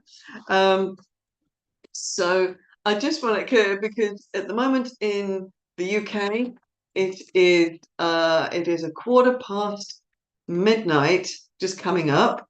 So for me, for Tom, for Alexandra, for Linda, for Isla, for Valentina, we're all in the same time zone. Ariel, where are you at the moment, and what time is it for you? I'm in Cyprus at the moment. It's 2 a.m. Right. Yeah. So you're doing Othello at 2 in the morning in Cyprus. Aaron, where are you and what time is it? I am in New York and it is 7:15, so I'm chilling. Apart from you're boiled because you told us that. Yeah. Well, I'm thoroughly envious because Aaron's got aircon. And all I've got is my fabulous fan. So it's very, very lovely to have you guys all together. And again, we've got this lovely mix of new regulars, old hands we haven't seen for a while. So again, the joy of the promptathon is coming right on through. So, cool. All right, people on screen, do you feel, are you ready to give it a bit of Othello? Yeah. This is your last opportunities to have conversations, check things, anything you want to be sure about before we go on. And it doesn't matter. Remember, this is entirely public. We have absolutely no secrets here at Shakespeare. We have no shame. We have no secrets. A little bit of dignity, but no. One of my very first drama teachers said, "Lose your dignity because you don't have any anyway. It's just an illusion." And I actually thought that's actually true. There is no dignity in life. Not really. It's always an illusion, especially if you're an actor. So, okay. So I'm going to send you lovelies off to the virtual tiring house. That means take your camera off. I'm going to do a quick bit of housekeeping, and I'm sorry, because if you're going to watch this all the way through, you're going to hear me say this a few times over the 24 hours. You can vote for the last play that we do. You can choose between, okay, so we have 4 90-minute edits that are going to fill up our, one of which is going to fill up our 24 hours when we get to 6 o'clock tomorrow evening. So it is either Measure for Measure, which I understand is winning, As You Like It, which is currently second, Antony and Cleopatra, or Julius Caesar. So whichever of those, if you'd like to vote for one of those, then please do. That is up on the various links. We also have Valentina currently reminding us about the Buy Us a Coffee link. So we're not doing too badly. I don't think I'm flagging too badly yet. It's midnight here. We've done 1 play, but please do, if you can, buy us a coffee to help us caffeinate and get through the night and then get through the whole of tomorrow.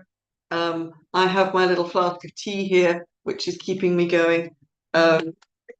But any money that you are able to donate, if we delight you, if we shock you, if we surprise you, if you laugh, cry, gasp, whatever it is, if we have really amazing sort of near miss and we avoid it, whatever.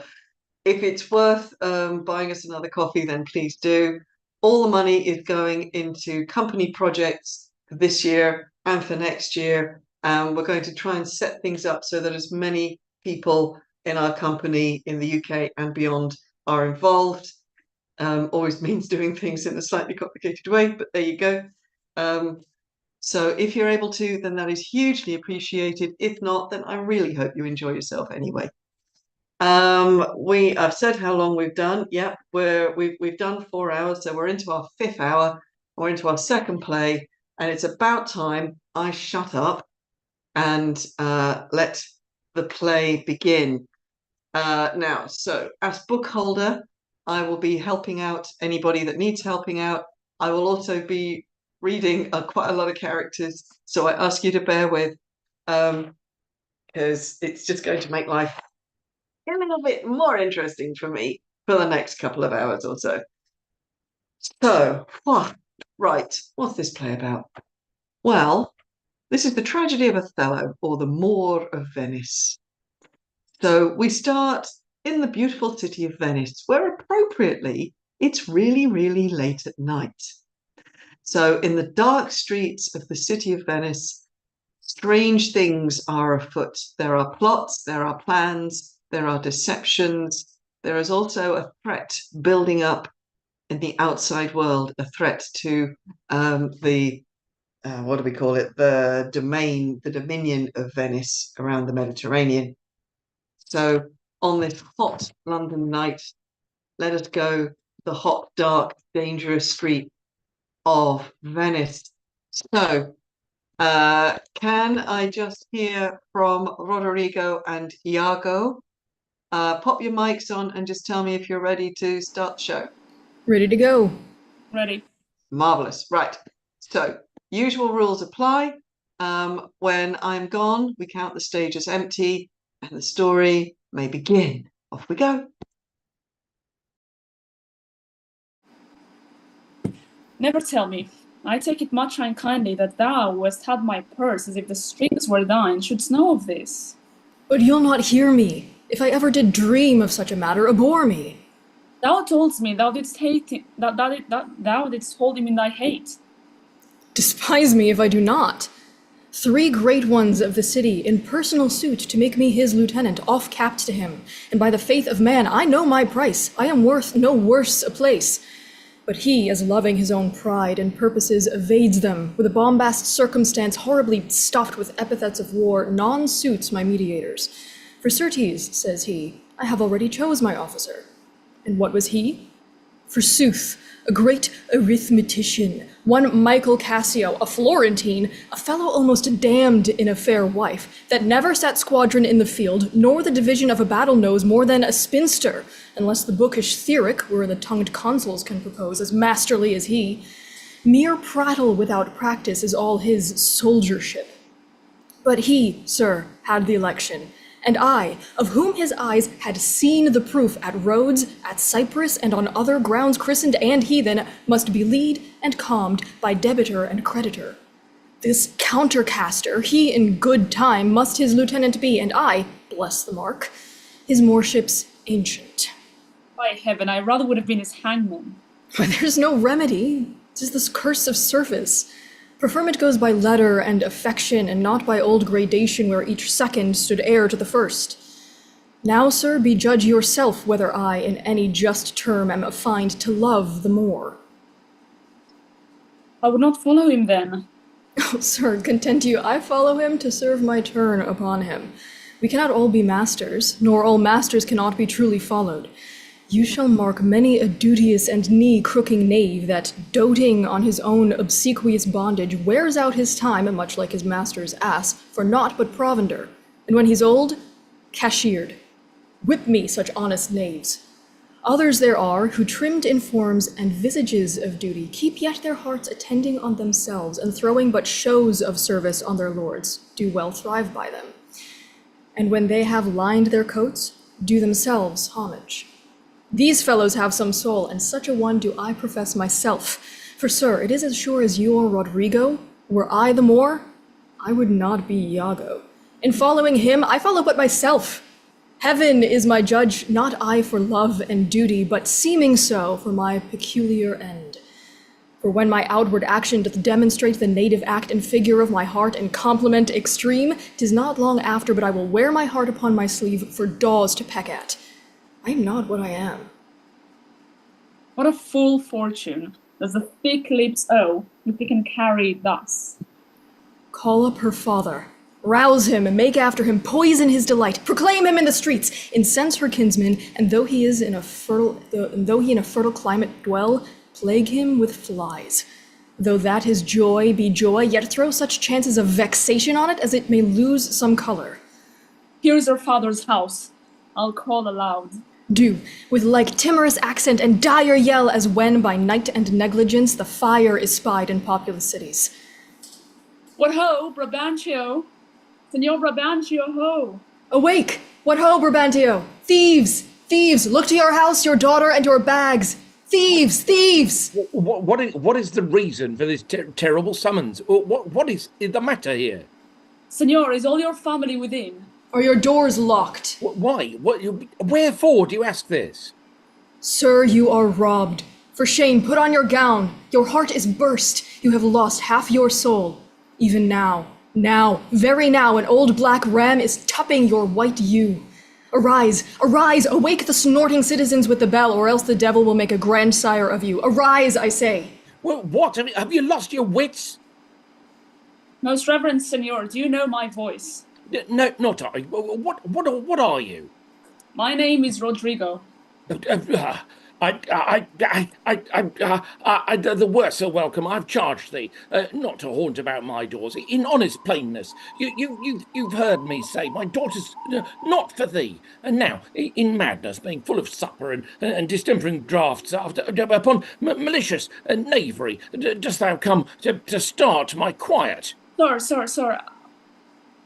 But thou must needs be sure my spirits and my plates have in their power to make this bitter for thee.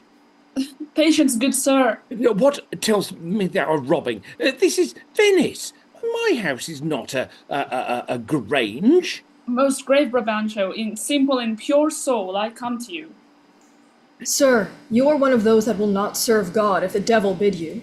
Because we come to do you service, and you think we are ruffians, you'll have your daughter covered with a Barbary horse. You'll have your nephews neigh to you. You'll have coursers for cousins and jennets for Germans. What profane wretch art thou? I am one, sir, that comes to tell you your daughter and the Moor are making the beast with two backs. Thou art a villain. You are a senator. This thou shalt answer. I know thee, Rodrigo. Sir, I will answer anything, but I beseech you, if it be your pleasure and your most wise consent, as hardly I find it is, your fair daughter, this odd even and dull watch of the night, transported with no worse nor better guard, but with a knave of common hire, a gondolier to the gross clasps of a lascivious Moor.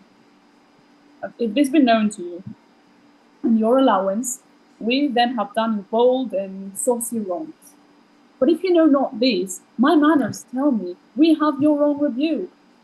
Do not believe that from the sense of all civility, I thus would play and trifle with your reverence. Your daughter, if you have not given her leave, I say again, have made a gross revolt, tying her duty, her beauty, wit and fortunes in an extravagant and willing stranger of here and everywhere. Straight satisfy herself, if she be in her chamber or your house, let loose on me the justice of the state for thus deluding me.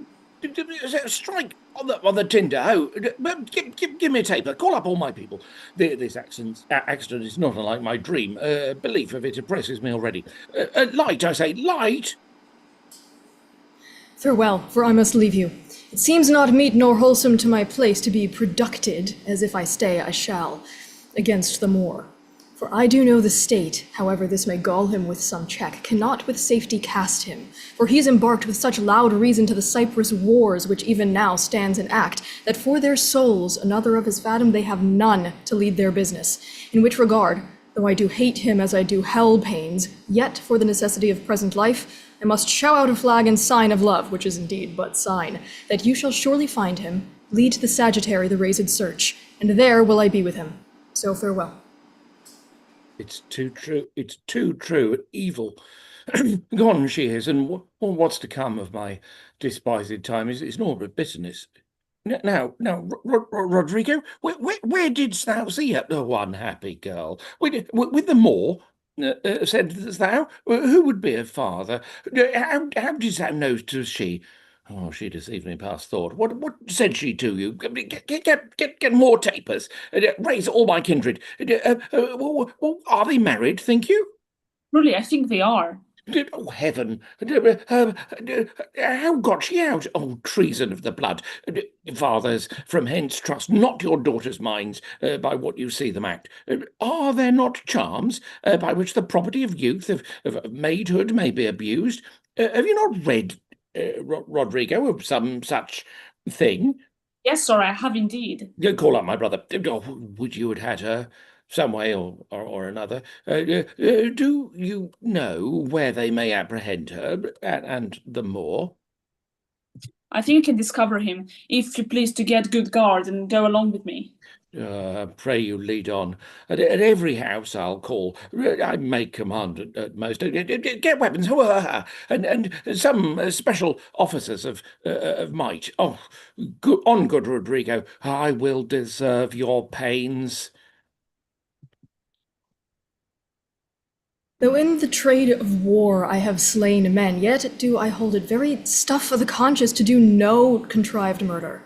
I lack iniquity sometime to do me service. 9 or 10 times I had thought to have yerked him here under the ribs. 'Tis better as it is. Nay, but he prated and spoke such scurvy and provoking terms against your honor, that with the little godliness I have, I did full hard forbear him. But I pray you, sir, are you fast married? Be assured of this, that the Magnifico is much beloved, and hath in his effect a voice potential as double as the Duke's. He will divorce you, or put upon you what restraint or grievance the law with all his might to enforce it on will give him cable. Let him do his spite. My services, which I have done the signori, shall out-tongue his complaints. 'Tis yet to know, which, when I know, that boasting is an honour, I shall promulgate. I fetch my life and being from men of royal siege, and my demerities may speak unbonneted as to a proud fortune. But that I love the gentle Desdemona, I would not my unhoused free condition put into circumscription and confine for the sea's worth. But look, what lights come yond? Those are the Raised Father and his friends. You were best go in. No, not I. I must be found. My parts, my title, and my perfect soul shall manifest me rightly. Is it they? By Janus, I think no. The servants of the dukes? Oh, and my lieutenant. The goodness of the night upon you, friends. What is the news? The Duke doth greet you, General, and he requires your post-haste appearance, even on the instant. What is the matter, think you? Oh, something from Cyprus, as I may divine. It is a business of some heat. The galleys have sent 12 sequent messengers this very night, and at one another's heels, and many of the consuls raised and met are at the Duke's already. You have been hotly called for, when, being not at your lodging to be found, the Senate hath sent about 3 several quests to search you out. 'Tis well I am found by you. I will but spend a word here in the house, and go with you. Ocean, what makes he here? Faith, he tonight hath boarded a land carrack. If it prove lawful prize, he's made forever. I do not understand. He's married. To who? Marry. To... Come, Captain, will you go? Have with you. Here comes another troop to seek you out.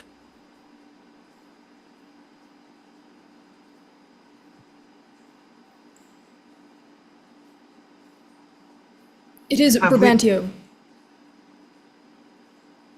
General, be advised, he comes to bad intent. Hola! Stand there. Seniority's the more. Down with him, thief. You, Rodrigo? Come, sir, I am for you. Keep up your bright swords, for the dew will rust them. Good signor, you shall have more command with years than with your weapons. Oh, thou foul thief! Where's thou stowed my daughter?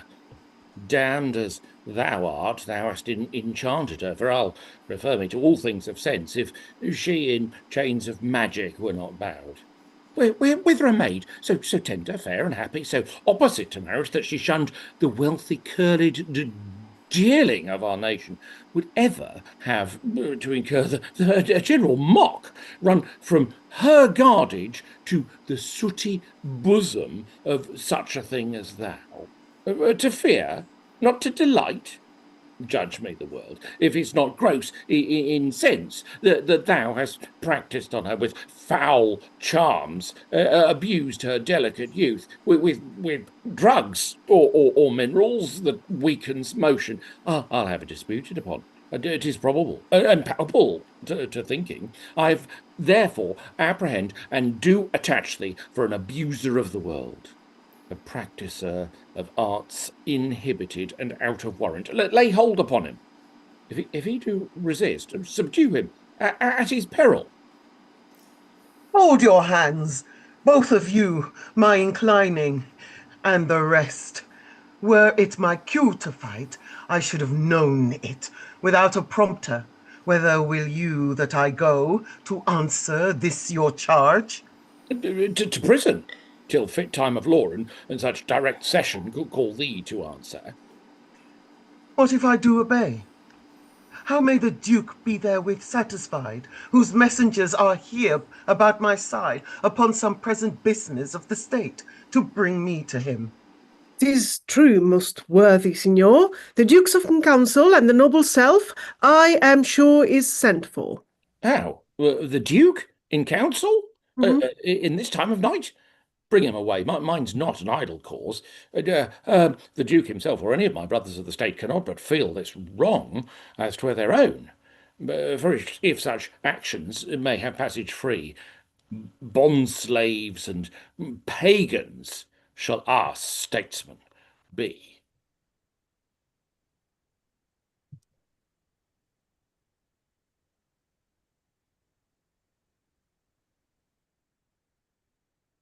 There's no composition in this news that gives them credit. Indeed, they are disproportioned. This letter says 107 galleys. And mine 140. Yeah, and this 200. But though they jump not on a just account, as in these cases where the aim reports, 'tis oft with difference, yet they do all confirm a Turkish fleet and bearing up to Cyprus. Nay, it is not possible enough to judgment. I do not so secure me in the error, but in the main article I do approve in fearful sense. Ah, a messenger from the galleys. Now, what's the business? Oh, Turkish preparation makes for roads. So, bid from Signor Antonio. Signor Angelo. How say you by this change? This cannot be by no assay of reason. 'Tis a pageant to keep us in false gaze when we consider the importancy of Cyprus to the Turk, and let ourselves again but understand that as it more concerns the Turk than Rhodes, so may he with more facile question bear it, for that it stands not in such warlike brace, but altogether lacks the abilities that Rhodes is dressed in. If we make thought of this, we must not think the Turk is so unskilful to leave that latest which concerns him first, neglecting an attempt of ease and gain to wake and wage a danger profitless. Nay, in all confidence he's not for Rhodes. Ah, here's more news. The Ottomites, reverend and gracious, steering with due course towards the Isle of Rhodes, have there enjoined them with another fleet. Oh, how many, as you guess? Well, 30 sail, and now they do return their backward course, bearing with frank appearance their purpose towards Cyprus. Oh, for goodness sake. And praise you to believe in him. 'Tis certain and for Cyprus. Marcus Lucius, is not he in town? He's now in Florence. Write from us to him, post haste dispatch. Oh, here comes Brabantio and the valiant Moor. Valiant Othello, we must straight implore you against the general enemy Ottoman. I did not see you. Welcome, gentle signor. We lacked your counsel and your help tonight. So did I yours. Good, your grace. Pardon me. Neither my place nor aught I heard of business hath raised me from my bed, nor doth the general care take hold of me. For my particular grief is of so floodgate and o'erbearing nature that it ingluts and swallows other sorrows, and it is still itself. Why? What's the matter? My daughter. Oh, my daughter. Dead? Aye, to me. She's abused, stolen from me, and corrupted by spells and medicines brought of mountebanks for nature so preposterously to her, being not deficient, blind, or lame of sense, sans witchcraft, could not. Whoe'er he be that in foul proceeding, you can punish. Hast thou beguiled your daughter of self, and you of her the bloody book of law? And shall yourself read in the bitter letter after your own sense? Yea, oh, though our proper son stood in your action. Humbly, I thank your grace. Here's the man, this Moor, whom now it seems your special mandate for the state affairs hath brought hither brought. We are very sorry for it. What in your own part can you say to this? Nothing, but this is so. Most potent, grave, and reverend signors, my very noble and approved good masters, that I have ta'en away this old man's daughter. It is most true, true I have married her. The very head and front of my offending hath this extent, no more. Rude am I in my speech, and little blessed with the soft phrase of peace. For since these arms of mine had 7 years' pith, till now, some 9 moons wasted, they have used their dearest action in the tented field, and little of this world can I spake, more than pertains to feats of broils and bataille. And therefore little shall I grace my cause in speaking for myself. Yet, by your gracious patience, I will around an unvarnished tale deliver of my whole course of love. What drugs, what charms, what conjuration, and what mighty magic, for such proceeding I am charged withal, I won his daughter. A maiden, never bold, of spirit so still and quiet that her motion blushed at herself, and she, in spite of nature, of years of country credit, everything, to fall in love with what she feared to look on. It's a judgment maimed and most imperfect that will confess perfection so could err against all rules of nature, and must be driven to find out practices of cunning hell why this should be. Therefore I vouch again that with some mixtures powerful o'er the blood, or with some dram conjured to this effect, he wrought upon her. To vouch this is no proof, without more wider and more over test than these thin habits, and poor likelihood of modern seeming to prefer against him. But Othello, speak. Did you, by indirect and forced courses, subdue and poison this young maid's affection? Or came it by request, and such fair question as soul to soul affordeth? I do beseech you, send for the lady to the Sagittary, and let her speak of me before her father. If you do find me foul in her report, the trust, the office I do hold of you, not only take away, but let your sentence even fall upon my life. Fetch Desdemona hither. Annunciant, conduct them. You best know the place. And tell she come. As truly as to heaven, I do confess the vices of my blood, so justly to your grave ears. I'll present how I did thrive in this fair lady's love, and she in mine. Say it, Othello. Her father loved me, oft invited me, still questioned me the story of my life from year to year, the bataille, sieges, fortune that I have passed. I ran it through, even from my boyish days, doth the very moment that he had me tell it, wherein I spoke of most disastrous chances, of moving accidents by flood and field, of hairbreadth scapes in the imminent deadly breach, of being taken by the insolent foe and sold to slavery, of my redemption thence, and portents in my traveller's history, wherein the Antar's vast and deserts idle, rough quarries, rocks, hills, whose head touch heaven. It was my hint to speak, such was my process. And the cannibals that each others eat, the anthrophage, and men whose heads grew beneath their shoulders, these things to hear, would Desdemona seriously incline? But still the house affairs would draw her hence, whichever as she could with haste dispatch.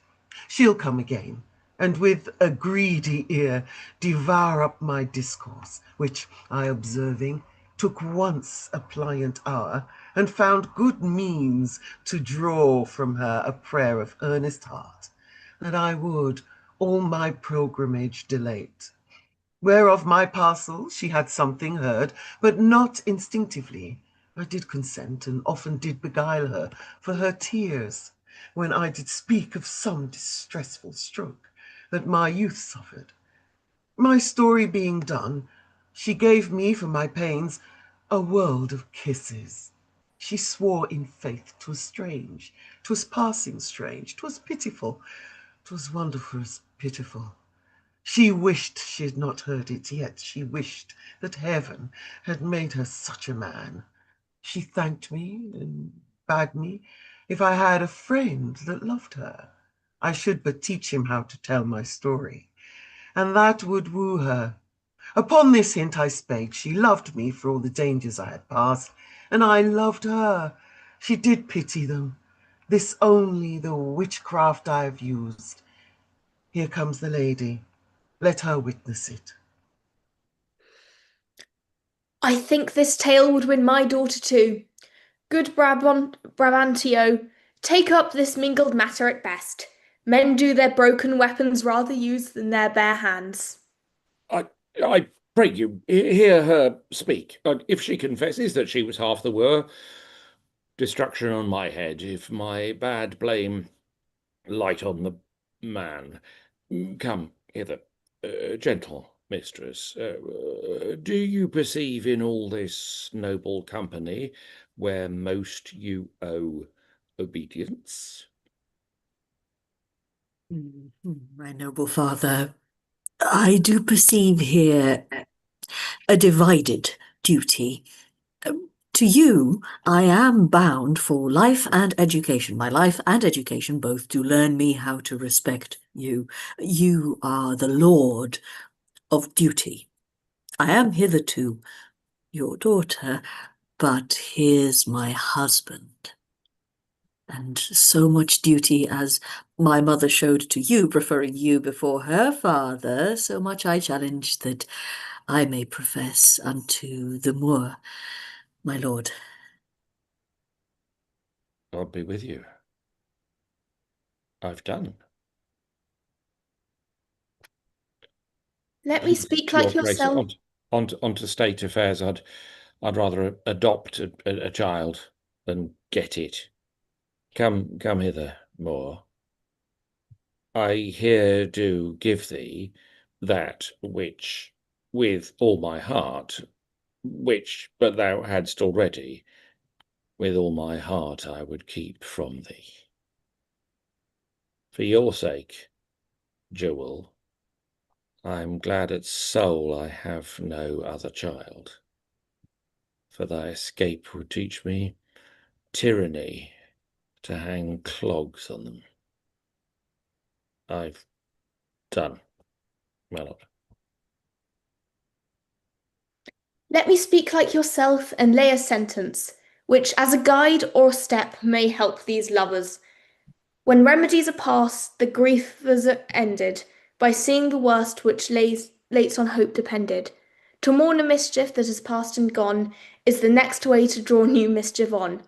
What cannot be preserved when fortune takes, patience her injury a mockery makes. The rob that smiles steals something from the thief. He robs himself and spends a bootless grief. So, let the Turk of Cyprus us beguile. We loose it not as long as we can smile. He bears the sentence well that nothing bears but the free comfort which from thence he hears, but he bears both the sentence and the sorrow that to pay grief out of poor patience borrow.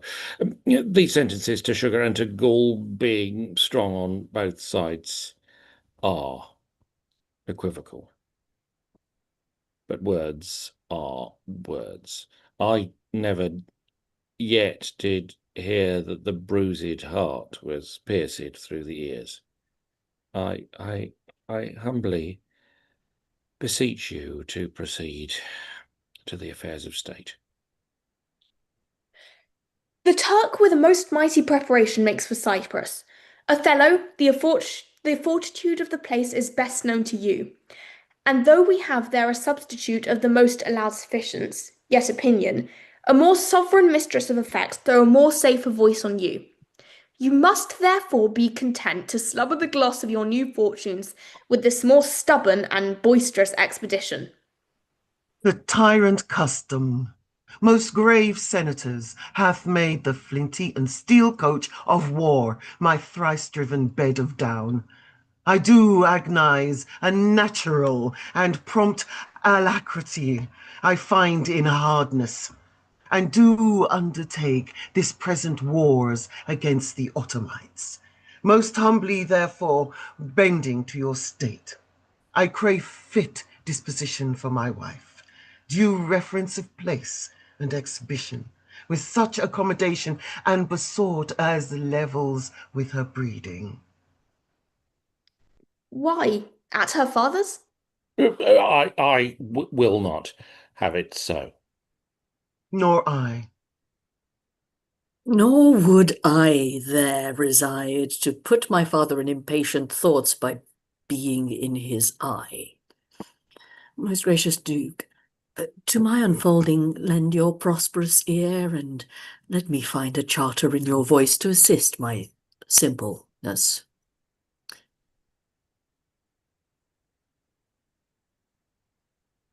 What would you? What would you, Desdemona?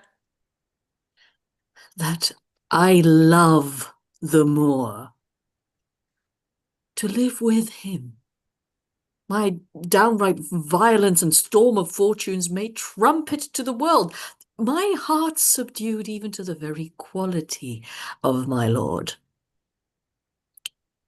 I saw Othello's visage in his mind, and to his honours and his valiant parts did I my soul and fortunes consecrate.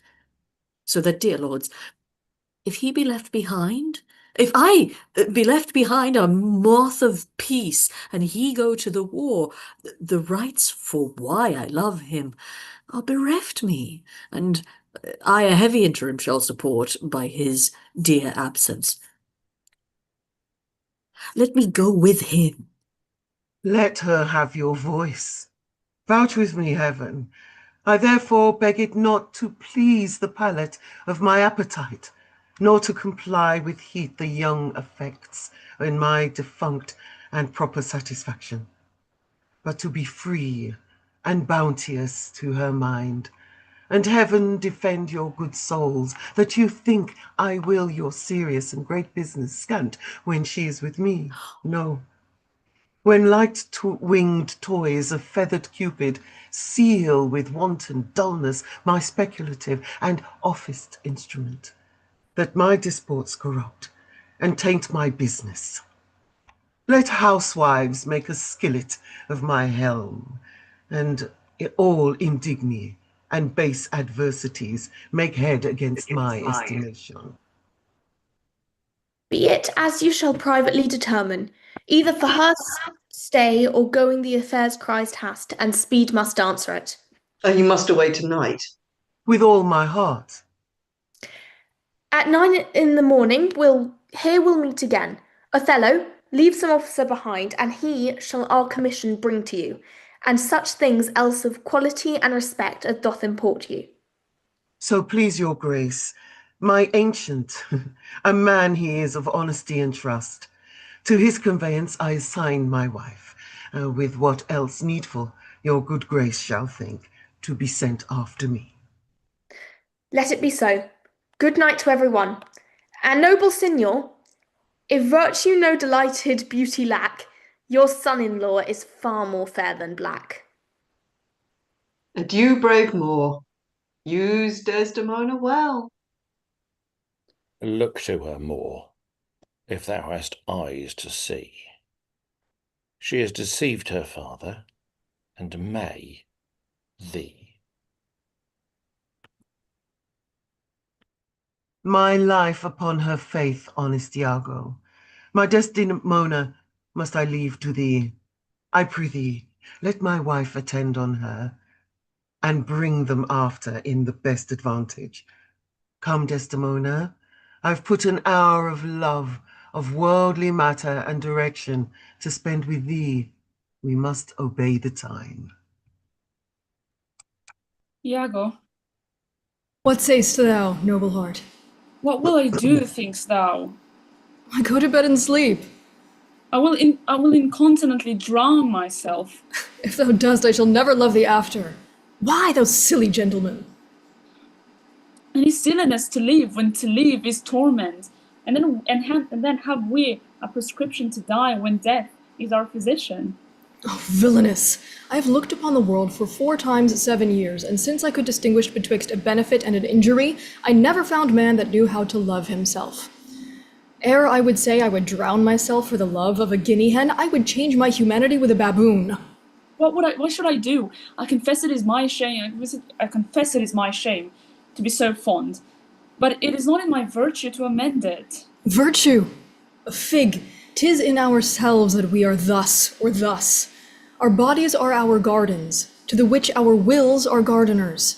So that if we will plant nettles or sow lettuce, set hyssop and weed up thyme, supply it with one gender of herbs or distract it with many, either to have it sterile with idleness or manured with industry, why the power and corrigible authority of this lies in our wills. If the brain of our lives had not one scale of reason to poise another of sensuality, the blood and baseness of our natures would conduct us to most preposterous conclusions. But we have reason to cool our raging motions, our carnal stings or unbidden lusts, whereof I take this that you call love to be a sect or 7. It cannot be. It is merely a lust of the blood and a permission of the will. Come, be a man, drown thyself, drown cats and blind puppies. I have professed me thy friend, and I confess me knit to thy deserving with cables of perdurable toughness. I could never better steed thee than now. Put money in thy purse. Follow thou the wars, defeat thy favor with an usurped beard. I say, put money in thy purse. It cannot be long that Desdemona should continue her love to the Moor. Put money in thy purse, nor he his to her. It was a violent commencement in her, and thou shalt see an answerable sequestration. Put money in thy purse. These Moors are changeable in their wills. Fill thy purse with money. The food that to him now is as luscious as locusts shall be to him shortly as bitter as coloquintida. She must change for youth. When she is sated with his body, she will find the errors of her choice. Therefore, put money in thy purse. If thou wilt needs damn thyself, do it a more delicate way than drowning. Make all the money thou canst. If sanctimony and a frail vow betwixt an erring barbarian and super-subtle Venetian be not too hard for my wits and all the tribe of hell, thou shalt enjoy her. Therefore, make money. A pox of drowning thyself. It's clean out of the way. Seek thou rather to be hanged encompassing thy joy than to be drowned and go without her. Will thou be so false to my hopes if I depend on the issue? Thou art sure of me. Go, make money. I have told thee often, and I retell thee again and again, I hate the Moor. My cause is hearted, thine hath no less reason. Let us be conjunctive in our revenge against him. If thou canst cuckold him, thou dost thyself a pleasure, me a sport. There are many events in the womb of time which will be delivered. Traverse, go, provide thy money. We will have more of this tomorrow. Adieu. Where shall we meet in the morning? At my lodging. I'll be with thee betimes. Go to, farewell. Do you hear, Rodrigo? I'll sell all my land. Thus do I ever make my fool my purse. For I mine own gained knowledge should profane if I would spend time with such snipe, but for my sport and profit. I hate the Moor, and it is thought abroad that twixt my sheets he has done my office. I know not if it be true, but I for mere suspicion in that kind will do as if for surety. He holds me well. The better shall my purpose work on him. Cassio's a proper man. Let me see now. To get his place and plume up my will in double knavery, how? Let's see. After some time to abuse Othello's ears that he is too familiar with his wife. He hath a person and a smooth disposed to be suspected, framed to make women false. The Moor is of a free and open nature that thinks men honest that but seem to be so, and will as tenderly be led by the nose as asses are. I have it. It is engendered. Hell and night must bring this monstrous birth to the world's light.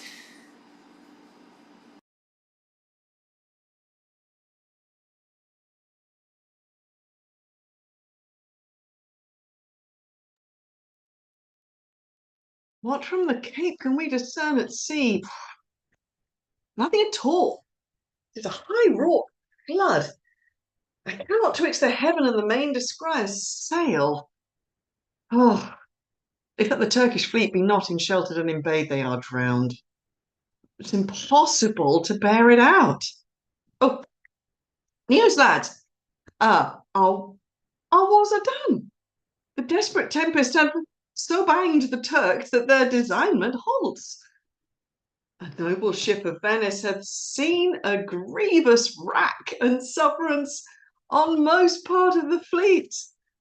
And a ship is here put in, a Veronessa, Michael Cassio, lieutenant to the warlike Moor, himself at sea, and is in full commission here for Cyprus. I have served him, and the man commands like a full soldier. It's to the seaside, as well to see the vessel that's come in, and throw out eyes for brave Othello. Come, let's do so, for every minute is expectancy of more arrivals. Thanks you, the valiant of the warlike isle, that so approve the Moor. Oh, let the heavens give him defence against the elements, for I have lost him on a dangerous sea. Is he well shipped? His bark is stoutly timbered, and his pilot of very expert and approved allowance. Therefore my hopes, not surfeited to death, stand in bold cure. A sail! A sail! Oh, what noise? The town is empty. On the brow of the sea stand ranks of people, and they cry, a sail. My hopes of shape him for the governor. Oh, let's hope they do discharge their shot of courtesy, our friends at least. I pray you, sir, go forth, and give us truth to what it is arrived. But, good lieutenant, is your general wived? Most fortunately, he hath achieved a maid that paragons description and wild fame, one that excels the quirks of blazoning pens, and in the essential vesture of creation does tire the engineer. Oh. How now? Worth put in? It is one Iago, ancient to the general. Oh, has had most favourable and happy speed, tempests themselves, high seas and howling winds, the guttered rocks and congregated sands, traitors and steeped to clog the guiltless keel, as having sense of beauty do omit the mortal nature's letting go safely by the divine Desdemona. What is she? She that I spake of, our great captain's captain, left in the conduct of the bold Iago, whose footing here anticipates our thoughts, or a senate's speed. Oh, great Jove, Othello guard, and swell his sail with thine own powerful breath, that he may bless his bay with his tall ship, make love's quick pants in Desdemona's arms, give renewed fire to our extincted spirits. Oh, behold, the riches of the ship is come on shore. You, man of Cyprus, let her have your knees. Hail to thee, lady, and the grace of heaven before, behind thee, and on every hand, and will thee round. I thank you, valiant Cassio. What tidings can you tell me of my lord? He is not arrived. No,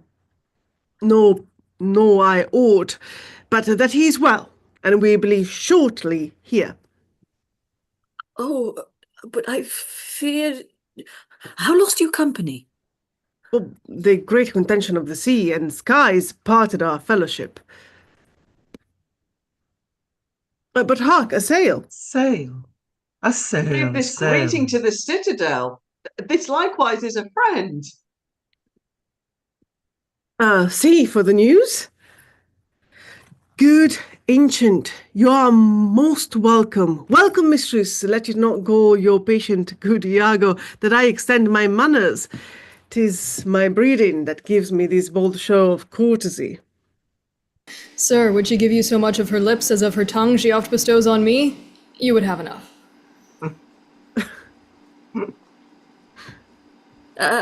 Alas, she has no speech. In faith, too much. I find it still when I have leave to sleep. Marry, before your ladyship, I grant she puts her tongue a little in her heart and chides with thinking. We'll pause to say so. Come on, you are pictures out of door, bells in your parlors, wildcats in your kitchens, saints in your injuries, devils being offended, players in your huswifery, and huswives in your beds. Oh, fire upon thee, slanderer! Nay, it is true, or else I am a Turk. You rise to play and go to bed to work. Oh, you shall not write my praise. No, let me not. What wouldst write of me, if thou shouldst praise me? Oh, gentle lady, do not put me to it, for I am nothing if not critical. Come on.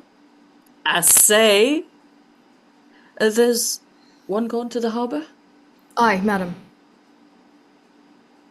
I am not merry, but I do beguile the thing I am by seeming otherwise. Come, how wouldst thou praise me? I am about it, but indeed my invention comes from my pate, as birdlime does from freeze. It plucks out brains and all. But my muse labours, and thus she is delivered.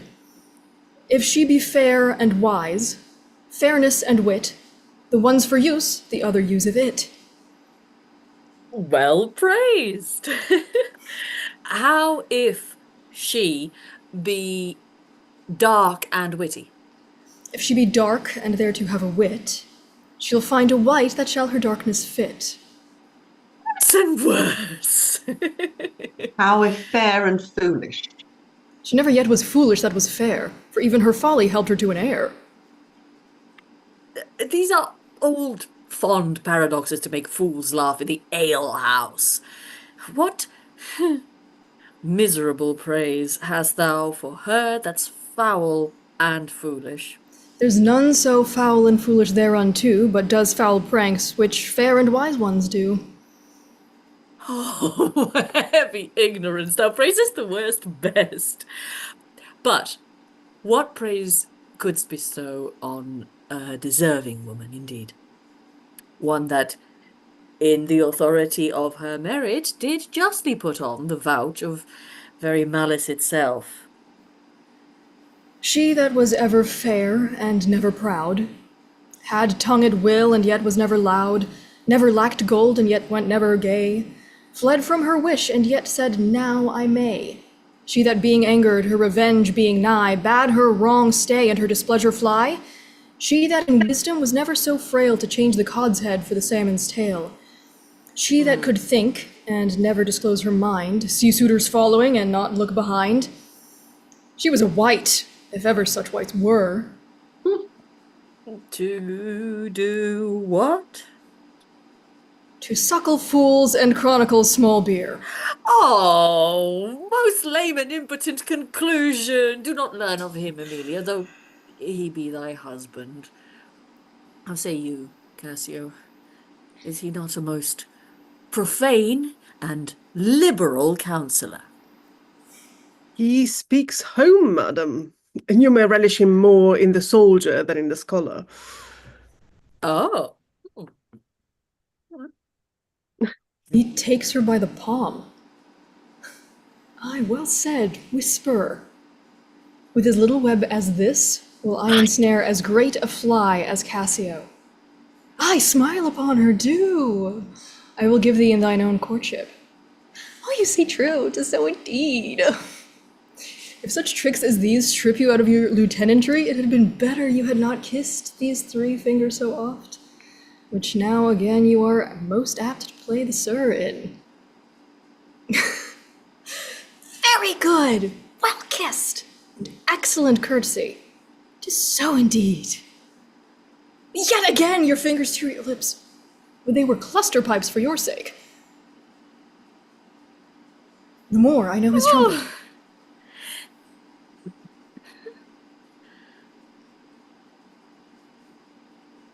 He's truly so.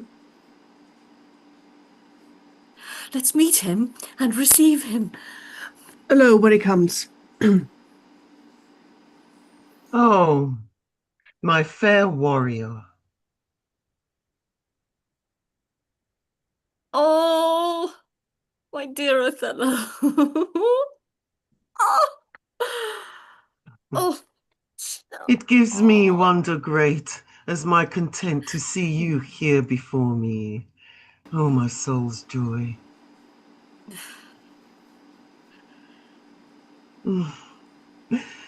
If after every tempest comes such calms, may the winds blow till they have wakened death, and let the labouring bark climb hills of seas, Olympus high, and duck again as low, as hells from heaven. If it were now to die, 'twere now to be most happy. For I fear my soul hath her content so absolute, that not another comfort like to this succeeds in unknown fate. Heavens forbid but that our loves and comforts should increase, even as our days do grow. Amen to that, sweet powers. I cannot speak enough of this content. It stops me here. It is too much joy. And this is the greatest discords be that e'er our hearts shall make. Oh, you are well tuned now, but I'll set down the pegs that make this music as honest as I am. Come, let us to the castle news, friends. Our wars are done. The Turks are drowned. Bravo! How's my old acquaintance of this isle? Honey, you shall be well desired in Cyprus. I have found a great love amongst them. Oh, my sweet, I prattle out of fashion, and I dote in mine own comforts. I prithee, good Iago, go to the bay and disembark my coffers. Bring thou the master to the citadel. He's a good one, and his worthiness does challenge much respect. Come, Desdemona, once more, well met at Cyprus. Do thou meet me presently at the harbour. Come thither if thou beest valiant. As they say, base men being in love have then a nobility in their natures more than is native to them. List me. Lieutenant tonight watches on the court of guard. First, I must tell you this. Desdemona is directly in love with him. With him, why it is not possible. Lay thy finger thus, and let thy soul be instructed. Mark me with what violence she first loved the Moor, but for bragging and telling her fantastical lies. To love him still for prating, let not thy discreet heart think it. Her eye must be fed. And what delight shall she have to look on the devil? When the blood is made dull with the act of sport, there should be a game to inflame it, and to give it satiety a fresh appetite. Loveliness in favor, sympathy in years, manners and beauties, all which the Moor is defective in. Now, for want of these required conveniences, her delicate tenderness will find itself abused, begin to heave the gorge, disrelish and abhor the Moor. Very nature will instruct her in it, and compel her to some second choice. Now, sir, this granted, as it is a most pregnant and unforced position, who stands so eminent in the degree of this fortune as Cassio does? A knave very voluble, no further conscionable than in putting on the mere form of civil and humane seeming for the better compass of his salt and most hidden loose affection. Why none? Why none? A slipper and subtle knave, a finder of occasion, that he's an eye can stamp and counterfeit advantages, though true advantage never present itself. Devilish knave. Besides, the knave is handsome, young, and hath all those requisites in him that folly and green minds look after. Pestilent, complete knave, and the woman hath found him already. I cannot believe that in her. She's full of most blessed condition. Blessed fig's end! The wine she drinks is made of grapes. If she had been blessed, she would never have loved them more. Blessed pudding. Didst thou not see her paddle with the palm of his hand? Didst not mark that? Yes, that I did, but that was but courtesy. Lechery by this hand. An index and obscure prologue to the history of lust and foul thoughts. They met so near with their lips that their breaths embraced together. Villainous thoughts, Roderigo, when these mutabilities so marshal the way, hard at hand comes the master and main exercise, the incorporate conclusion. Pish. But, sir, be you ruled by me. I have brought you from Venice. Watch you tonight, for the command I'll lay upon you. Cassio knows you not. I'll not be far from you. Do you find some occasion to anger Cassio, either by speaking too loud or tainting his discipline, or from what other cause you please, which the time shall more favorably minister? Well, sir, he's rash, and very sudden in choler, and haply may strike at you. Provoke him that he may, for even out of that will I cause these of Cyprus to mutiny, whose qualification shall come into no true taste again, but by the displanting of Cassio. So shall you have a shorter journey to your desires, by the means I shall then have to prefer them, and the impediment which most profitably removed, without the which there were no expectation of our prosperity. I will do this, if you can bring it to any opportunity. I warrant thee. Meet me by and by at the citadel. I must fetch his necessaries ashore. Farewell. Adieu. That Cassio loves her, I do well believe 't. That she loves him, 'tis apt and of great credit. The more, howbeit that I endure him not, is of a constant, loving, noble nature, and I dare think he'll prove to Desdemona a most dear husband. Now, I do love her too, not out of absolute lust, though peradventure I stand to Compton for as great a sin, but partly led to diet my revenge.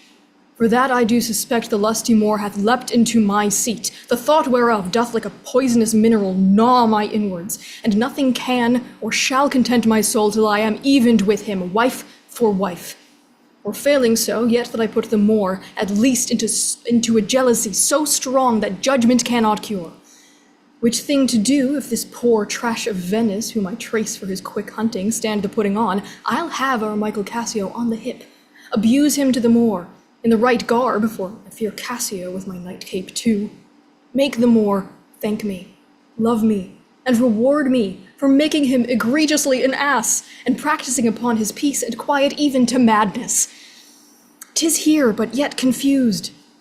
Knavery's plain face is never seen till used. Wow, there's a thought.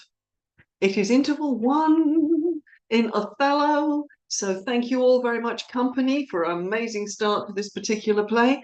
Please take yourselves a little break for a few minutes while I have a brief chat with our audience. Actually, I'm going to ask Valentina if she's there. Do we have an update on the audience choice poll? The audience choice poll, absolutely. Popping up on screen in a second. Measure for Measure still winning. Measure for Measure still winning. Okay. Yes, for okay. your delight. There we go. Probably not during this play because I'm working, but I will maybe start thinking about that. So, As You Like It is still in with a fighting chance, depending who wants to vote for what. So if you haven't voted, or can people vote more than once, Valentina? Let's not encourage. Okay, well, let's not encourage. Yes, they can, but let's not encourage. Okay, so if you've had at least one vote, then that's fine. That's cool. Cool. Right. Well, interesting that it's Measure for Measure. Measure for Measure. I was privately quite sure it was going to be As You Like It, so I'm mildly surprised. That, but Measure for Measure is great fun. What? Sorry. You see, I'm not the only one that loves Measure for Measure. You are I love Measure for Measure as well. I mean, rather. I've not voted yet. This is the time of night for sort of, because here we are in the small hours of in the UK, and it's like, yes, I like the plays that have the sort of twisty, crunchy, difficult bits in them and the problematic endings. here we are in the middle of Othello. It's okay, it's a more traditional tragedy. People actually die during it, so you know it's a tragedy, but it's difficult and messy, and you know, you don't, what truth do we actually know? Is Iago justified in his fears about his wife Amelia? I've always thought not, but is that just what I think? I don't know. It's a play that leaves you with a lot of questions. Very interesting question got brought up. I can't remember where I heard this now. I think it might be somebody, ironically, that I follow on TikTok, who was talking about work they were doing on Othello with a class of teenagers in America. And somebody in the class actually made the point of, so Cassio helps Othello to secretly, you know, get married and gets a promotion that even like other people in the city, like high-powered people in the city, think should be Iago's. And it's like, again, it's one of those things like, yeah, I never really looked at that before either. Is this, you know, because again, I would always stand up for Othello and say he is the noble Moor. He does, you know, good things. He has the right to make his own decisions. He doesn't make bad decisions. He's not a bad soldier. And then you look at that and you go, yeah, they might actually have a point. And it's great. You know, you spend a lot of time with these plays, and then there is a thing in the middle. You go, actually, there's a problem. And the observation that I listened to online was, you know, the class was very divided. It was Team Cassio, Team Iago, and you sort of think, yeah, it's actually not that simple when you look at the complications. It's like looking at Measure for Measure. You know, is the Duke truly this great prince? Or is he as tainted by the dirty politics as everybody else? You know, is what Lucio says of him true or not? Frankly, we shall never know. I mean, the only way you'll know is through a company or a director making a decision about how to play them. But, you know, sort of, there's a thought. Anyway, I'm not talking about Measure for Measure because we are deep into Othello at the moment. So I think we're going to have to get back to Venice pretty soon. And ironically, I think it's me to start the middle section in one of my roles as the humble but hardworking Captain Marco. And by the way, if you're around for Pericles, for this play and several of the others that we're doing, King Lear, this definitely happens. It happens in Romeo and Juliet. You might notice character names that you may not have seen before. And if you've been watching us online for any amount of time, you will know why. And if you're new, it's because when we were doing like during lockdown plays, when we were doing a lot of plays online, we do one a month, by the way. You know, we don't normally do 24 hours, but we normally just do one a month. We found it odd that it was Soldier 3 or Guard Number 2.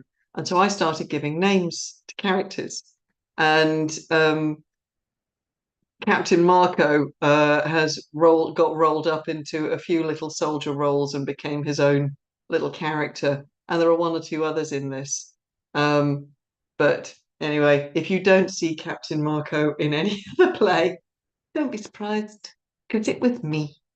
Right. So I am going to say that we are beginning with our next scene. So the next scene is enter Othello, Desdemona, Cassio, Captain Marco, and we have to make a proclamation. So I need my piece of paper. There we are. And pretty much not much else happens. That's not true. So Othello, Desdemona, Cassio, are you ready for the next scene? Ready? Yes. Right. Come and join me on stage.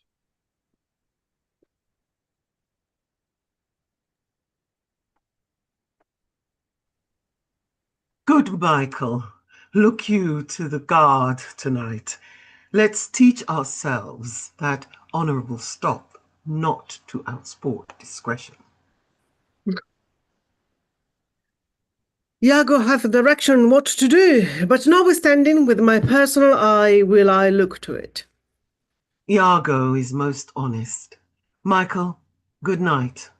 Tomorrow, with your earliest, let me have speech with you. Come, my dear love. The purchase made, the fruits are to ensue, the profits yet to come between me and you. Good night. Welcome, Iago. We must to the watch.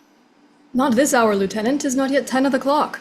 Our general cast us thus early for the love of his Desdemona, who let us not therefore blame, he hath not yet made want in the night with her. And she is sport for Jove. Oh, she's a most exquisite lady. And I'll warrant her full of game. Indeed, she's the most fresh and delicate creature. What an eye she has. Methinks it sounds a parley to provocation. An inviting eye, and yet methinks right modest. And when she speaks, is it not an alarum to love?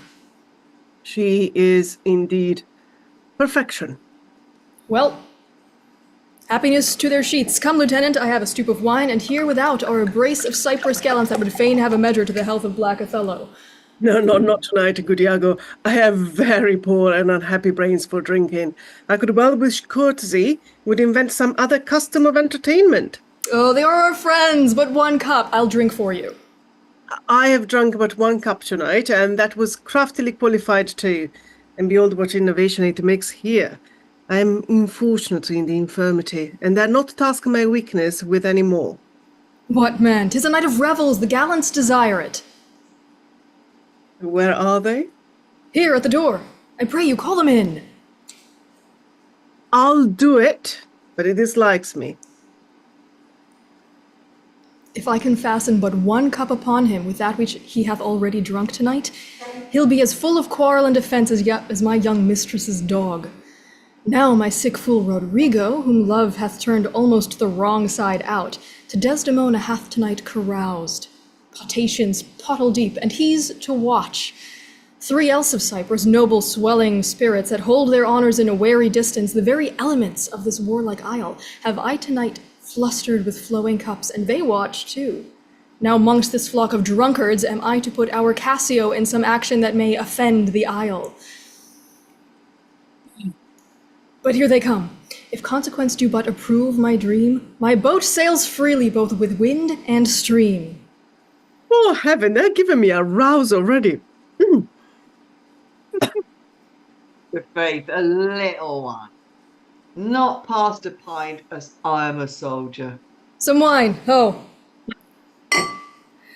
And let me the cannikin clink, clink, and let me the cannikin clink, clink. A soldier's a man, oh, life's but a span. Why, then let a soldier drink some wine, boys.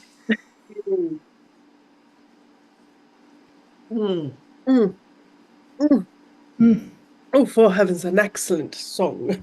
I learned it in England, where indeed they are most potent in potting. Your Dane, your German, and your swag-bellied Hollander, drink, ho, are nothing to your English. Is your Englishman so exquisite in his drinking? Why, he drinks you with facility. Your Dane, dead drunk. He sweats not to overthrow your Almain. He gives your Hollander a vomit ere the next pottle can be filled. To the health of our general. I am for it, Lieutenant, and I'll do you justice. Oh, sweet England! King Stephen was a worthy peer, his breeches cost him but a crown. He held them 6 pence all too dear, with that he called the tailor lown. He was a wight of high renown, and thou art but of a low degree. 'Tis pride that pulls the country down, and take thy old cloak about thee. Some wine, ho! Is it a more exquisite song than the other? Will you hear it again? No, for I hold him to be unworthy of his place, and that does those things. Well, heavens above all, and there be souls must be saved, and there be souls must be not saved. It's true, good lieutenant. For my own part, no offence to the General, nor any man of quality, I do hope to be saved. And so do I too, Lieutenant. Aye, but by your leave, not before me. The Lieutenant is to be saved before the Ancient. Let's not have no more of these. Let's do our affairs. Forgive us our sins. Gentlemen, let's look to our business.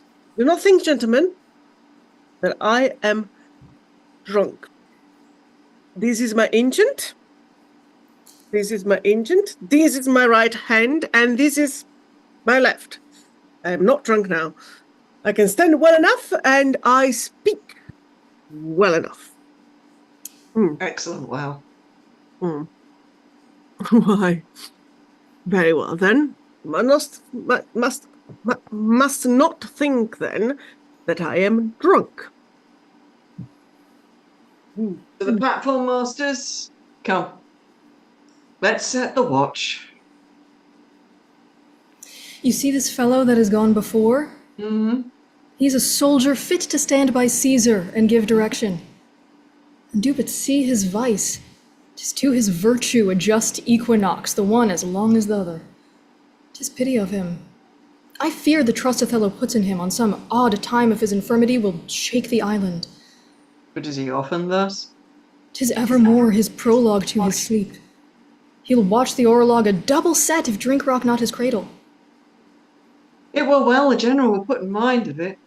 Perhaps he sees it not, or his good nature prizes the virtue that appears in Cassio and looks not on his evils.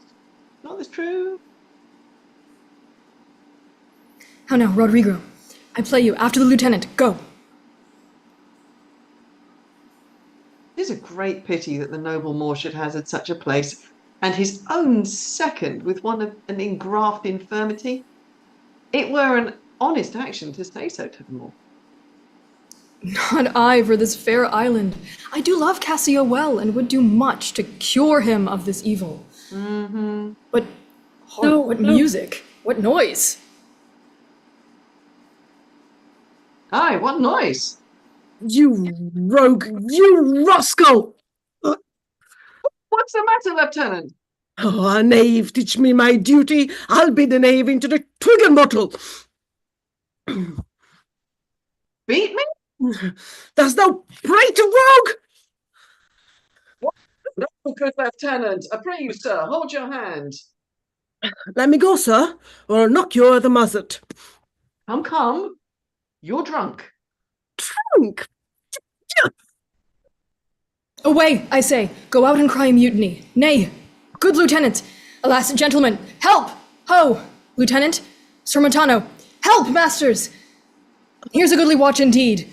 Who's that which rings the bell? Diablo! Oh, the town will rise. Fie, lieutenant, you'll be ashamed forever.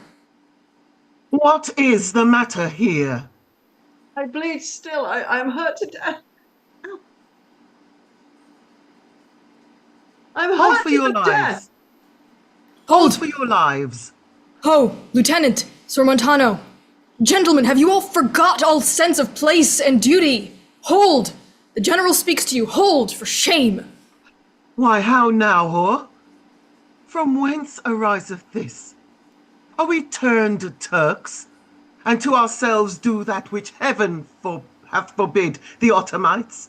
For Christian shame, put by this barbarous brawl. He that stirs next to Carew for his own rage holds his soul light. He dies upon this motion. Silence that dreadful bell, it frights the isle.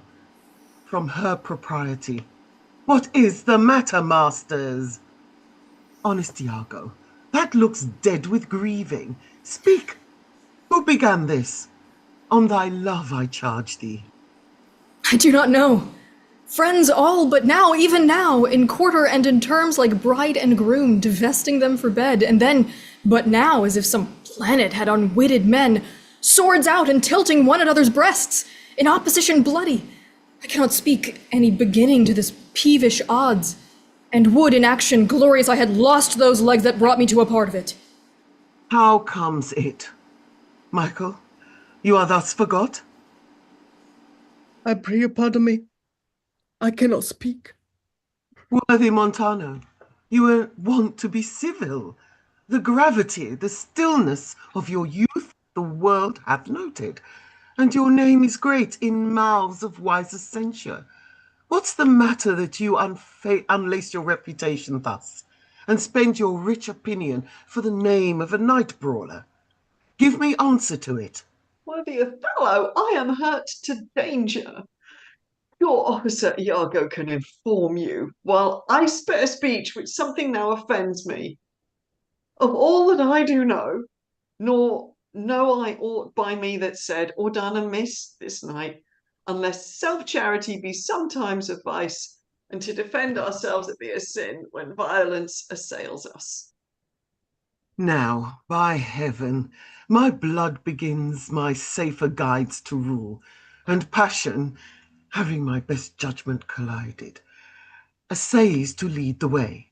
If I once stir, or do but lift this arm, the best of you shall sink in my rebuke. Give me to know how this foul rout began, who set it on, and he that is approved of this offence, though he had twinned with me, both at birth, shall lose me. What in a town of war, yet wild, the people's hearts brimful of fear, to manage private and domestic quarrel? In night, and on the court and guard of safety? 'Tis monstrous, Iago. Who began it? If partially affined or league in office, thou dost deliver more or less than truth, thou art no soldier. Touch me not so near. I had rather have this tongue cut from my mouth than it should do offense to Michael Cassio. Yet I persuade myself to speak the truth shall nothing wrong him. This it is, General. Montano and myself being in speech, there comes a fellow crying out for help, and Cassio following him with determined sword to execute upon him. Sir, this gentleman steps into Cassio and entreats his pause. Myself the crying fellow did pursue, least by his clamour, as it so fell out, the town might fall in fright. He, swift of foot, outran my purpose, and I returned then rather for that I heard the clink and fall of swords, and Cassio high an oath, which till tonight I ne'er might say before. When I came back, for this was brief, I found them close together at blow and thrust, even as again they were when you yourself did part them. More of this matter cannot I report. But men are men, the best sometimes forget.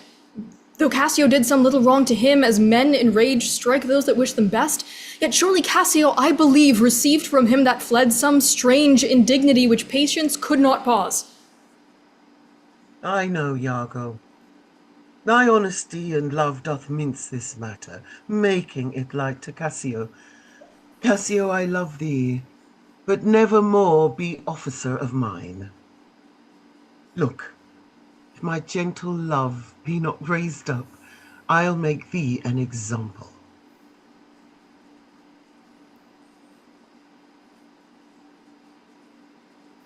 Dear, what's the matter, dear?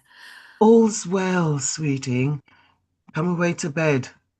Sir, for your hurts, myself will be your surgeon. Lead him off. Iago, look with care about the town, and silence those whom this biled brawled distracted. Come, Desdemona, 'tis the soldier's life to have their balmy slumbers wait with strife. What are you hurt, Lieutenant? I lost all surgery. Mary, heaven forbid. Reputation.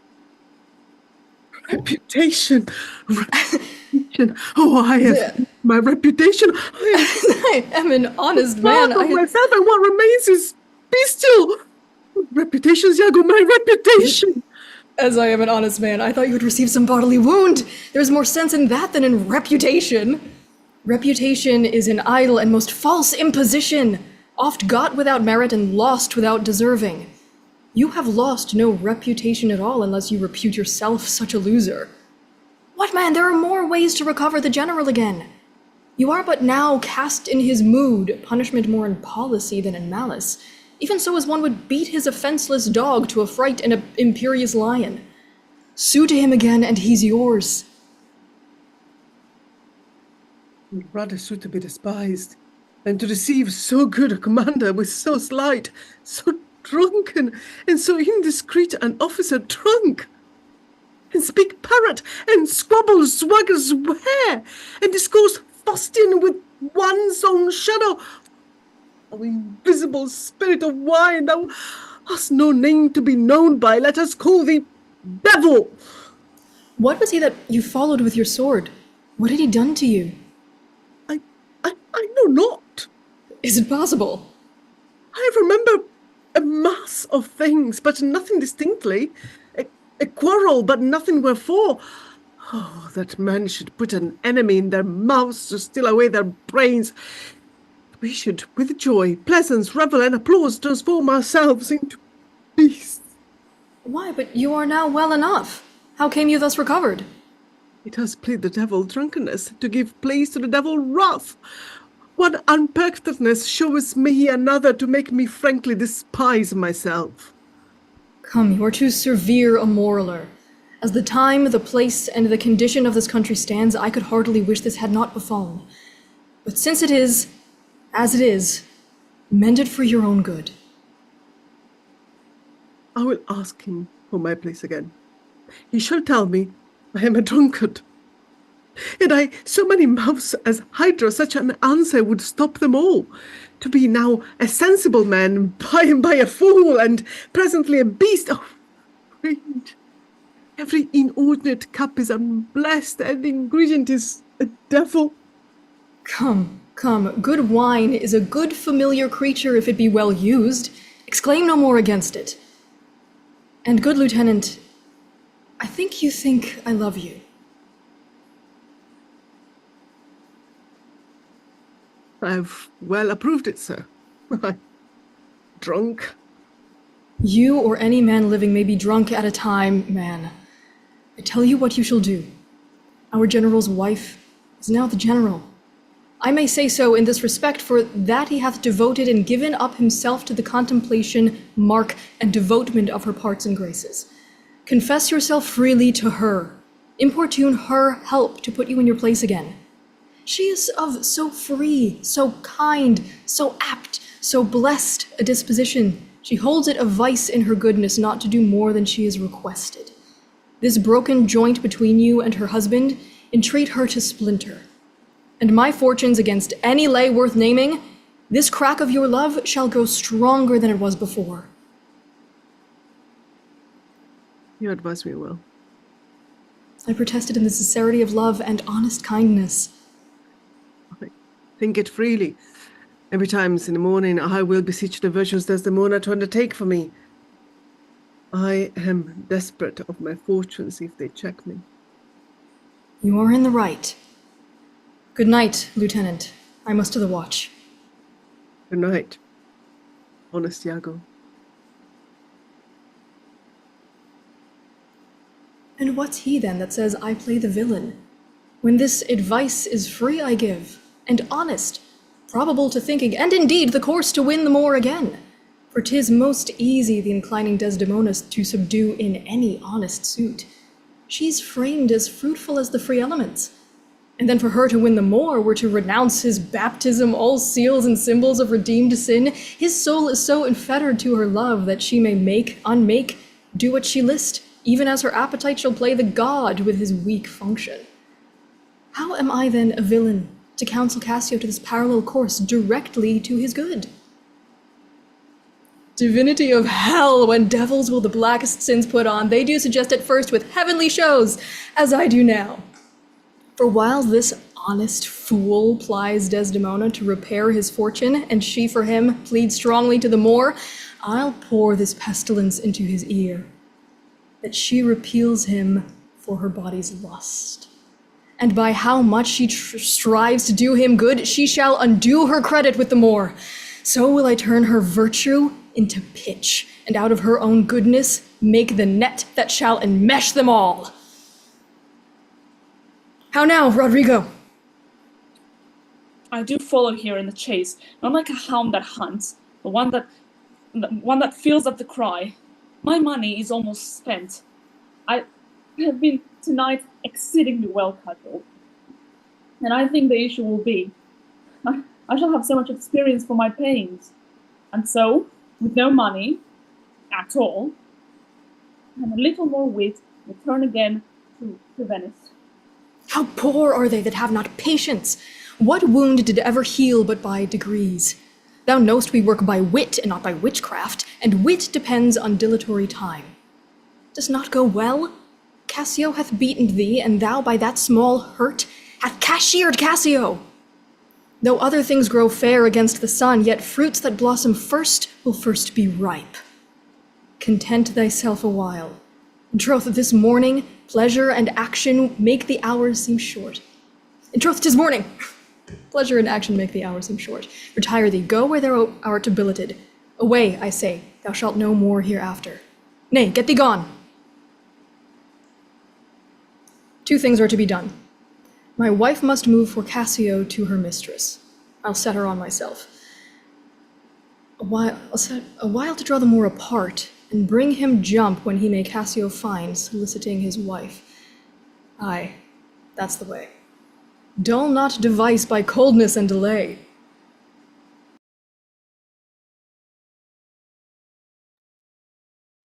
Masters, play here, I will content your pains, something that's brief and bid good morrow, General.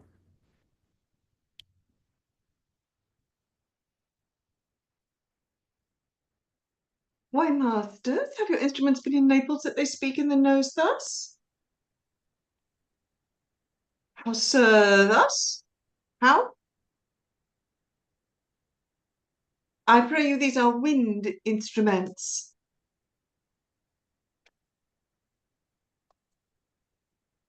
Wind instruments. I marry, are they, sir? Oh, thereby hangs a tale. Thereby hangs a tale. Whereby hangs a tale, sir? What? But masters, here's money, and he desires you for love's sake to make no more noise with it. Spin it. Well, sir, we will not. And put up your pipes in your bag, wheel away. Go. Vanish into air.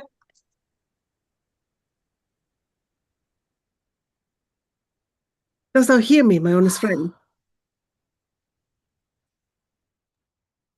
No, I hear not your honest friend, I hear you. But prithee, keep up thy quillets. There's a poor piece of gold for thee. If the gentlewoman that attends the general be stirring, tell her there's one Cassius entreats her with a little favour of speech. Wilt thou do this? She's stirring, sir. If she will stir hither, I shall seem to notify unto her.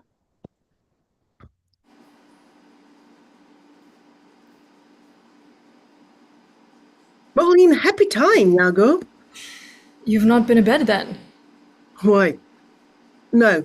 The day had broke before we parted. I have made bold, Iago, to send in to your wife. My suit to her is that she will, to virtuous Desdemona, procure me some access. I'll send her to you presently, and I'll devise a mean to draw the Moor out of the way, that your converse and business may be more free. I humbly thank you for it. I never knew a Florentine more kind and honest. Good morrow, good lieutenant. I'm sorry for your displeasure, but all will be sure well. The general and his wife are talking of it, and she speaks for you stoutly. The Moor replies that he you hurt is of great fame in Cyprus and great affinity, and that wholesome wisdom he might not but refuse you.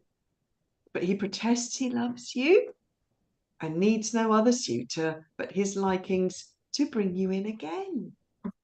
Yet I beseech you, if you think fit, or that it may be done, give me advantage of some brief discourse with Desdemona alone. Pray you come in.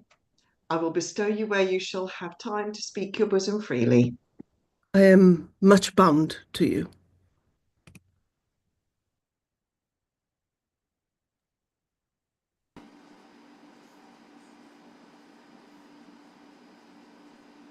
These letters give, Iago, to the pilot, and by him do my duties to the Senate. That done, I will be walking on the works. Repair thee there to me.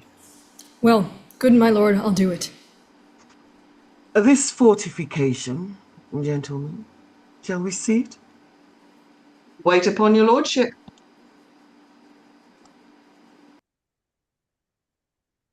Be thou assured, good Cassio, I will do all my abilities in thy behalf.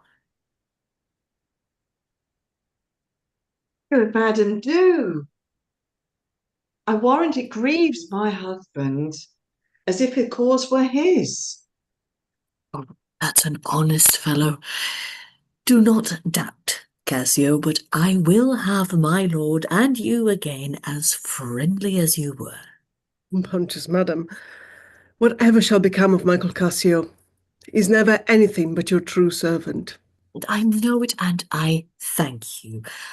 You do love my lord, you have known him long, and be you well assured, he shall in strangeness stand no farther off than in a politic distance. Ay, but lady, that policy may either last so long, or feed upon such nice and waterish diet, or breed itself so out of circumstance that I, being absent, and my place supplied, my general will forget my love and service. Do not doubt that. Before Emilia here, I give thee warrant of thy place. Assuredly, if I do vow a friendship, I'll perform it to the last article. My lord shall never rest. I'll watch him tame and talk him out of patience. His bed shall seem a school, his board a shrift. I'll intermingle everything he does with Cassio's suit. Therefore, be merry, Cassio, for thy solicitor shall rather die than give thy cause away. Madam, here comes my lord. Madam, I'll take my leave. Oh, wait, stay and hear me speak. Madam, not now. I am very ill at ease, and fit for mine own purposes. Well, do your discretion. I like not that. What dost thou say? Nothing, my lord. Or if I know not what. Was not that Cassio parted from my wife? Cassio, my lord. No, sure, I cannot think it, that he would steal away so guilty-like, seeing your coming. I do believe 'twas he. Oh, now, my lord! I have been talking with a suitor here, a man that languishes in your displeasure. Who is do you mean? By your Lieutenant Cassio. Good my lord, if I have any grace or power to move you, his present reconciliation take, for if he be not one that truly loves you, that errs in ignorance and not in cunning, I have no judgment in an honest face. I prithee call him back. Went he hence now? Ay, sooth, so humbled that he hath left part of his grief with me, to suffer with him. Good love, call him back. Not now, sweet Desdemona, some other time. But shall it be shortly? The sooner, sweet, for you. Shall it be tonight at supper? No, not tonight.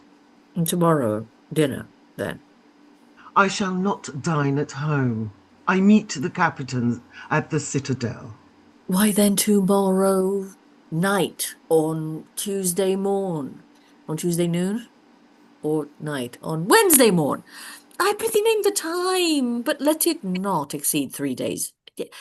Faith, he's penitent, and yet his trespass in our common reason, save that they say wars must make an example, out of her best. Is not almost a fault to incur a private check. When shall he come? Tell me, Othello, I wonder in my soul what you would ask me that I should deny, or stand so mammering on. What, Michael Cassio that came a-wooing with you? And so many a time when I have spoke of you dispraisingly, hath ta'en your part, to have so much to do to bring him in. Trust me, I could do much. Prithee, no more. Let him come when he will. I will deny thee nothing. Why, this is not a boon. 'Tis as I should entreat you wear your gloves, or feed on nourishing dishes or keep you warm, or suitor you to do a peculiar profit to your own person. Nay, when I have a suit wherein I mean to touch your love indeed, it shall be full of poise and difficult to wait and fearful to be granted. I will deny thee nothing. Whereon I do beseech thee, grant me this, to leave me but a little to myself. Shall I deny you? No. Farewell, my lord. Farewell, my Desdemona. I'll come to thee straight. Emilia, come, be as your fancies teach you, whate'er you be. I am obedient. Excellent wretch. Perdition catch my soul, but I do love thee. And when I love thee not, chaos is come again. My noble lord. What dost thou say, Iago? Did Michael Cassio, when he wooed my lady, know of your love? He did, from first to last. Why dost thou ask? But for a satisfaction of my thought. No further harm. Why of thy thought, Iago? I did not think he had been acquainted with her. Oh, yes, and went between us very oft. Indeed. Indeed? Aye, indeed. Discernst thou aught in that? Is he not honest? Honest, my lord. Honest. Aye, honest. My lord, for aught I know. What dost thou think? Think, my lord. Think, my lord? Alas, thou echoest me, as if there was some monster in thy thought too hideous to be shown. Thou dost mean something. I heard thee say even now, thou likest not that, when Cassio left my wife. Why didst not like? And when I told thee he was of my conseil, of my whole course of wooing, thou criedst, indeed, and didst contract, and purse thy brow together, as if thou then hadst shut up in thy brain some horrible conceit. If thou dost love me, show me thy thought. My lord, you know I love you. I think thou dost. And I know for thou'rt full of love and honesty, and wastest thou words before thou givest them breath. Therefore these stops of thine fright me the more. For such things in a false disloyal knave are tricks of custom. But in a man that's just, they're close dilations, working from the heart, that passion cannot rule. For Michael Cassio, I dare be sworn I think that he is honest. I think so too. Men should be what they seem. For those that be not, would they might seem none. Certain. Men should be what they seem. Why then, I think Cassio's an honest man. Nay, yet there's more in this. I prithee speak to me as to thy thinkings, as thou dost ruminate and give thy worst of thoughts the worst of words. Good my lord, pardon me. Though I am bound to every act of duty, I am not bound to that. All slaves are free. Utter my thoughts? Why say they are vile and false? As where's that palace whereinto foul things sometimes intrude not? Who has that breast so pure wherein uncleanly apprehensions keep leets and law days and in session sit with meditations lawful? Thou dost conspire against thy friend, Iago, if thou but think'st him wronged, and mak'st his ear a stranger to thy thoughts. I do beseech you, though I perchance am vicious in my guess, as I confess, it is my nature's plague to spy into abuses, and of my jealousy shape faults that are not, that your wisdom from one that so imperfectly conceits would take no notice, nor build yourself a trouble out of his scattering and unsure observance. It were not for your quiet, nor your good, nor for my manhood, honesty, and wisdom to let you know my thoughts.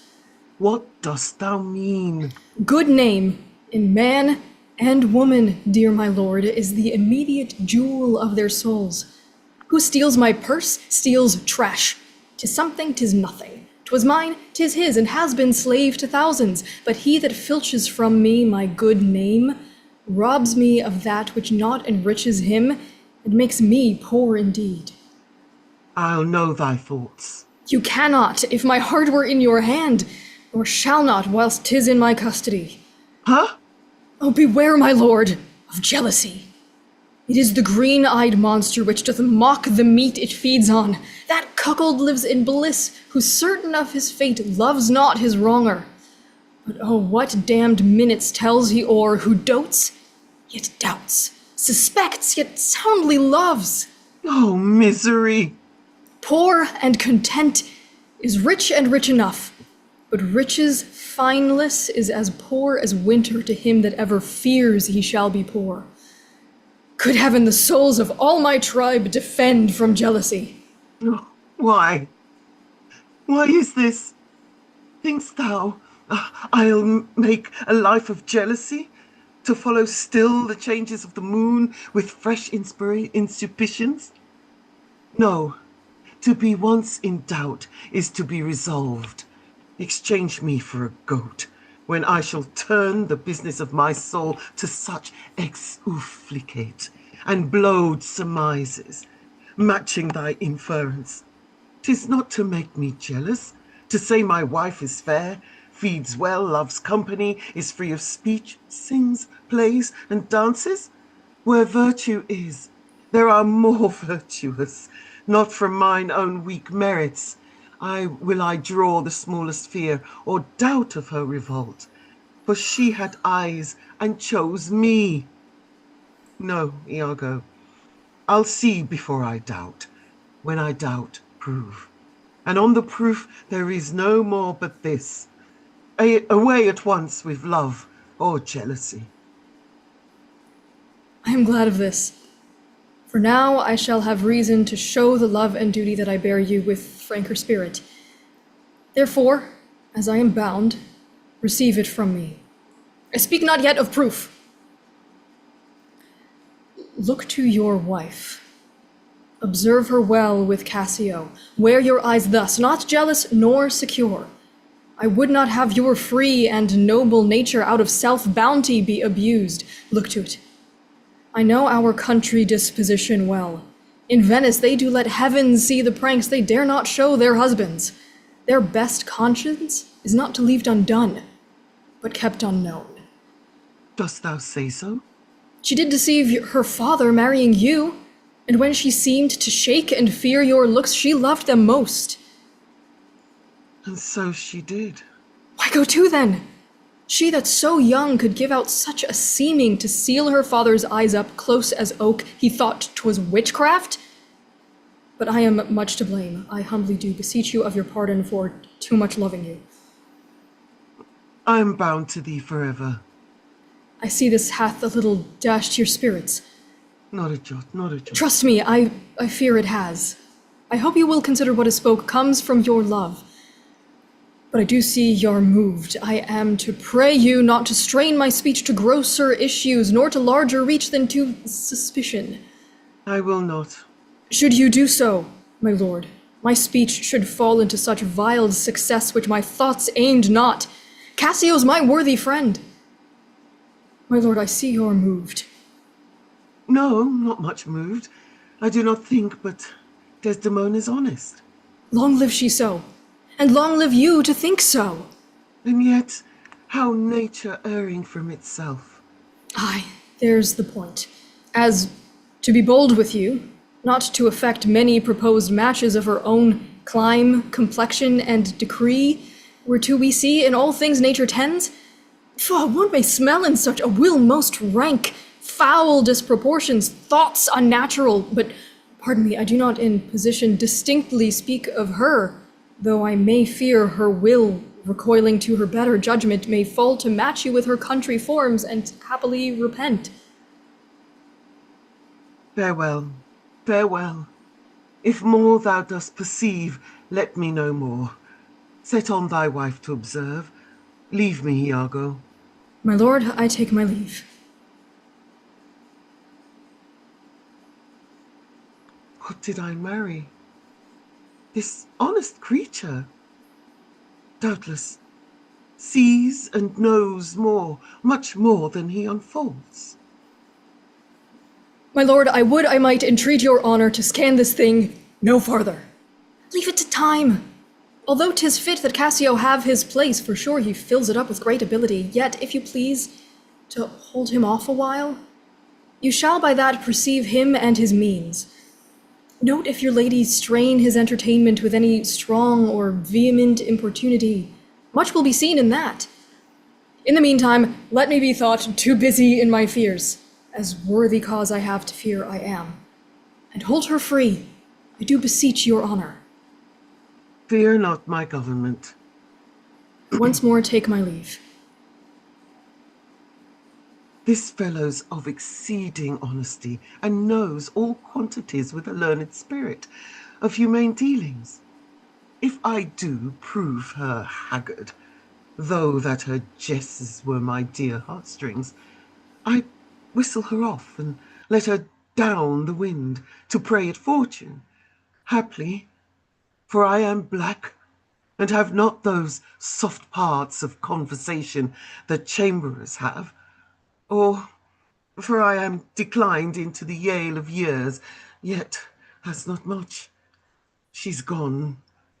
I am ambushed, and my relief must be love to her. Oh, curse of marriage, that we can call these delicate creatures ours, and not that their appetites. I had rather be a toad and live upon the vapour of a dungeon than keep a corner in the thing I love for others' uses. Yet 'tis the plague of great ones.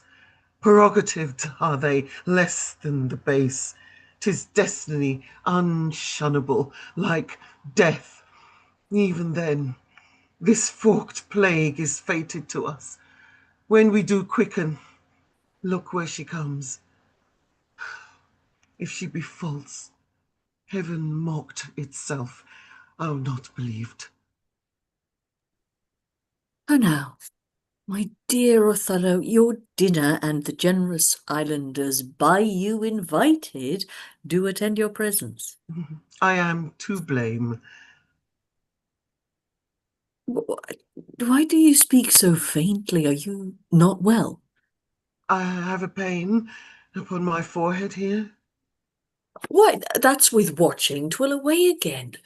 Let me but bind it hard. Within this hour it will be well. Your napkin is too little. Let it alone. Come, I'll go in with you. I am very sorry that you are not well.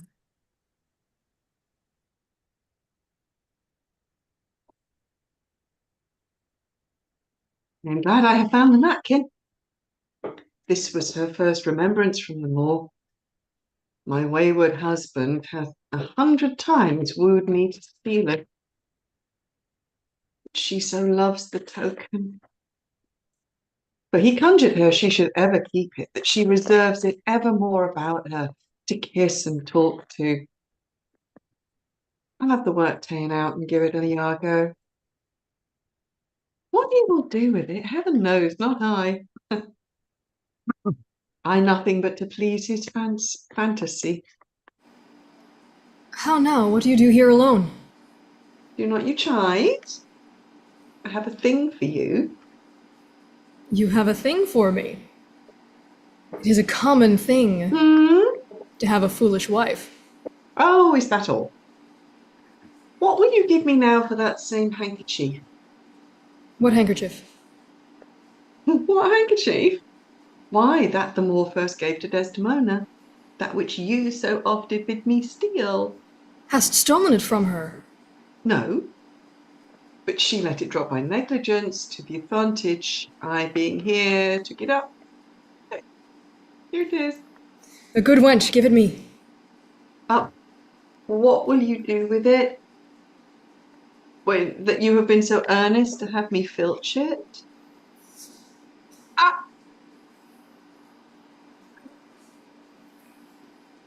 Why? What is that to you? If it be not for some purpose of import, give it me again. Poor lady, she'll run mad when she shall lack it. Be not a no-nonce.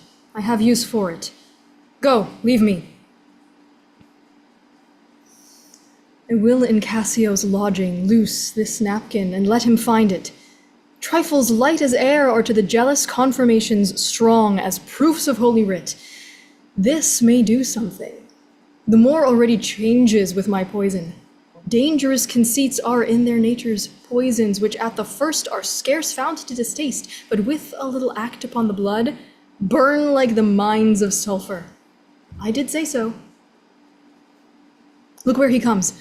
Not poppy, nor mandragora, nor all the drowsy syrups of the world shall ever medicine thee to that sweet sleep which thou owedst yesterday. Ha! False to me? Why, how now, General? No more of that. Avaunt, begone. Thou hast set me on the rack. I swear 'tis better to be much abused than but to note a little. How now, my lord? What sense had I in her stolen hours of lust? I saw it not, thought it not, it harmed not me. I slept the next night well, fed well, was free and merry. I found not Cassio's kisses on her lips. He that is robbed, not wanting it, what is stolen, let him not know it, and he's not robbed at all. I am sorry to hear this. I'd been happy if the general camp at Poiniers and all had tasted her sweet body, so I had nothing known. Oh, now, forever, farewell the tranquil mind, farewell content, farewell the plum troops and the big wars that makes ambition virtue. Oh, farewell. Farewell the neighing steed and the shrill trump, the spirit-stirring drum, the ear-piercing fife, the royal banner, and all quality, pride, pomp, and circumstance of glorious war. And oh, you mortal engine, whose rude throats the immortal Jove's dread clamours counterfeit. Farewell. Othello's occupation's gone. Is't possible, my lord?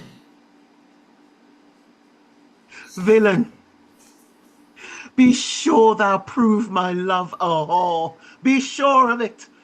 Give me the ocular proof, or by the worth of mine eternal soul, thou hadst been better, have been born a dog, than answer my waked wrath.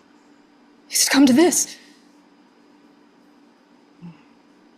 Make me to see it, or at the least so prove it, that the probation bear no hinge, nor loop to hang a doubt on, or woe upon thy life.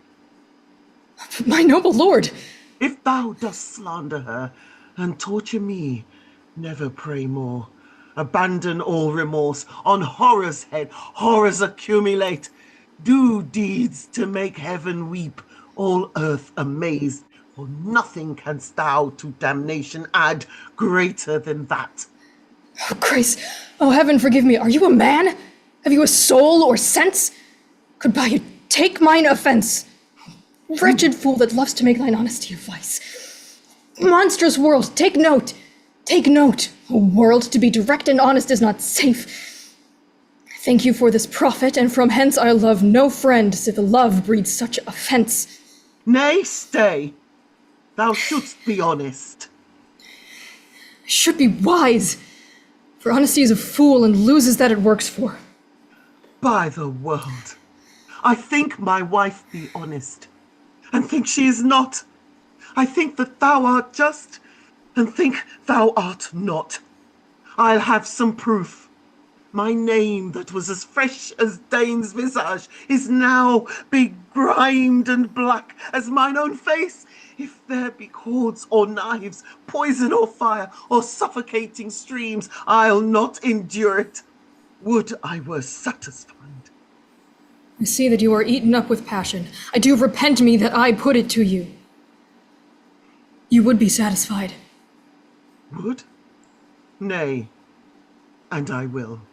And may. But how? How satisfied, my lord? Would you be the supervision grossly gape on? Behold her topped? Death and damnation, ah! It were a tedious difficulty, I think, to bring them to that prospect. Damn them then, if ever mortal eyes do see them bolster more than their own. What then? How then? What shall I say? Where's satisfaction? It is impossible you should see this when were they as prime as goats, as hot as monkeys, as salt as wolves in pride, and fools as gross as ignorance made drunk. But yet I say, if imputation and strong circumstances which lead directly to the door of truth will give you satisfaction, you might have it. Give me a living reason she's disloyal. I do not like the office. But sith I am entered in this cause so far, pricked to it by foolish honesty and love, I will go on. I lay with Cassio lately, and being troubled with a raging tooth, I could not sleep. There are a kind of men so loose of soul that in their sleeps will mutter their affairs. One of this kind is Cassio. In sleep, I heard him say, "Sweet Desdemona, let us be wary, let us hide our loves." And then, sir, would he gripe and wring my hand, cry, "Oh, sweet creature," then kiss me hard, as if he plucked up kisses by the roots that grew upon my lips, laid his leg o'er my thigh, and sigh and kiss, and then cry, "Cursed fate that gave thee to the moor." Oh, monstrous, monstrous! Nay, but this was but his dream. Ah, but this denoted a foregone conclusion. 'Tis a shrewd doubt, though it be but a dream. And this may help to thicken other proofs that do demonstrate thinly. I'll tear her all to pieces. Nay, yet be wise. Yet we see nothing done.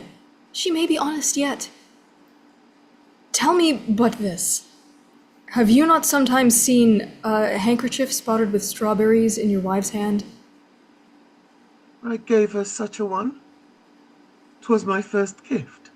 I know not that, but such a handkerchief, I am sure it was your wife's. Did I today see Cassio wipe his beard with?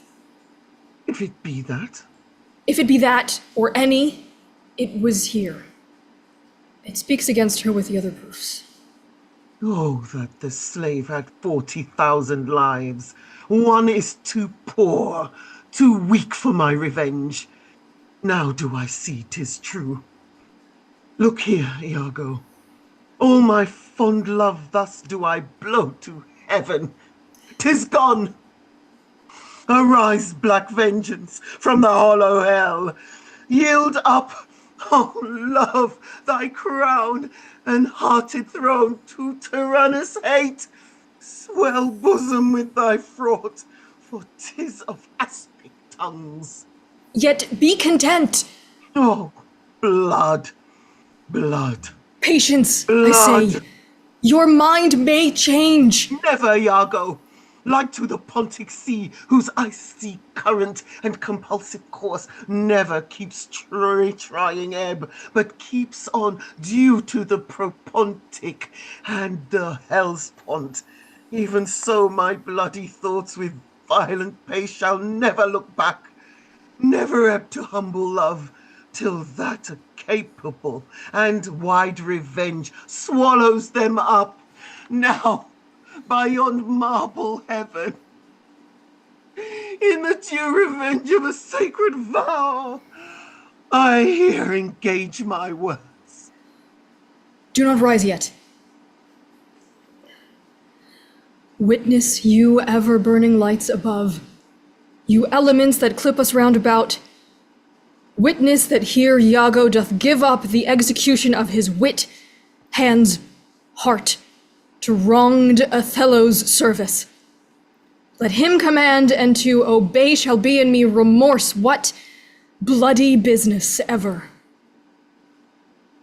I greet thy love, not with vain thanks, but with acceptance bounteous, and will upon the instant put thee to it. Within these 3 days, let me hear thee say that Cassio's not alive. My friend is dead. 'Tis done at your request. But let her live. Damn her, lewd minx. Oh, damn her. Damn her! Come, go with me apart. I will withdraw to finish me with some swift means of death for the fair divil. Now, art thou my lieutenant? I am your own forever. Where should I loose this handkerchief, Amelia? Not, madam.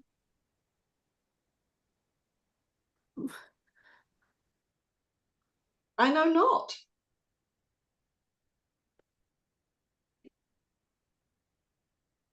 I believe you would rather have lost your purse. Well, believe me, I had rather lost my purse full of cruzados, and yeah. But my noble Moor is true of mind and made of no such baseness as jealous creatures are. It were enough to put him to ill thinking. Is he not jealous? He, I think the sun where he was born drew all such humours from him. Look where he comes.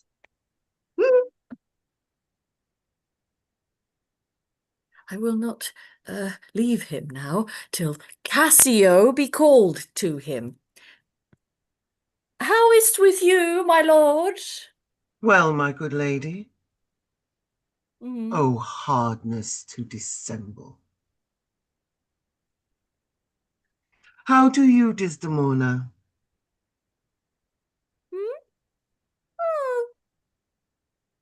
Well, my good lord. Give me your hand. This hand is moist, my lady. It hath felt no age, nor no sorrow. This argues fruitfulness and a liberal heart, hot, and moist. This hand of yours requires a sequester from liberty, fasting and prayer, much castigation, exercise devout. For here's a young and sweating devil here that commonly rebels. 'Tis a good one, a frank one. You may indeed say so. For 'twas that hand that gave away my heart. A liberal hand. The hearts of old gave hands. But our new heraldry is hands, not hearts. I cannot speak of this. Come now, your promise. What promise, Chuck? I have sent to bid Cassio come speak with you. I have a salt and sorry whom offends me. Lend me thy handkerchief.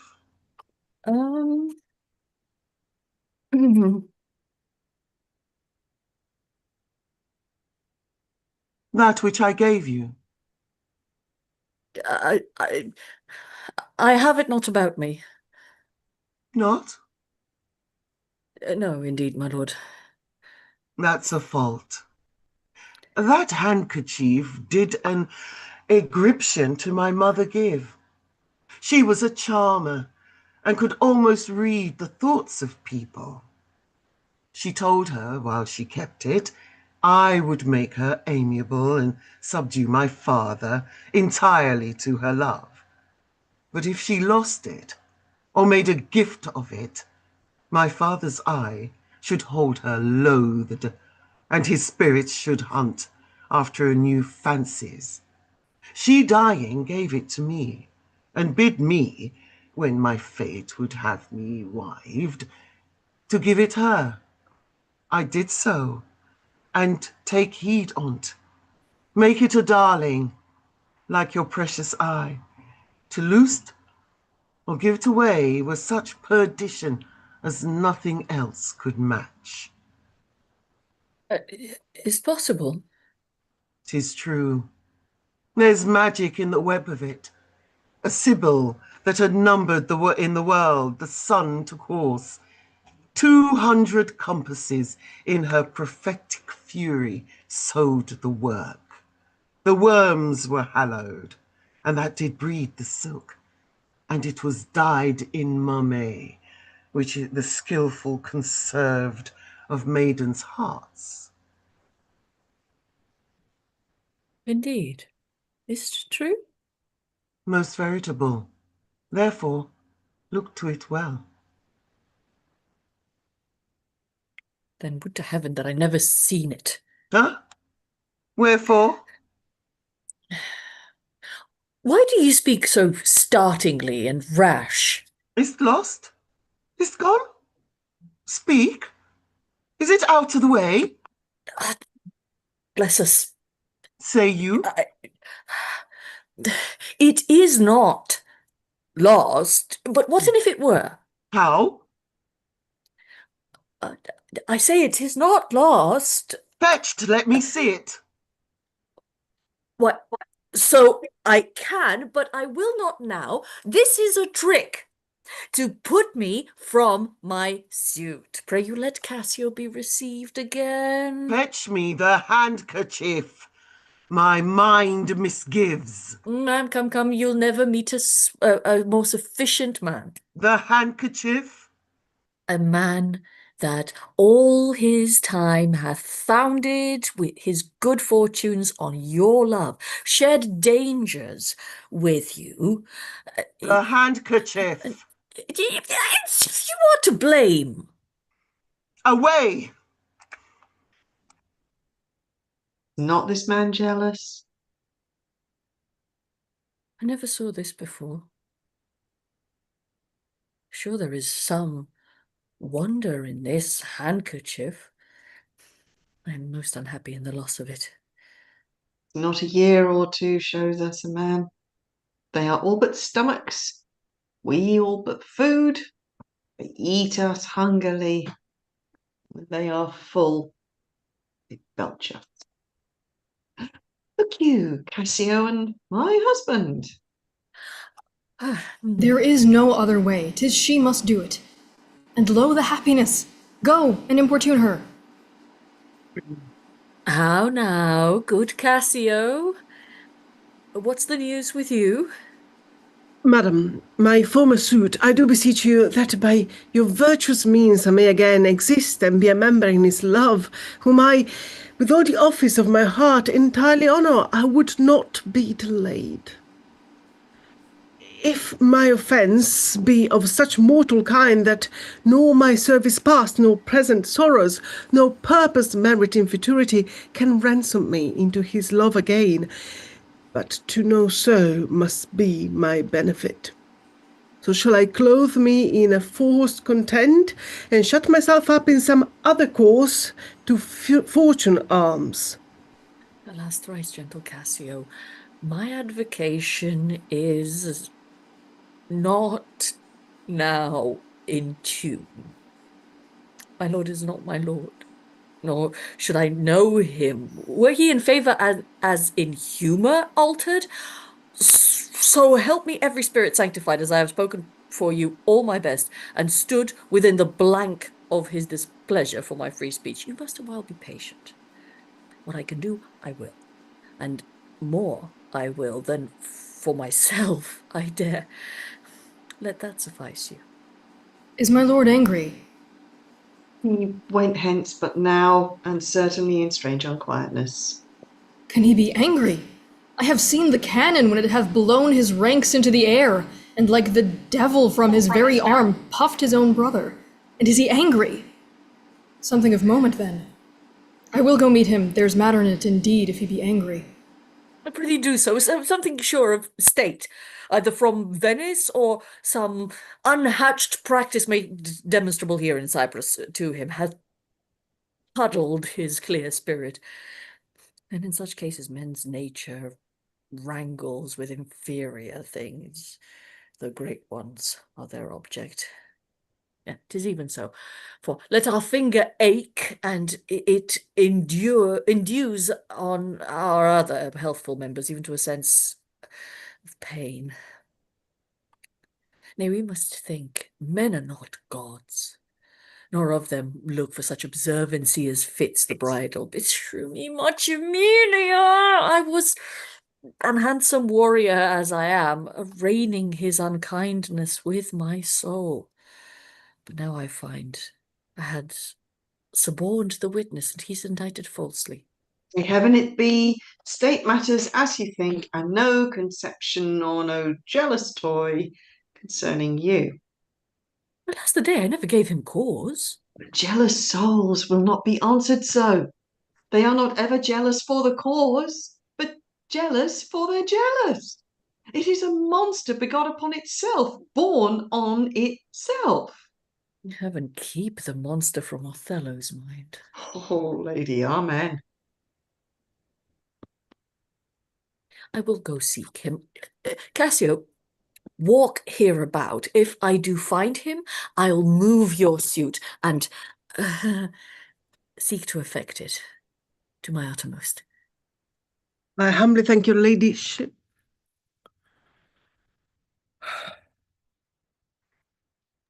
Save you, friend Cassio. What makes you from home? I was with you, my most fair Bianca.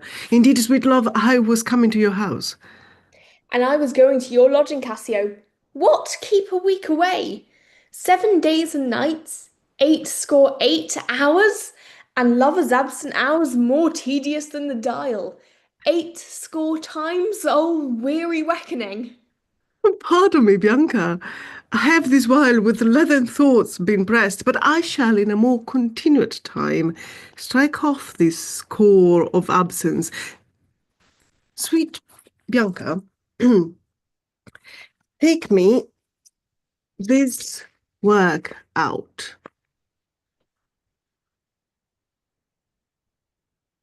Oh, Cassio, whence came this? This is some token from a newer friend to the felt absent now I feel a cause.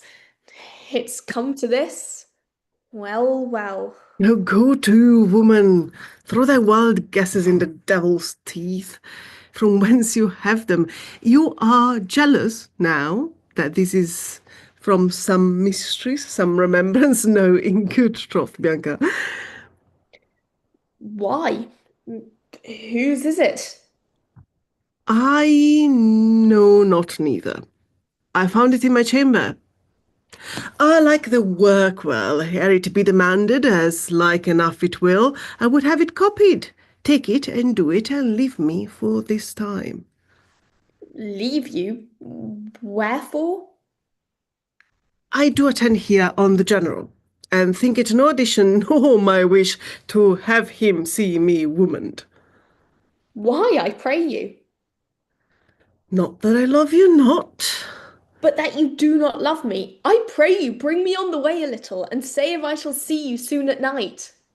'Tis but a little way that I can bring you, for I attend here, but I'll see you soon.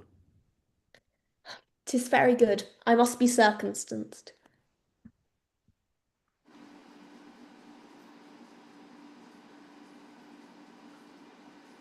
Will you think so? Think so, Iago. What, to kiss in private? An unauthorized kiss? Or to be naked with her friend in bed an hour or more, not meaning any harm. Naked in bed? Iago, and not mean harm. It is hypocrisy against the devil. They that mean virtuously and yet do so, the devil their virtue tempts, and they tempt heaven. If they do nothing, 'tis a venial slip. But if I give my wife a handkerchief...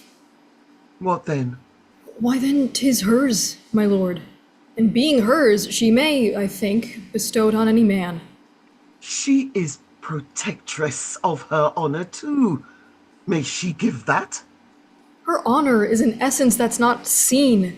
They have it very oft that have it not, but for the handkerchief... By heaven, I would most gladly have forgot it. Thou saidst...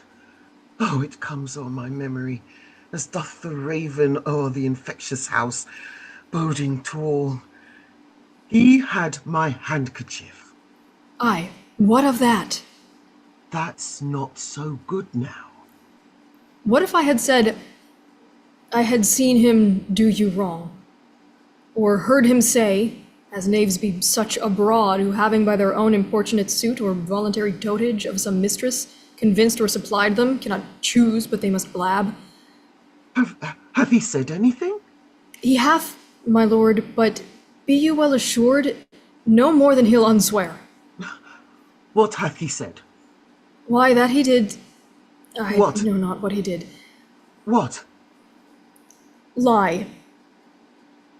With her? With her, on her, what you will. Lie with her? Lie on her? We say lie on her when they, by liar, lie with her. That's fulsome. Handkerchief. Confessions. Handkerchief. To confess and be hanged for his labor. First to be hanged, and then to confess? I tremble at it.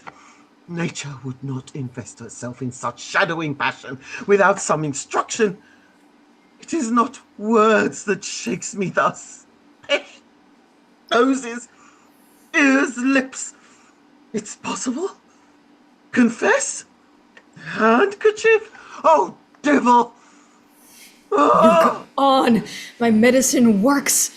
Thus credulous fools are caught, and many worthy and chaste dames even thus, all guiltless, meet reproach.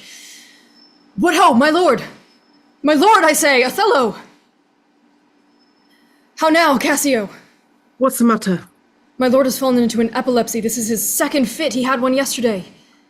Rub him about the temples. The lethargy must have his quiet course. If not, he foams at mouth and by breaks out to savage madness. Look, he stirs. Do you withdraw yourself a little while. He will recover straight. When he is gone, I would on great occasion speak with you. How is't, General? Have you not hurt your head? Dost thou mock me? I mock you not, by heaven. Would you would bear your fortune like a man. A horned man's a monster and a beast. There's many a beast than in a populous city, and many a civil monster. Did he confess it? Good sir, be a man. Think every bearded fellow that's but yoked may draw with you. There's millions now alive that nightly lie in those unproper beds which they dare swear peculiar. Your case is better. Oh, 'tis the spite of hell the fiend's arch mock to lip a wanton in a secure couch, and to suppose her chaste. No, let me know, and knowing what I am, I know what she shall be. Oh, thou art wise. 'Tis certain. Stand you a while apart. Confine yourself but in a patient list, whilst you were here o'erwhelmed with your grief, a passion most resulting such a man, Cassio came hither. I shifted him away, and laid good excuses upon your ecstasy. Bade him anon return, and here speak with me, the which he promised. Do but encave yourself, and mark the fleers, the gibes, and notable scorns that dwell in every region of his face. For I will make him tell his tale anew. Where, how oft, how long ago, and when he hath and is again to cope your wife. I say but mark his gesture. Marry patience, or I shall... I shall say you're all in the spleen, and nothing of a man. Dost thou hear, Iago? I will be found most cunning in my patience, but dost thou hear? Most bloody. That's not amiss. But yet keep time in all. Will you withdraw? Now will I question Cassio of Bianca, a huswife that by selling her desires buys herself bread and cloth. Is a creature that dotes upon Cassio, as 'tis the strumpet's plague to beguile many and be beguiled of one. He, when he hears of her, cannot restrain from the excess of laughter.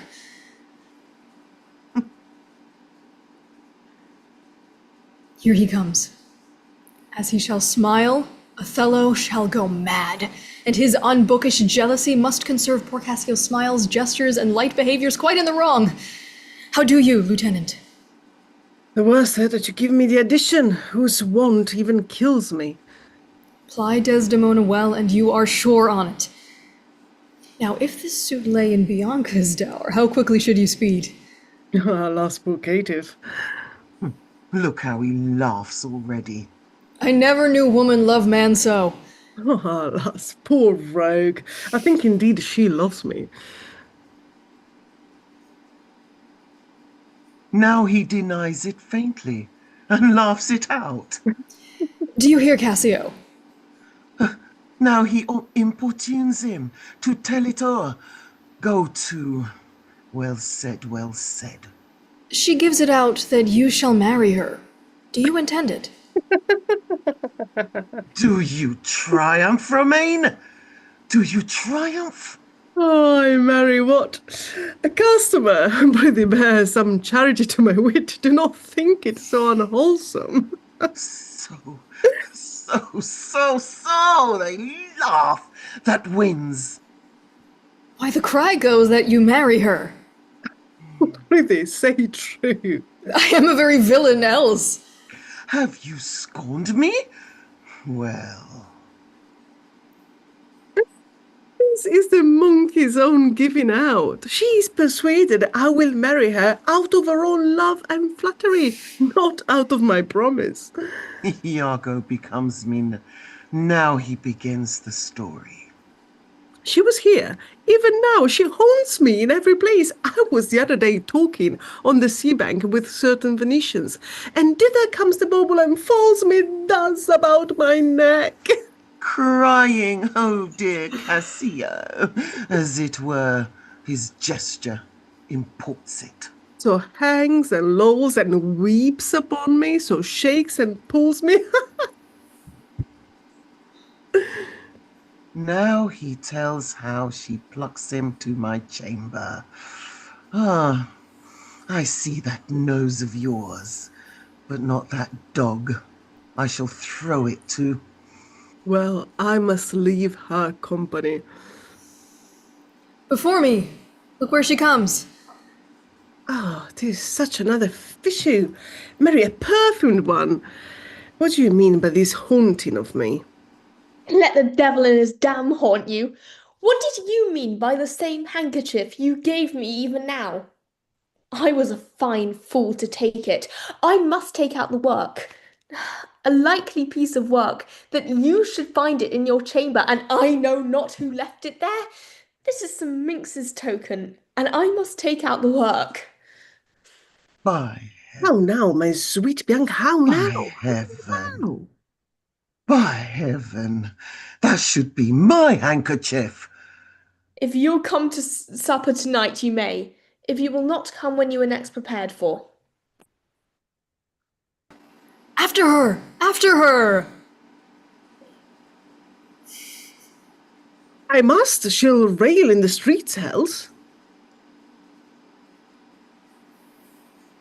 Will you sup there? Yes, I intend so. Well, I may chance to see you, for I would very fain speak with you. Prithee, come, will you? Go to, say no more. How shall I murder him, Iago? Did you perceive how he laughed at his vice? Oh, Iago. And did you see the handkerchief? Was that mine? Yours, by this hand. And to see how he prizes the foolish woman, your wife. She gave it him, and he hath given it his whore. I would have him 9 years a killing. A fine woman, a fair woman, a sweet woman. Nay, you must forget that. I let her rot and perish, and be damned tonight, for she shall not live. No, my heart is turned to stone. I strike it, but it hurts my hand. Oh, the world hath not a sweeter creature. She might lie by an emperor's side and command him tasks. Nay, that's not your way. Hang her. I do but say what she is. So delicate with her needle, an admirable musician. Oh, she will sing the savageness out of a bear of so high and plenteous wit and invention. She's the worse for all this. Oh, 1,000 times, and then of so gentle of condition? Aye, too gentle. Nay, that's certain. But yet the pity of it, Iago. If you are so fond... The pity of it, Iago. If you are so fond of her iniquity, give her patent to offend. For if it touch not you, it comes near nobody. I will chop her into messes. Cuckold me. Oh, 'tis foul in her. With mine officer? That's fouler. Get me some poison, Iago, this night. I'll not expostulate with her, lest her body and beauty unprovide my mind again. This night, Iago.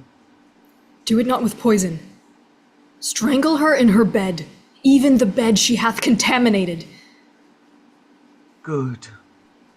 Good. The justice of it pleases. Very good. And for Cassio, let me be his undertaker. You shall hear more by midnight. Excellent good. What trumpet is that same? I warrant something from Venice.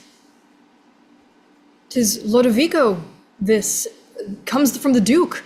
See, your wife's with him. Slave you, worthy gentleman. Worthy With all gentleman. my heart, sir. The Duke and the senators of Venice greet you. I kiss the instrument of their pleasures.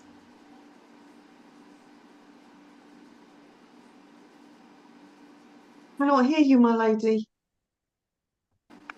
And what's the news, good cousin Ludovico? I am very glad to see you, Signor. Welcome to Cyprus.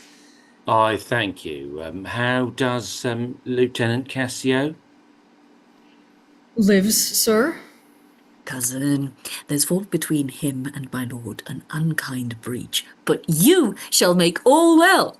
Are you sure of that? My lord? This fail you not to do, as you will? He did not call. He's busy in the paper. Is there division twixt my lord and Cassio?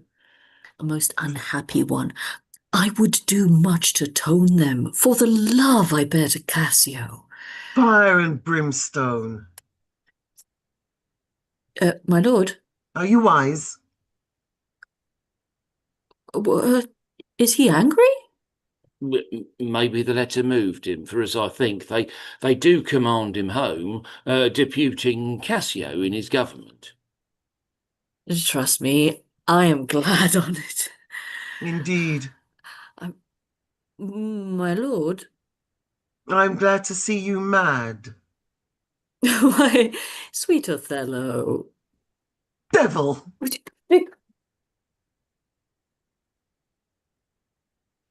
I have not deserved this. My lord, this would not be believed in Venice, though I should swear I saw it. 'Tis very much. Make her amends. She weeps. Oh, devil, devil! If that the earth could teem with woman's tears, each drop she falls would provide a crocodile.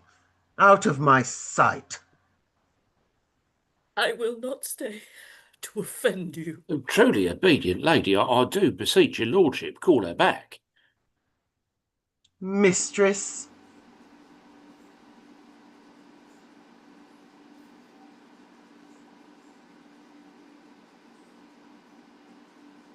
Mistress. My lord. What would you with her, sir? Who? I, my lord. Aye, you did wish that I would make her turn. Sir, she can turn, and yet go on and turn again. And she can weep, sir, weep, and she's obedient. As you say, obedient. Very obedient. Proceed you in your tears concerning this, sir. Oh, well-painted passion. I am commanded home. Get you away. I'll send for you anon. Sir, I obey the mandate, and will return to Venice. Hence, avaunt. Cassio shall have my place. And, sir, tonight I do entreat that we may sup together. You are welcome, sir, to Cyprus. Goats and monkeys. Is this a noble Moor, whom our full senate called all in all sufficient? Is this the nature whom passion could not shake, whose solid virtue the shot of accident nor dart of chance could neither graze nor pierce? He is much changed. Are his wits safe? Is he not light of brain? He's that he is. I may not breathe my censure. What he might be, if what he might he is not, would to heaven he were. What? Strike his wife? Faith, that was not so well. Yet would I knew that stroke would prove the worst. Is it his use? Or did the letters work upon his blood and create new fault? Alas, alas, it is not honesty in me to speak what I have seen and known. You shall observe him, and his own courses will denote him so that I may save my speech. Do but go after and mark how he continues. I'm sorry that I'm deceived in him.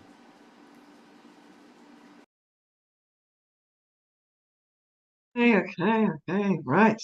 Okay, interval 2. Quick little break, and then we must rock on because we cannot fall behind in our little schedule. So take a little breather, please, my wonderful actors, for this amazing tale which is unfolding. Can I check in quickly with you, Valentina? How are things sitting? Is there any change in our audience choice vote? We're still going with measure for measure at the moment. Still measure for measure. Oh, well, somebody somewhere better vote if they don't want us to do that come the end of the day tomorrow. Yep. So it's yes. Okay, fine. No questions that I can see. That's cool. We still have a few people watching, even though it's the middle of the night now. Well, it's the middle of the night here. Well, It's the early morning in the Mediterranean. It's the evening in America. So between us, there are people up and about in the world. And frankly, a bit of Shakespeare doesn't help you go to sleep if you can't sleep. I don't mean that. I obviously don't mean that. Yes, please, if you are able, please do continue to buy us a coffee. I'm starting to feel the need as we approach 3 o'clock in the morning. Just to give the company a sense of where we've got to, we are just over 6 3/4 hours into our 24. So we're over quarter of the way through. Yes. So I'm not going to hang around because we need to get this tale told. So I'm just going to return myself to a general state of Ameliadom. I know, it's amazing what a difference just putting on a scarf can make. You feel like a whole different person, actually. And check with my lovely company. Do we have Othello ready to go, or do you need a moment? Amelia calling Othello. Linda, are you ready for the next stage? I think they might need a couple more. We might need a minute. Okay. Well, what shall we discuss in these wonderful days? Trying to think, what have we been talking about? Yes. So I haven't really talked about Shakespeare North, have I? So we're going back to Shakespeare North for our second residency, and it's going to be we're doing a mini season of dirty politics. which is why it's Julius Caesar and Measure for Measure. Sorry, Valley, you say something? No. No? Okay, sorry, thought I heard something. So that's going to see us back at Shakespeare North, which is in Prescott, just on the edge of Liverpool. Built there because there is an association between the house and lands of Lord Strange, fabulous name, who had built there in the time of Shakespeare a playhouse.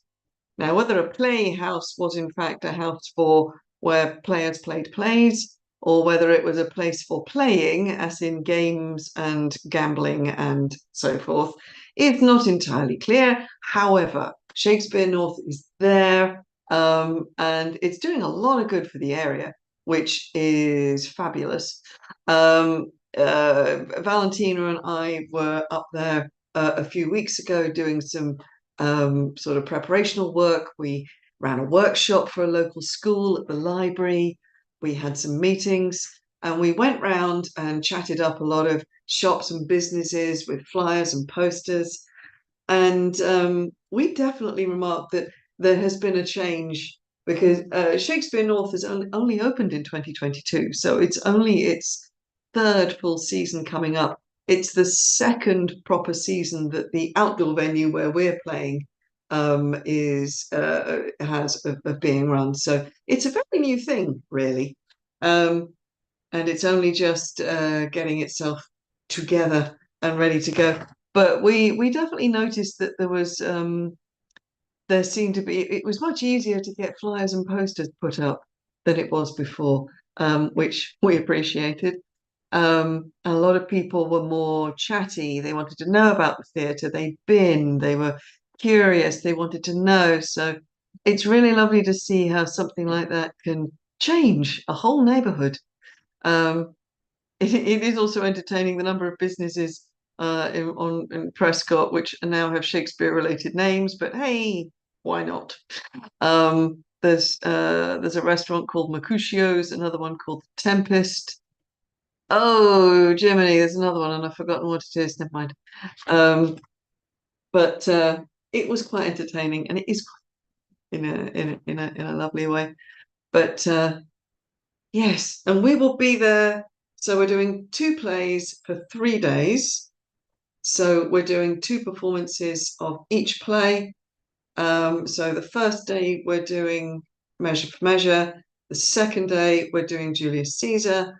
And then on the third day, we're doing both. So, which is what we did last year. It's just 2 different plays. And yeah, we had a lovely time last time. Only last time it was kind of cold and wet. There's a bit of me that would almost be glad if it was cold and wet this time, given the incredibly hot summer that we're still having. So, yes. Right, can I check? Linda, are you Present. within earshot? Present. You are. Marvellous. Right. Let us rock on and roll into the last stage of this story. So, everybody, let us roll briskly, trippingly on the tongue, and tell the rest of this slightly sad tale. Now, first to enter are Amelia and Othello. So, would you come and join me, please? And let's go back to the story on Cyprus.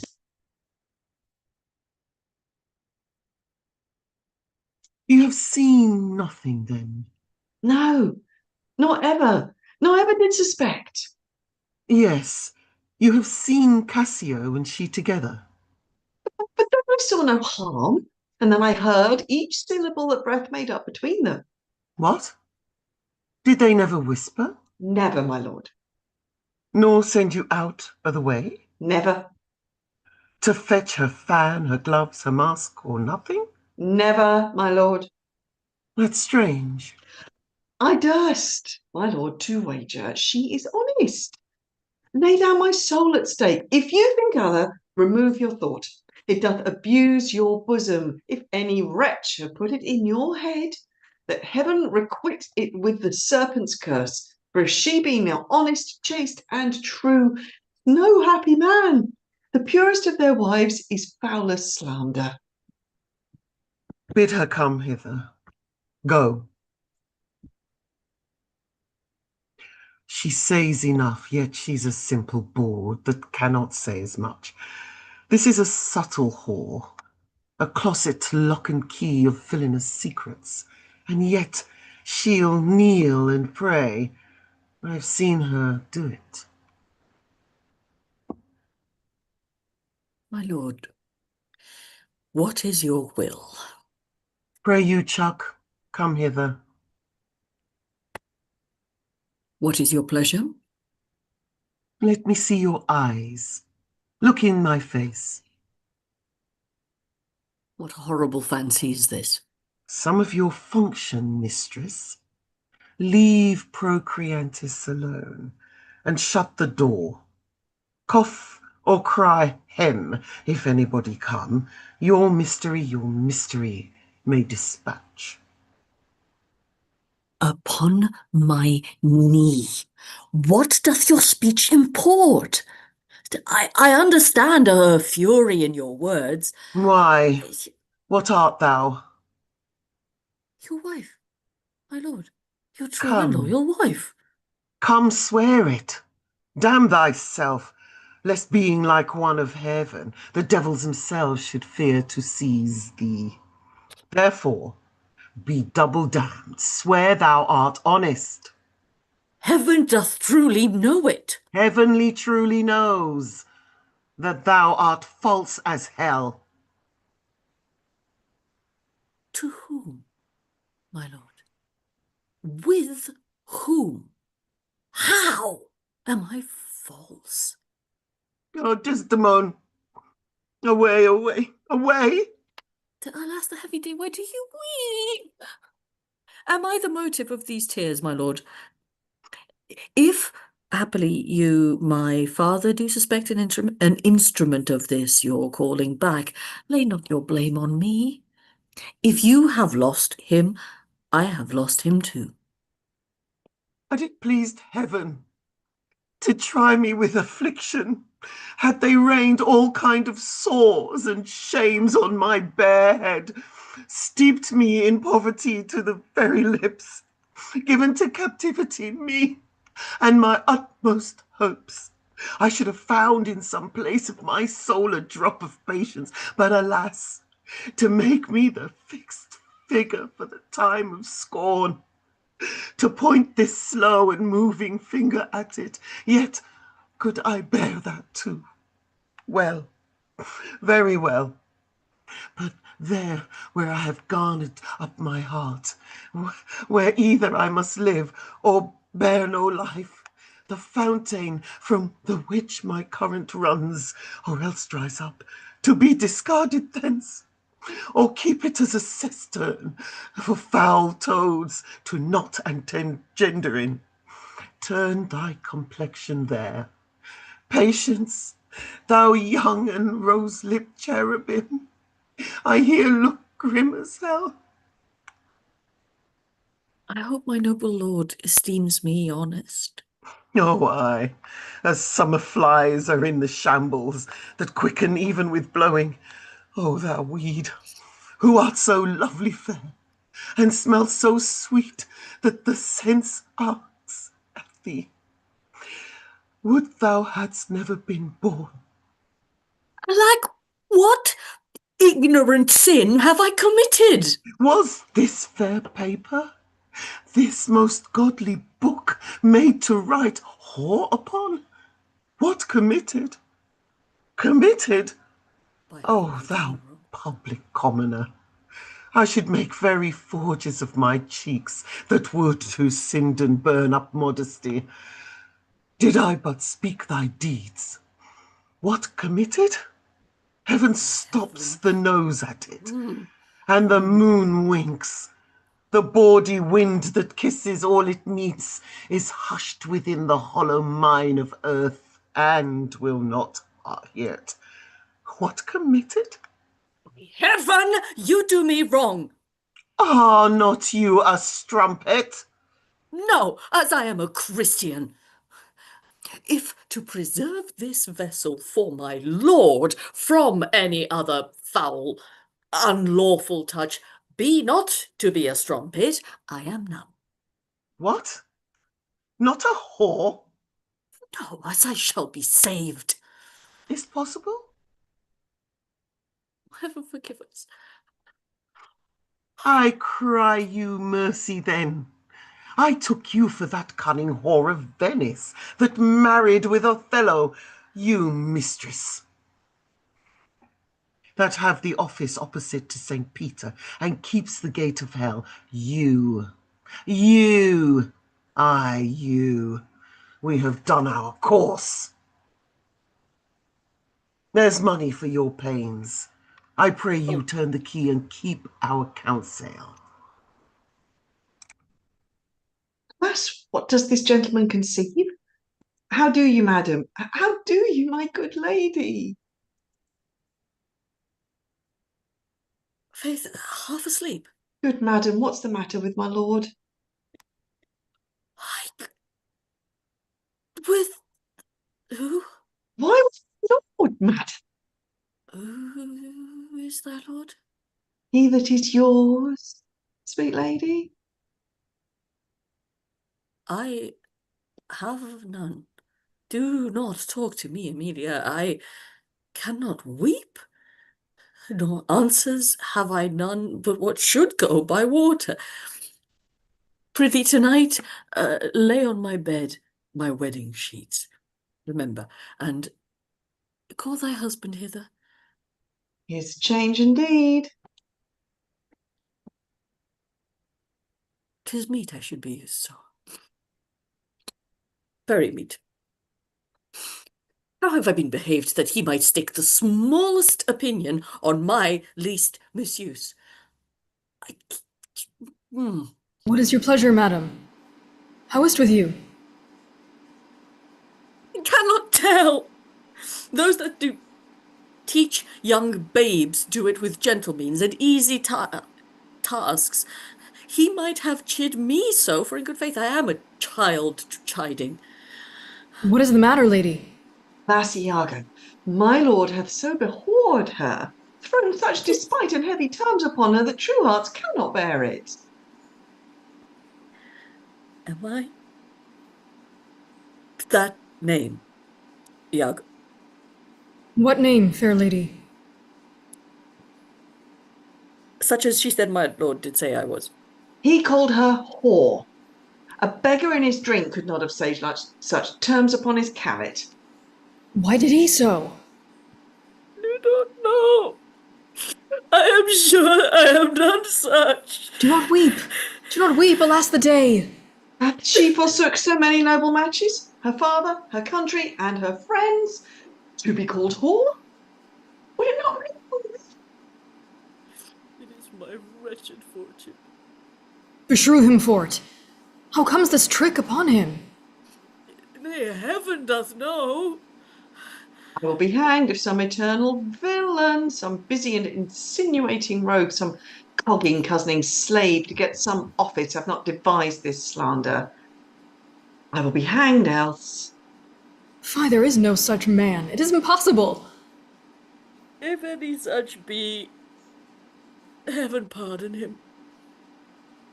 Oh, heavens, that such companions thou'st unfold, and put that every honest hand a whip to lash the rascals naked through the world, even from the east to the west.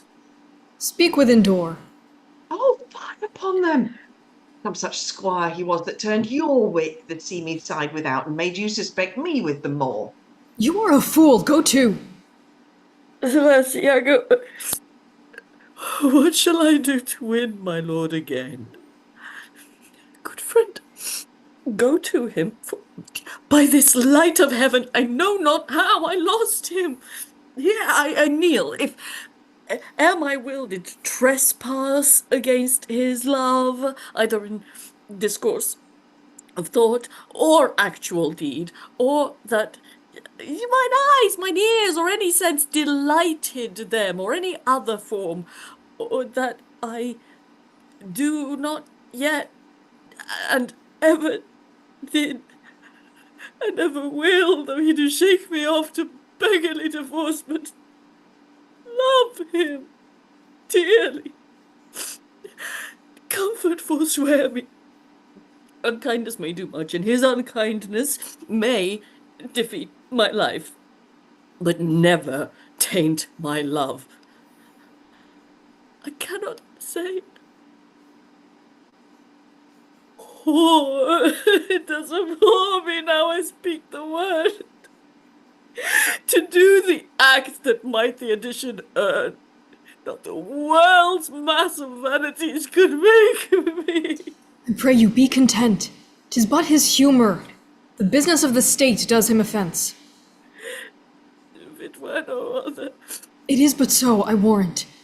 Hark how these instruments summon to supper. The messengers of Venice stays the meat. Go in and weep not. All things shall be well.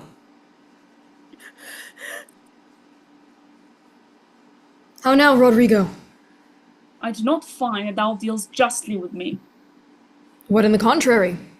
Every day thou daftst me with some device, Iago, and rather, as it seems to me now, keeps from all convenience, then supplies me with the least advantage of hope. I will indeed no longer endure it. Nor am I yet persuaded to put up in peace what already I have foolishly suffered. Will you hear me, Rodrigo? I have heard too much, and your words and your performance are no king together. You charge me most unjustly. With naught but truth. I've wasted myself out of my means. The jewels you have had for me to deliver Desdemona would have corrupted a vulturist. You have told me she had received them and returned me expectations and comforts of some respect and acquaintance, but I find none. Well, go to, very well. Very well, go to. I cannot go to, man. Not is not very well. Nay, I think it is scurvy, and begin to find myself fault in it. Very well. I tell you, it is not very well. I will make myself known to Desdemona. If she will return me my jewels, I will give over my suit and repent my unlawful solicitation. If not, show yourself. I will seek satisfaction of you. You have said now. And said nothing but what I protest intendment of doing. Why, now I see there's metal in thee. And even from this instant do I build on thee a better opinion than ever before. Give me thy hand, Rodrigo. Thou hast taken against me most just exception, but yet I protest I have dealt most directly in thy affair.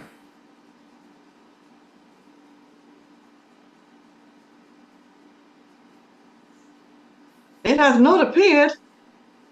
I grant it hath not appeared, and your suspicion is not without wit and judgment.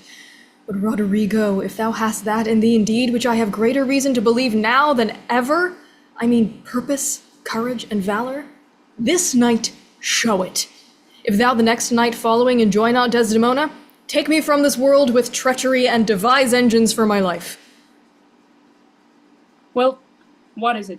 Is it within reason and compass? Sir, there is a special commission come from Venice to depute Cassio in Othello's place. Is that true? Why don't Othello and Desdemona return again to Venice? Oh, no. He goes into Mauritania, and hath taken away with him the fair Desdemona, unless his abode be lingered here by some accident, wherein none can be so determinate as the removing of Cassio. How do you mean removing him? Why, by making him incapable of Othello's place, knocking out his brains. And that you would have me to do? Aye, if you dare do yourself a profit and a right. He sups tonight with a harlotry, and thither will I go to him. He knows not yet of his honourable fortune. If you will watch his going thence, which I will fashion to fall out between 12 and 1, you may take him at your pleasure. I will be near to second your attempt, and he shall fall between us. Come, stand not amazed at it, but go along with me. I will show you such a necessity in his death that you shall think yourself bound to put it on him. It is now high supper time, and the night grows to waste. About it! I will hear further reason for this. And you shall be satisfied. I do beseech you, sir, trouble yourself no more, no further. Oh, pardon me. 'Twill do me good to walk. Madam, good night. I humbly thank your ladyship.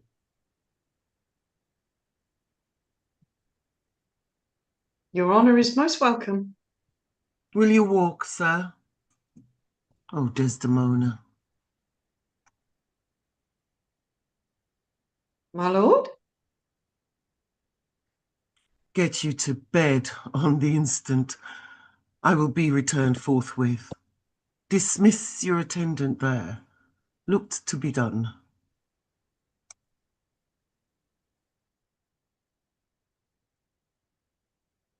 Oh, my lady.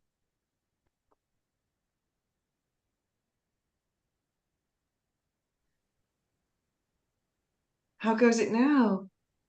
Looks gentler than he did. He says he will return incontinent, and hath commanded me to go to bed and bid me to dismiss you. Dismiss me? It was his bidding.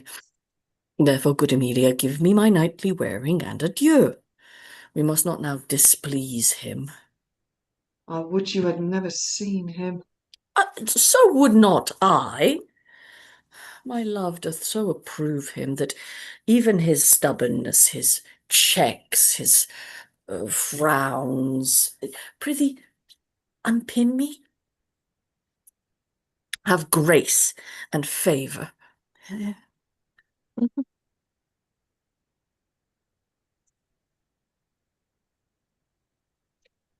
have laid those sheets upon your bed. Oh, one. How foolish are our minds. If I do die before thee, prithee shroud me in one of those same sheets. Come, how you talk. My mother had a maid called Barbary. She was in love. And he she loved proved mad and did forsake her. She had a song of willow. An odd thing it was. But it expressed her fortune, and she died singing it. That song, tonight, will not go from my mind. I have much to do, but go hang my head all on one side and sing it like poor Barbary. Prithee dispatch. Oh, shall I go fetch your nightgown? No, unpin me here. This Lodovico is a proper man. Very handsome man. He speaks well. I know a lady in Venice would have walked barefoot to Palestine for a touch of his nether lip. The poor soul sat sighing by a sycamore tree, sing all a green willow. Her hand on her bosom, her head on her knee, sing willow, willow, willow. The fresh streams ran by her and murmured her moans, sing willow, willow, willow. Her salt tears fell from her and softened the stones, sing willow, willow, willow. Lay by these.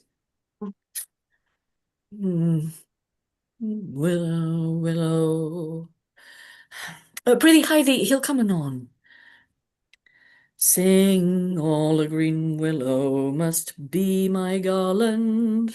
Let nobody blame him. His scorn I approve. Nay, that's not next. Hark, who is that knocks? It's the wind.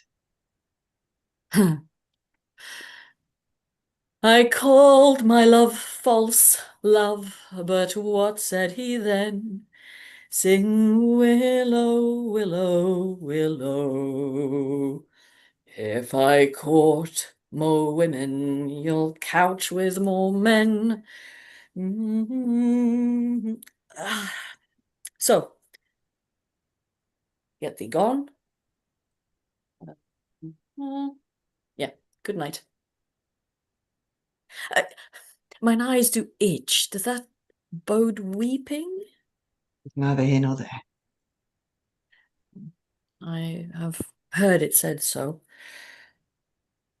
Oh, these men, does thou in conscience think, tell me, Amelia, that there be women do abuse their husbands in such gross kind? Oh, there be some such, no question.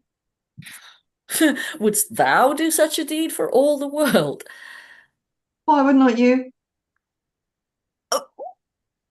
Oh, by this heavenly light. Oh, nor I neither by this heavenly light. I might do it as well in the dark. Wouldst thou do such a deed for all the world? The world's a huge thing. It's a great price for a small vice. In truth, I think thou wouldst not. Oh, in truth, I think I should.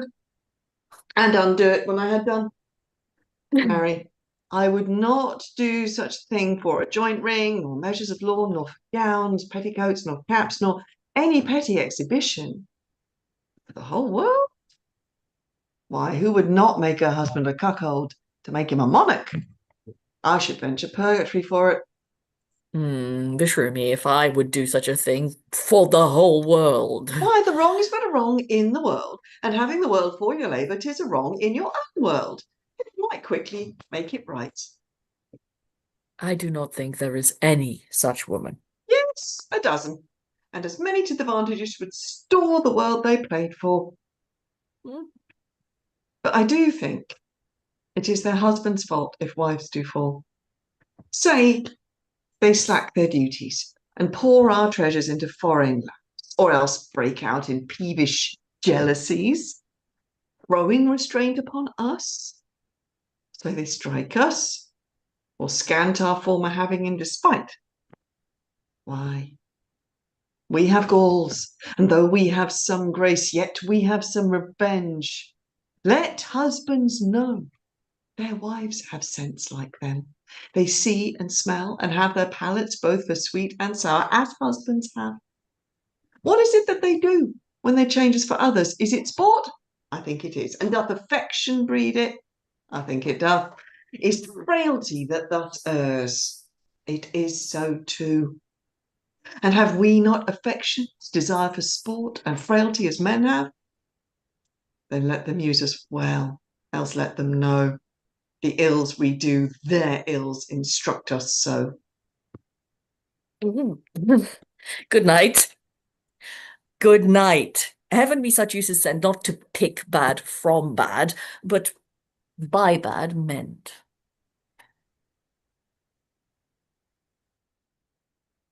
Here, stand behind this bark. Straight will he come. Wear thy rapier bare and put it home. Quick, quick, fear nothing. I'll be at thy elbow. It makes us or it mars us. Think on that, and fix most firm thy resolution. Be near at hand, I may miscarry it. Here at thy hand, be bold and take thy stand. I have no great devotion to the deed, and yet he hath given me a satisfying reasons. 'Tis but a man gone. Forth my sword, he dies. I have rubbed this young quad almost to the sense, and he grows angry. Now whether he kill Cassio, or Cassio him, or each do kill the other, every way makes my gain. Live Rodrigo, he calls me to a restitution large of gold and jewels that I bobbed from him as gifts to Desdemona. It must not be. If Cassio do remain, he hath a daily beauty in his life that makes me ugly, and besides, the more may unfold me to him. There stand I in much peril. No, he must die. But so, I heard him coming. I know his gait, 'tis he. Villain, thou diest. Trust had been mine enemy indeed, but that my coat is better than thou knowest. I will make proof of thine.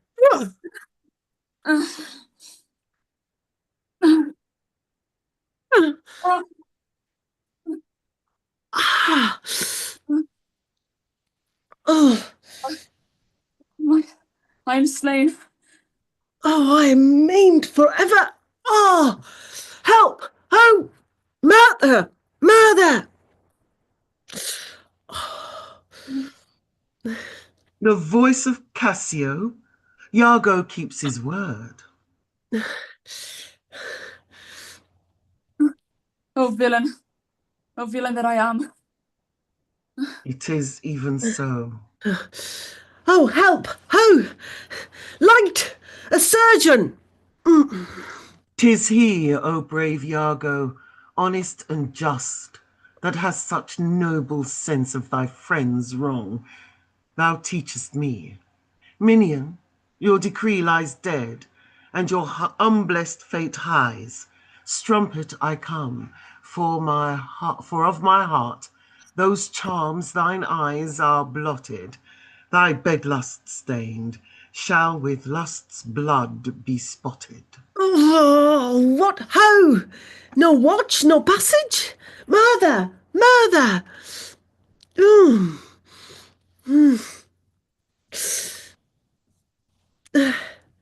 The mischance, that voice is very direful.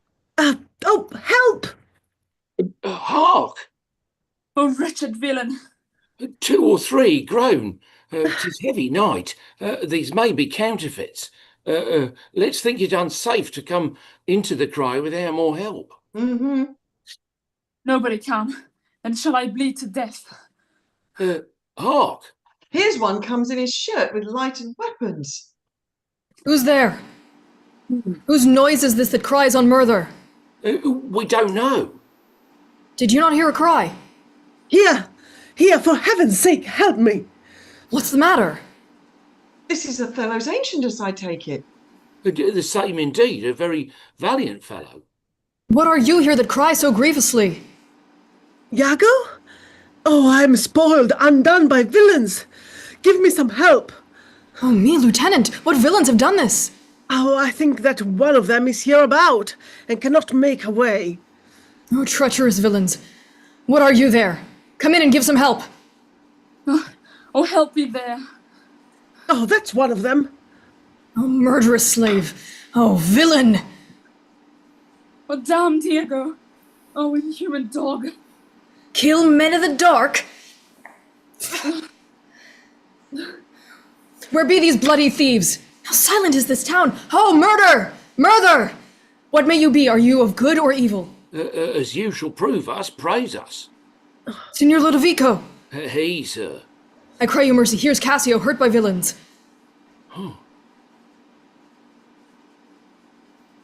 Cassio? How is brother? My leg. He's cut in two. Mary, heaven forbid. Light, gentlemen. I'll bind it with my shirt. What's the matter? How? Who is it that cried? Who is that cried? Oh, my dear Cassio, my sweet. Oh, notable strumpet. Cassio, may you suspect who they should be that thus have mangled you? No. Sorry to find you thus. I have been to seek you. Lend me a garter.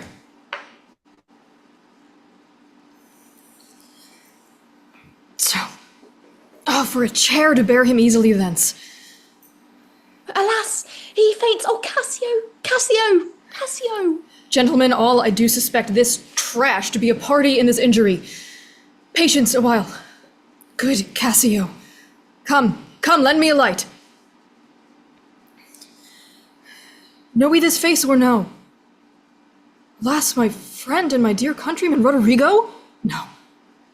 Yes, what? Sure. Yes, 'tis Oh, Roderigo. Phyllis? Even he, sir. Did you know him? Know him? I?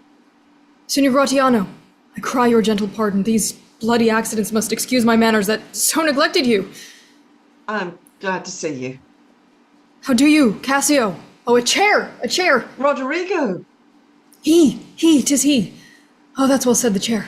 Some good man bear him carefully from hence. I'll fetch the general surgeon. For you, mistress, save you your labor. He that lies slain here, Cassio, was my dear friend. What malice was between you? Cassio, I bet none in the world. Nor he doesn't know the man. What? Oh, look, you pale. I'll bear him in the air. Stay you, good gentleman. Look you pale, mistress. Do you perceive the ghastness of her eye? Nay, if you stare, we shall hear more anon. Behold her well. I pray you, look upon her. Do you see, gentlemen? Nay, guiltiness will speak, though tongues were out of use. Alas, what is the matter? What is the matter, husband? Cassio hath here been set on in the dark by Roderigo and fellows that are escaped. He's almost slain, and Roderigo quite dead. Alas, good gentleman. Alas, good Cassio. This is the fruits of whoring. Prithee, Emilia, go know of Cassio where he supped tonight. What do you shake at that? He supped at my house, but I therefore shake not. Oh, did he so? I charge you go with me. Upon me, strumpet. I am no strumpet, but of a life as honest as you thus amuse me.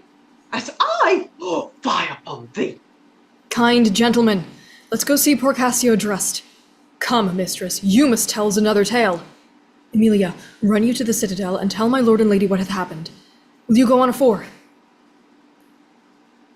This is the night that either makes me or foredoes me quite.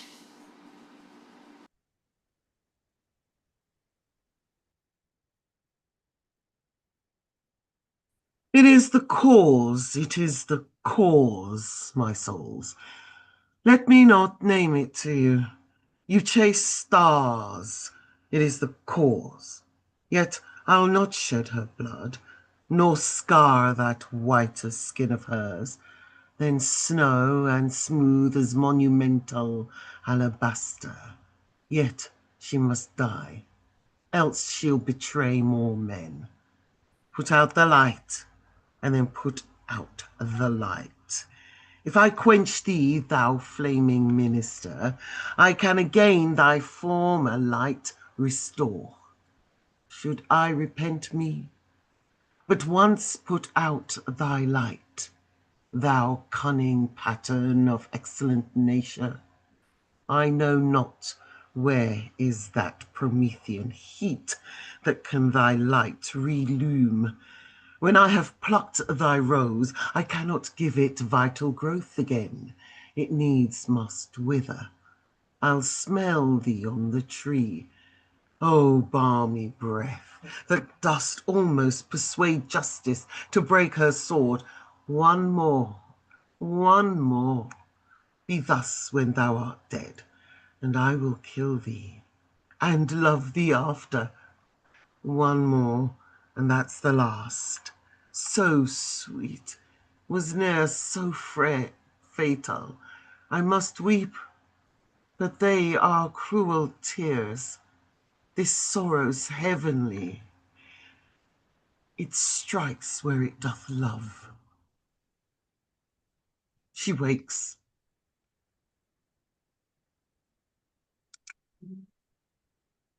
Who's there? Othello! Ay, Desdemona. Will you come to bed, my lord? Have you prayed tonight, Desdemona? Ay, my lord. If you bethink yourself of any crime, unreconciled as yet to heaven and grace, solicit it for its straight. Like, my lord, what may you mean by that? Well, do it, and be brief. I will walk by. I would not kill thy unprepared spirit. No. To talk you of... Heavens forfend. I would not kill thy soul. But talk you of killing? Aye, I do. Then heaven have mercy on me. Amen. With all my heart. If you say so, I hope you will not kill me. Ah! And yet I fear you, for you're fatal then when your eyes roll so. Think on thy sins. They are loves I bear to you. Aye, and for that thou diest. That death's unnatural that kills for loving. Alas, why know you so your nether lip? Some bloody passion shakes your very frame. These are portents, but yet I hope they do not point on me. Oh, peace and be still. I will so. What's the matter? That handkerchief which I so loved and gave thee, thou gavest to Cassio. No! By my life and soul! Send for the man and ask him. Sweet soul, take heed of perjury. Thou art on thy deathbed. I but not yet to die. Presently. Therefore, confess thee freely of thy sin. For to deny each article with oath cannot remove nor choke the strong conception that I do groan withal. Thou art to die. Oh, heaven have mercy on me. Oh, I say amen. And have you mercy too. I never did offend you in my life, never loved Cassio, but with such general warranty of heaven as I might love. I never gave him token. By heaven, I saw my handkerchief in's hand. O perjured woman, thou dost stone my heart, and makes me call what I intend to do a murder, which I thought a sacrifice. I saw the handkerchief. He found it, then. I never gave it him.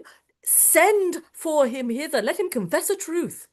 He hath confessed.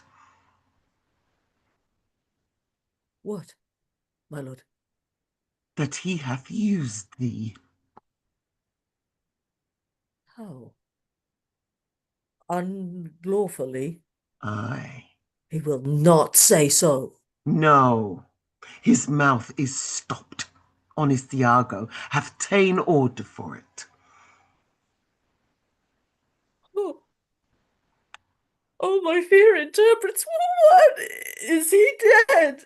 Had all his hairs been lives, my great revenge had stomach for them all. Alas, he is betrayed, and I am done. Out, strumpet, weep'st thou for him to my face? Banish me, my lord, but kill me not. Down, strumpet! Kill me tomorrow. Let me live tonight. Oh, nay, if you strive. But half an hour. Being done, there is no pause. But while I say one prayer. It's too late.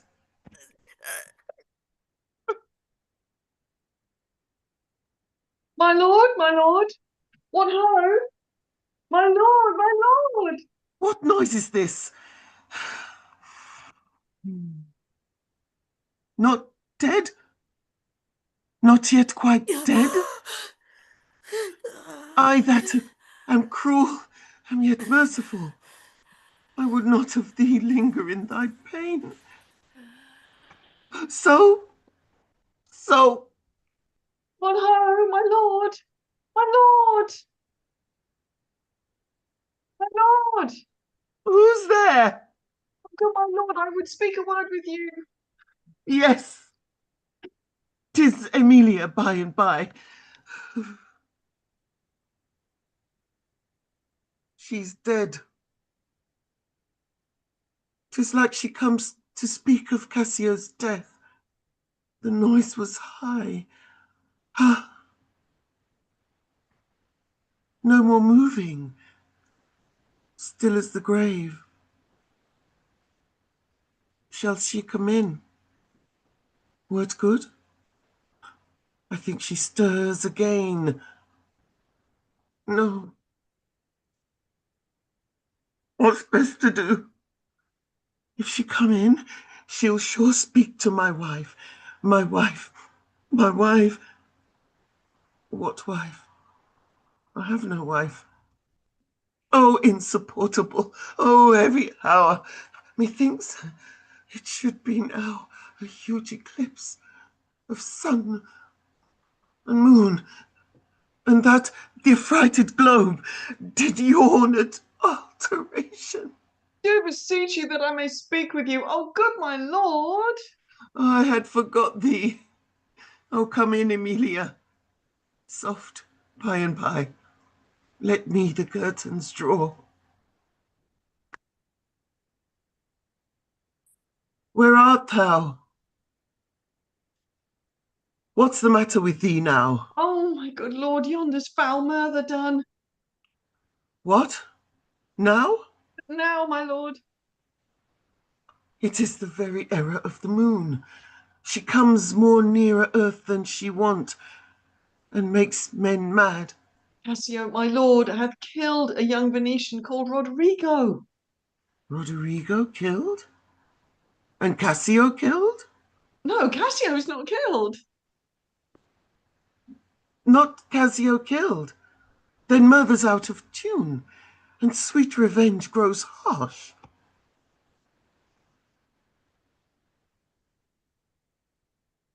Alas, what cry was that? That? What? Out, alas, that was my lady's voice. Help, help, oh! Oh! Oh, lady, speak again. Why? Make Desdemona, sweet mistress, speak. Why? How should she be murdered? Guiltless death I die. Oh, who hath done this deed? You hear her say herself, it was not I? She said so. I must need report the truth. She like a liar gone to burning hell. 'Twas I that killed her.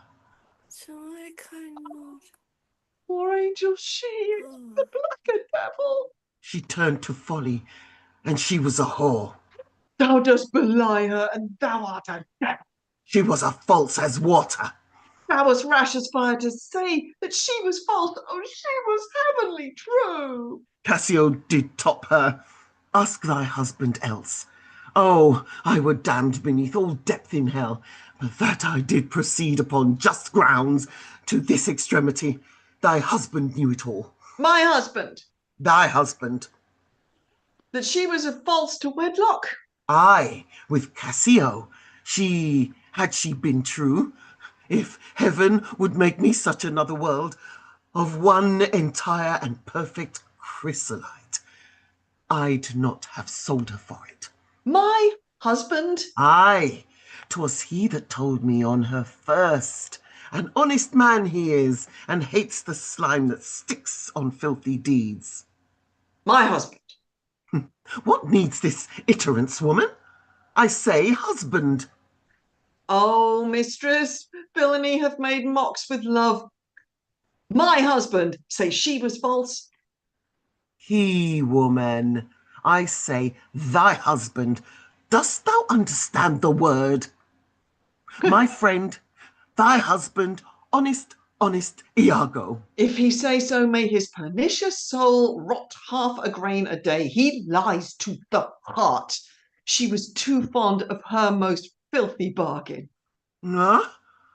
Oh, do thy worst. This deed of thine is no more worthy heaven than thou wast worthy her. Peace! You were best. Thou hast not half the power to do me harm as I have to be hurt. Oh, God! As ignorant as dirt, thou hast done a deed. I care not for thy sword. I'll make thee known, though I lost 20 lives. Help, help, oh, help! The Moor hath killed my mistress, murder, murder! Nay, stare not, masters. It is true indeed.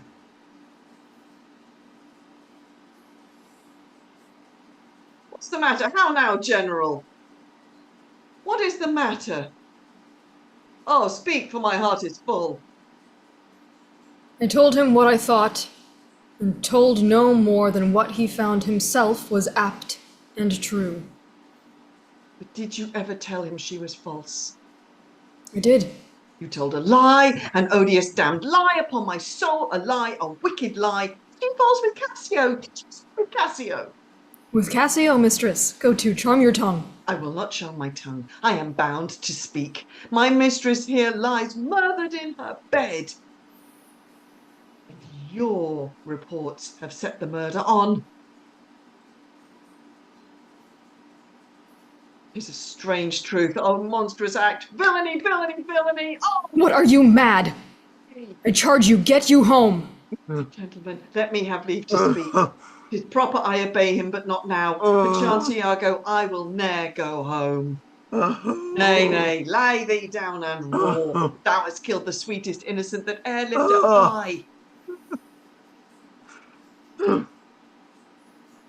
Oh, she was foul. I scarce did know you, uncle. There lies your niece, whose breath indeed these hands have newly stopped. I know this act shows horrible and grim. Curse this better angel from his side and fall to reprobance.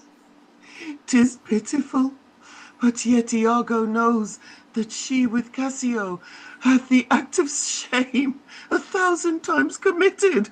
Cassio confessed it, and she did gratify his amorous works with that recognizance and pledge of love which I first gave her. I saw it in his hand. It was a handkerchief, an antique token my father gave my mother. Oh, heaven, oh, heavenly powers.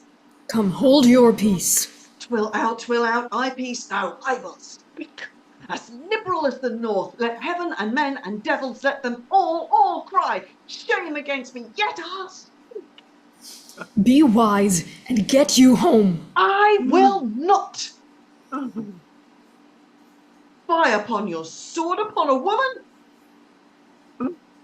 O thou dull Moor, that handkerchief thou speaks of I found by fortune, and to give it my husband, for often with a solemn earnestness, more than indeed belonged to such a trifle, he begged of me to steal it. Villainous whore! Do you give it Cassio? No, and it husband. Filth, thou liest. By heaven, I do not. Oh, murderous coxcomb. Oh, what should such a fool do with such a good wife? Are there no stones in heaven but what serves for the thunder?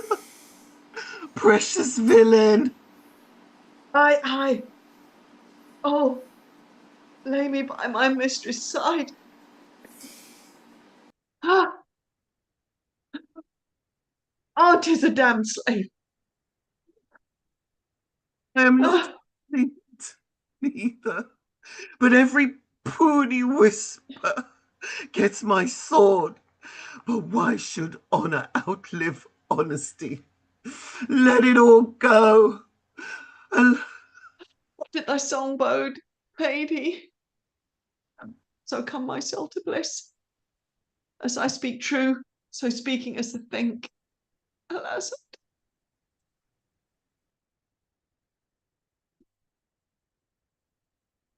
I have another weapon in this chamber. It was a sword of Spain, the ice brooks temper. Oh, here it is. Uncle, I must come forth. If thou attempt it, it will cost thee dear. Thou hast no weapon and perforce must suffer. Look in upon me then, and speak with me. Oh, naked as I am, I will assault thee. What's the matter? Behold, I have a weapon.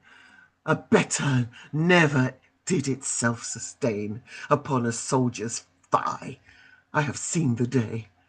That with this little arm and this good sword, I have made my way through more impediments than 20 times your stop. But, oh vain boast, who can control his fate?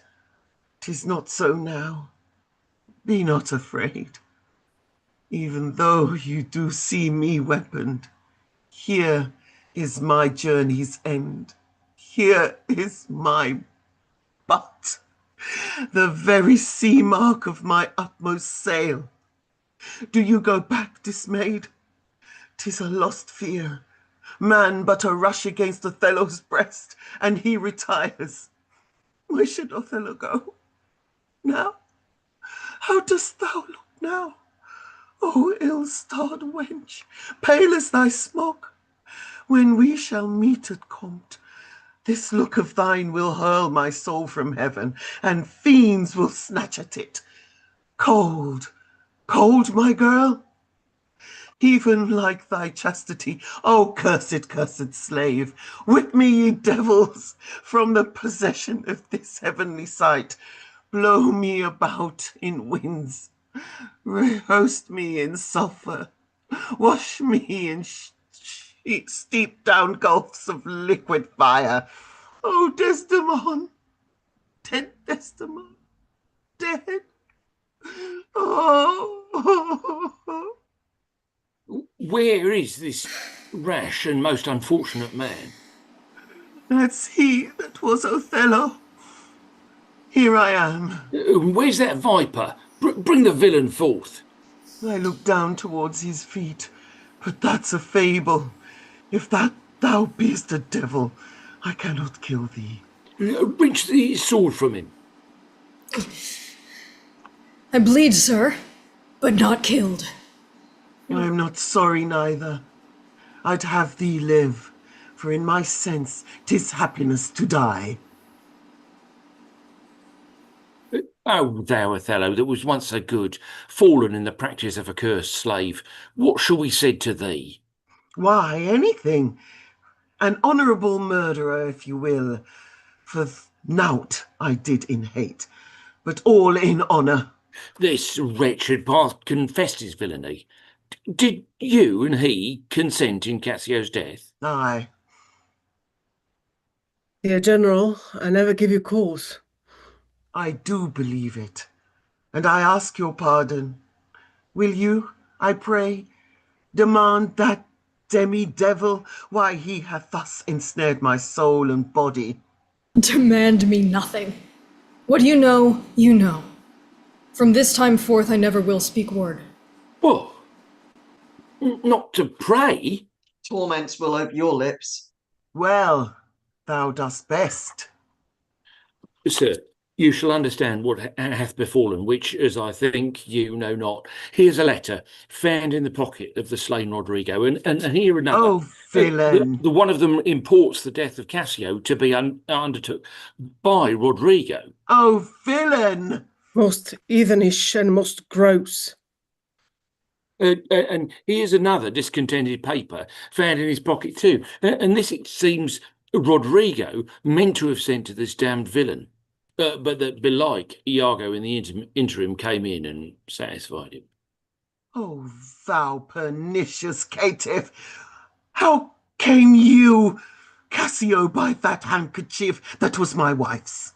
I found it in my chamber, and he himself confessed it, but even now that there he dropped it for a special purpose which wrought to his desire. Oh, fool, fool, fool!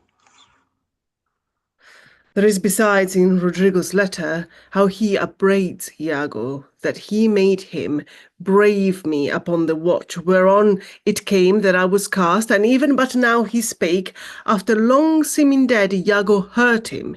Iago set him on. You must forsake this room and go with us. Your power and your command is taken off, and Cassio rules in Cyprus. For this slave, if there be any cunning cruelty that can torment him much and hold him long, it shall be his. You shall close prisoner rest, till that the nature of your fault be known to the Venetian state. Come, bring away. Soft you, a word or two before you go. I have done the state some service, and they know it. No more than that. I pray you in your letters, when you shall these unlucky deeds relate, speak of me as I am, nothing extenuate, not set down aught in malice. Then must you speak of one that loved not wisely but too well, of one not easily jealous, but being wrought, perplexed in the extreme, of one whose hand, like the base Judean, threw a pearl away, richer than all this tribe, of one whose subdued eyes, albeit an unused to the melting mood, drops tears as fast as the Arabian trees, their medicinable coming. Set you down this, and say besides that in Aleppo once, where a malignant and a turbaned Turk beat a Venetian and traduced the state, I took by the throat the circumcised dog and smote him thus. Oh, bloody period. All that is spoke is marred. I kissed thee ere I killed thee. No way but this. Killing myself. So die upon a kiss.